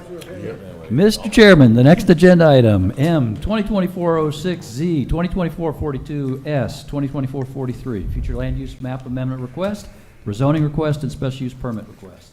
Cameron Properties. What they're asking for is to request a change in the future land use map amendment for a portion of property from urban residential to workplace center, a rezoning from RLD residential low density to LIC, which was previously approved light industrial with conditions, all of which would be rezoned to LI light industrial and a special use permit to allow a warehouse in excess of 50,000 square feet. The property is located on John Belt Drive, which is already an industrial area in Douglasville. It's land lot 642, District 18, Section 2 and Parcel 4. Land lot 651, District 18, Section 2, Parcels 2, 3, 4, 7, and 9. Lot size is about 28 acres altogether. The application is signed by Lance Ravencroft, and it's in Commission District 1. The subject property is accessed at the north end of the terminus of John Belt Drive off Industrial Access Road. Site's bounded on the northwest by a creek and bounded on the south and east by additional industrial development. Site's densely wooded in some of the areas, mostly undeveloped. There are some homes on the property, portion of the property, and significant topographic challenges across the property. The articles that apply to this development will be, of course, Article 4, which is the light industrial district standards. There are no previous specific zoning actions on the portions of the property that we are asking for rezoning on. The summary of the application: the applicant is proposing a single dock, loading dock doors on one side only, warehouse structure, approximately 272,000 square feet in total.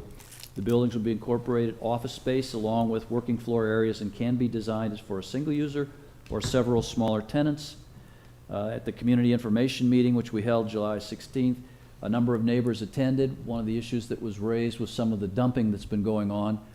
Staff also observed this when we went out to take some pictures. There actually were some dump trucks going into the property from we knew not where and bringing in dirt and fill. And so one of the issues that the neighbors had raised is, can we please get the dumping to be stopped, or can it be cleaned up? There were a couple of concerns about, well, how are this property going to interact on Huey Road? And they would like to see no access to this property from Huey Road, which, of course, if they subdivide the property along the creek, the portion that remains adjacent to Huey Road would stay residential, and the portion to the southeast would be the industrial portion. So we would do a lot split for them, and that's how there would be no access between the industrial and the residential, and a very large buffer along the stream. In terms of the future land use map amendment criteria, staff's evaluated this. Given the area that it's in, staff finds that the criteria does support the future land use map amendment. In addition, the zoning criteria, staff finds that the zoning criteria do support the request, and we do find that special use permit criteria support the request. And staff's going to recommend approval of M 2024-06 to amend the future land use map from urban residential to workplace center with the following finding: that in fact the character of this area has been evolving towards a higher intensity of industrial and commercial development, and the scale of this project appears consistent with the existing development scale and traffic type and generation rates along John Belt Drive and industrial access. B, splitting the property into a residential component accessed on Huey Road and the industrial component accessed from John Belt, and redesigning the John Belt portion into the workplace center character area at this location is generally consistent with the intent of the comprehensive future land use plan to ensure compatible and unified development within specific areas of the county. In terms of the rezoning, staff is recommending approval of the rezoning from RA and LIC to LI with the following findings: the proposed zoning is consistent with the comprehensive future land use plan, categorizing a portion of the property as within the workplace center area, incorporating very mixed commercial and industrial uses. The project's located in an area already containing industrial and heavy commercial uses with sufficient existing industrial infrastructure capacity to support the request, and the proposed use will not negatively affect public health, safety, or welfare. The conditions for the rezoning: the scope of the project is authorized for up to 272,000 square feet of light industrial use. Any increase in the requested square footage shall require additional review and approval by the Board of Commissioners. Number 2, the applicant shall be required to connect to the public sewer system for the development with the design criteria and specifics to be reviewed for compliance by the Douglas County Water Sewer Authority. And number 3, any other use of the property not identified within section 210 as a use allowed by right, or specifically accessory uses allowed by right, would require them to come back before you for another special use permit approval. Number 4, the applicant will submit to the Development Review Committee for review and consideration those site-specific development and access management plans to address the development standards in the UDC and the concerns expressed and the requirements expressed in the agency impact statements reviewed in the staff report dated August 6, 2024. And staff is also recommending approval of special use permit 2024-43 with the findings that the use will not modify the land use plan or the intent, purpose, or spirit of the Douglas County Unified Development Code, and the granting of the special use permit will not adversely affect public health, safety, and welfare. And again, for special use permits, I always put this in here. If you need any other kind of special use permit, got to come back before the Board of County Commissioners. And number 2, again, have to go to the site development standards for DRC. With that, we'll look at the zoning map. As you can see, the left-hand arrow points to a portion of property that is currently zoned LIC. It was a part of the subdivision for the industrial development along John Belt. Here we see the dashed line at the top is approximately where the stream is.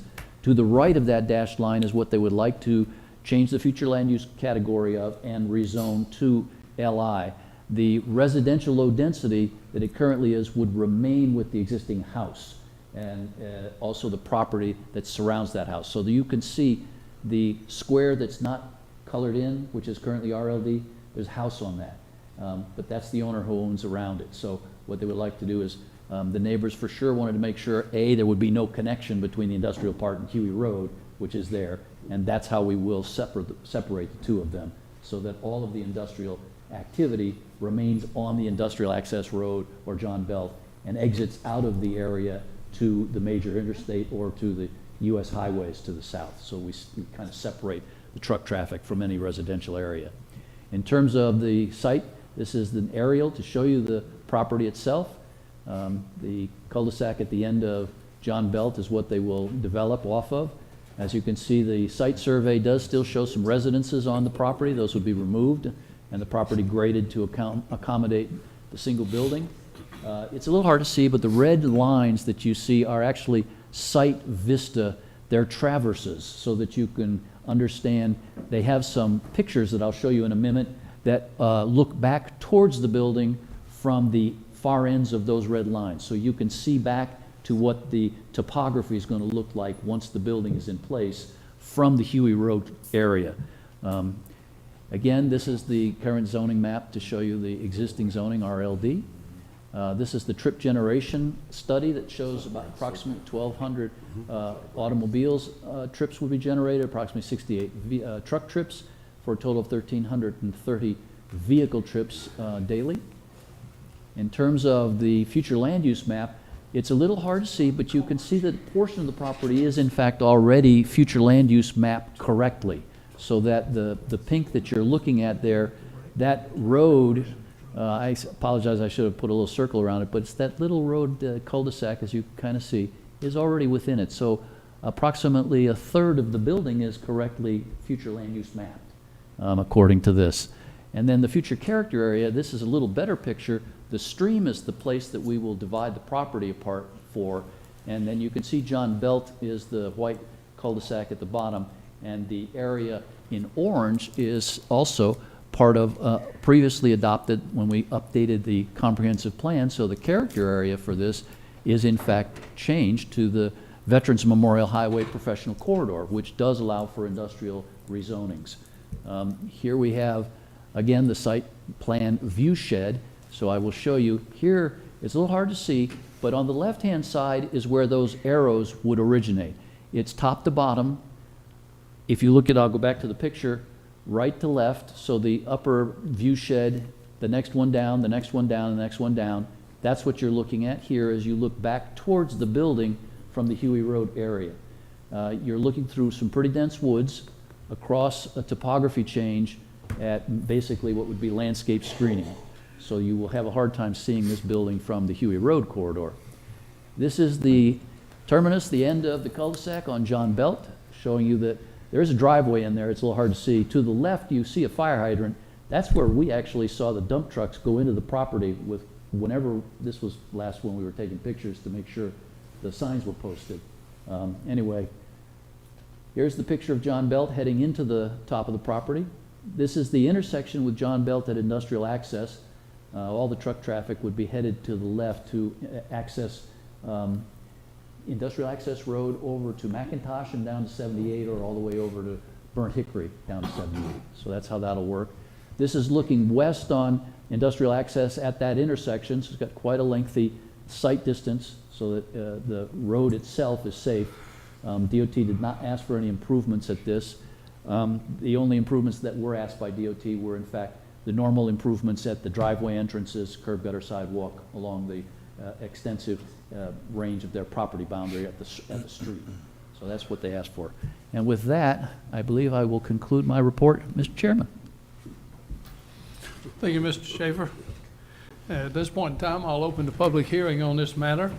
Anyone, including the applicant or the applicant's representative, you would have 2 minutes per person for a total time of 15 minutes.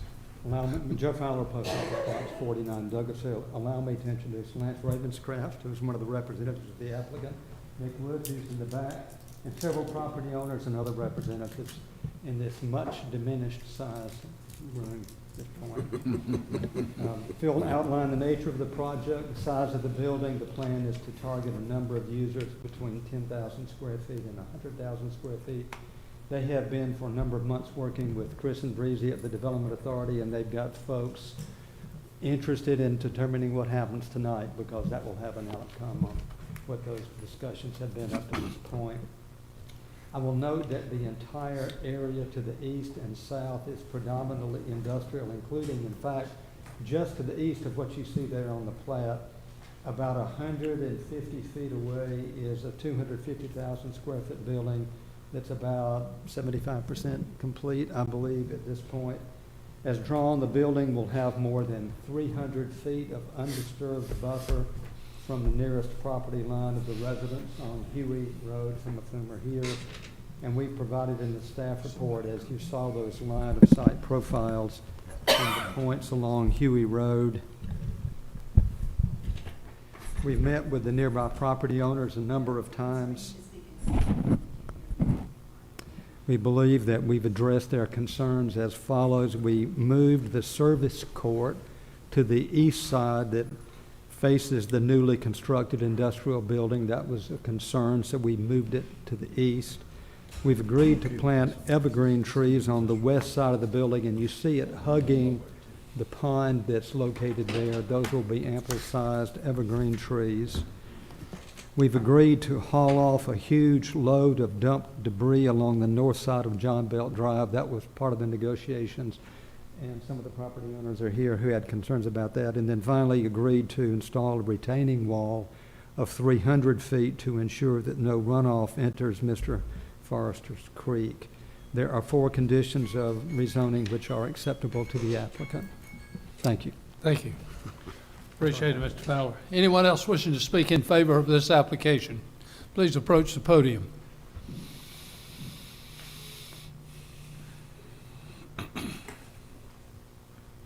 You would state your name and address for the record, and then you have 2 minutes. Julie McCrae, 342 Copperhead Ridge, Mineral Bluff, Georgia. I'm the owner of the property, and my great-grandparents had this property for many, many years, since 1940, and then it went to my father after they passed. And then my father tried to sell the property for many, many years, but no one was interested in buying the property, you know, for residential because of all the industrial in the back. And then upon his death in 2006, I got the property, and I've tried to sell the property off and on since then. And I've had no interest in being able to sell the property, and it's really kind of becoming a burden. I'm now retired, and so I don't have a use for the property, and I want the property to be of some use in the county. And that property has been industrial as long as I can remember. I grew up there when I was in high school. I lived there, and I remember them putting in the industrial parkway. I never remembered hearing anything back there, so I don't think it would make noise for the neighbors. I wouldn't want to cause a problem for anyone. And because there is that big creek down there, you can't really put residential across the creek. And because it's on the backside next to the industrial parkway, it really wouldn't have much use other than for industrial. And the remaining property that's on Huey Road would remain residential because they're going to survey that completely off.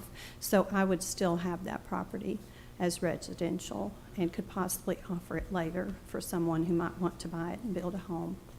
Thank you. Okay, thank you very much. Anyone else wishing to speak in favor of this application?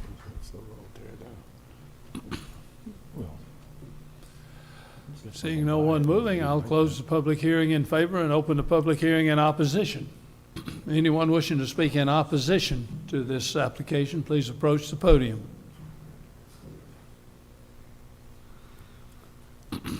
You'd state your name and address for the record, and then you've got 2 minutes. 2 minutes, it'll take about 30 seconds. Rocky Forrester, 1156 Huey Road. I want to correct my friend here. He said we did not know who was doing the dumping. It was Belt Enterprises. I got video now dumping it onto my property. Had 2 police reports. He kept dumping and all. But I agree with everything you said. We come to a agreement. They're going to clean it up. And I'm happy with everything. But I just want to correct him on who. Then that wasn't speaking in opposition. Anyone else wishing to speak in opposition? Seeing no one moving, I'll close the public hearing. Planning and Zoning Board, you've heard the discussion. Do you have any questions of the applicant representative or staff? And now remember, we have 3 items here. We have a map amendment, a zoning, and a special use. So we'll have 3 different motions on this one. Rob Thomas, I got a question for staff first.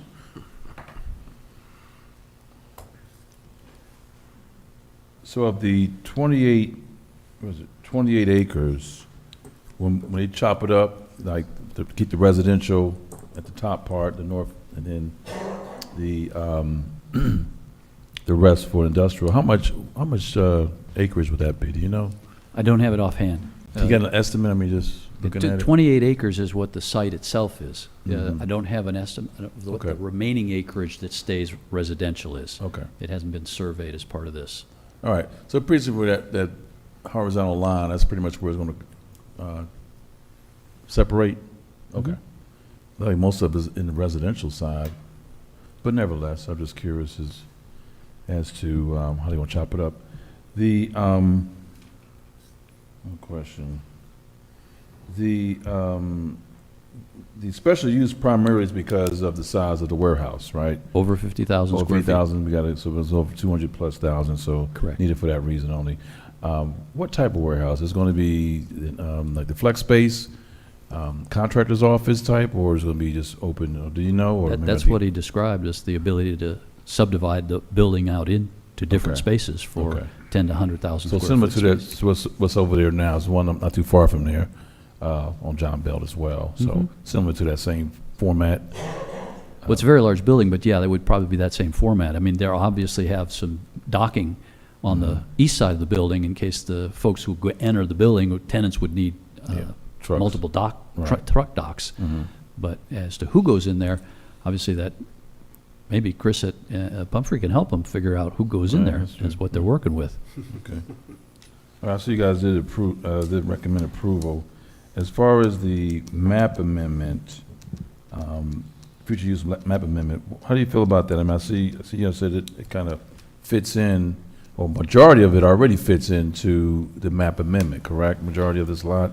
If you look at this survey, the portion to below the dark line is already within the future land use map character area and future land use map zone itself. So that portion doesn't need to be done. But the portion to the top that we would rezone from residential low density, that is not in the proper category. So that's why they need the future land use map amendment for that portion above. What would be the proper category for that? Well, that's what we were suggesting is Commerce Center, so Okay. Workforce Center, rather. Workforce Center would be the, Yeah, it, WC.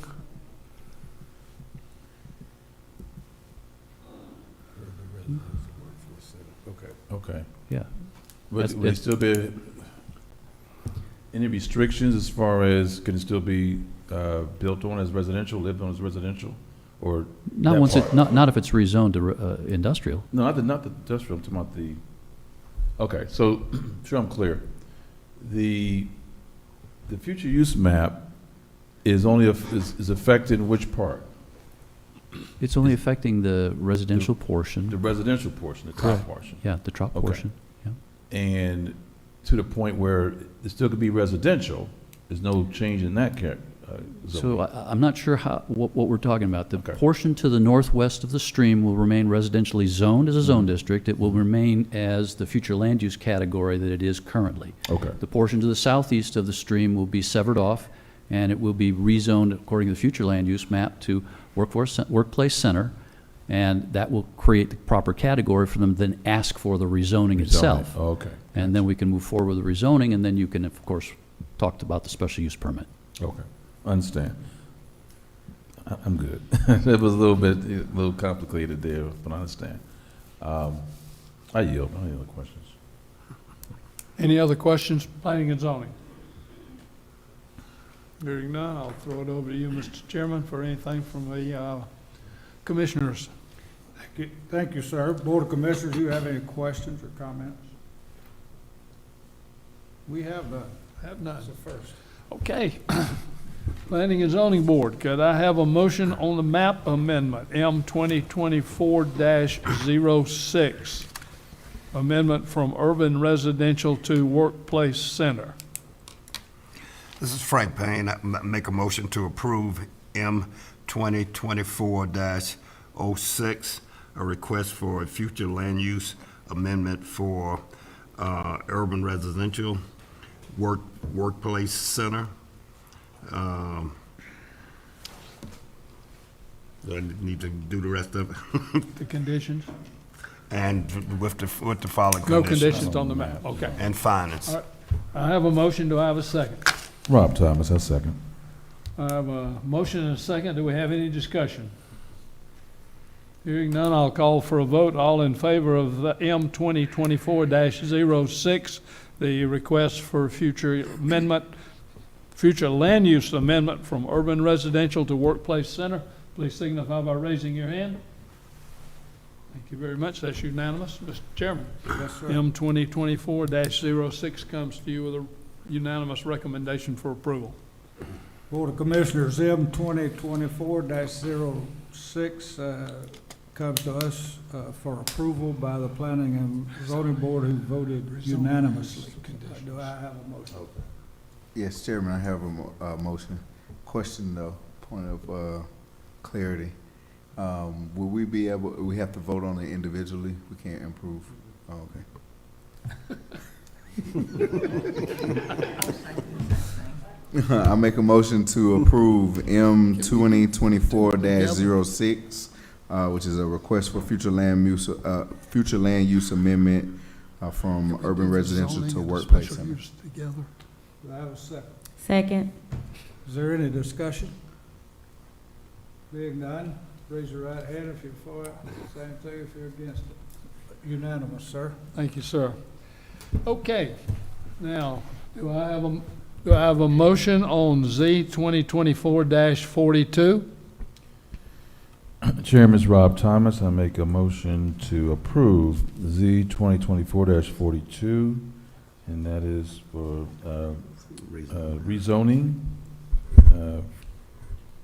to light industrial with conditions, and all the conditions read in by staff. I second.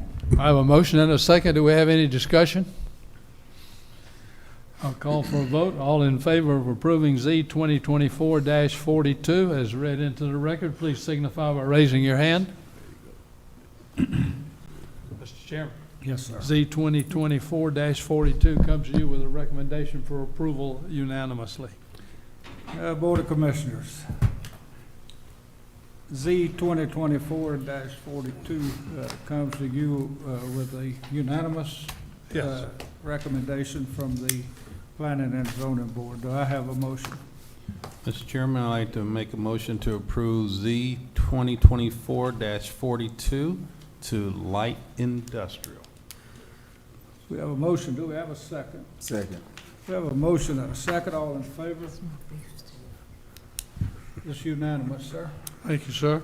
And last but not least, the special use permit, S 2024-43. Do I have a motion?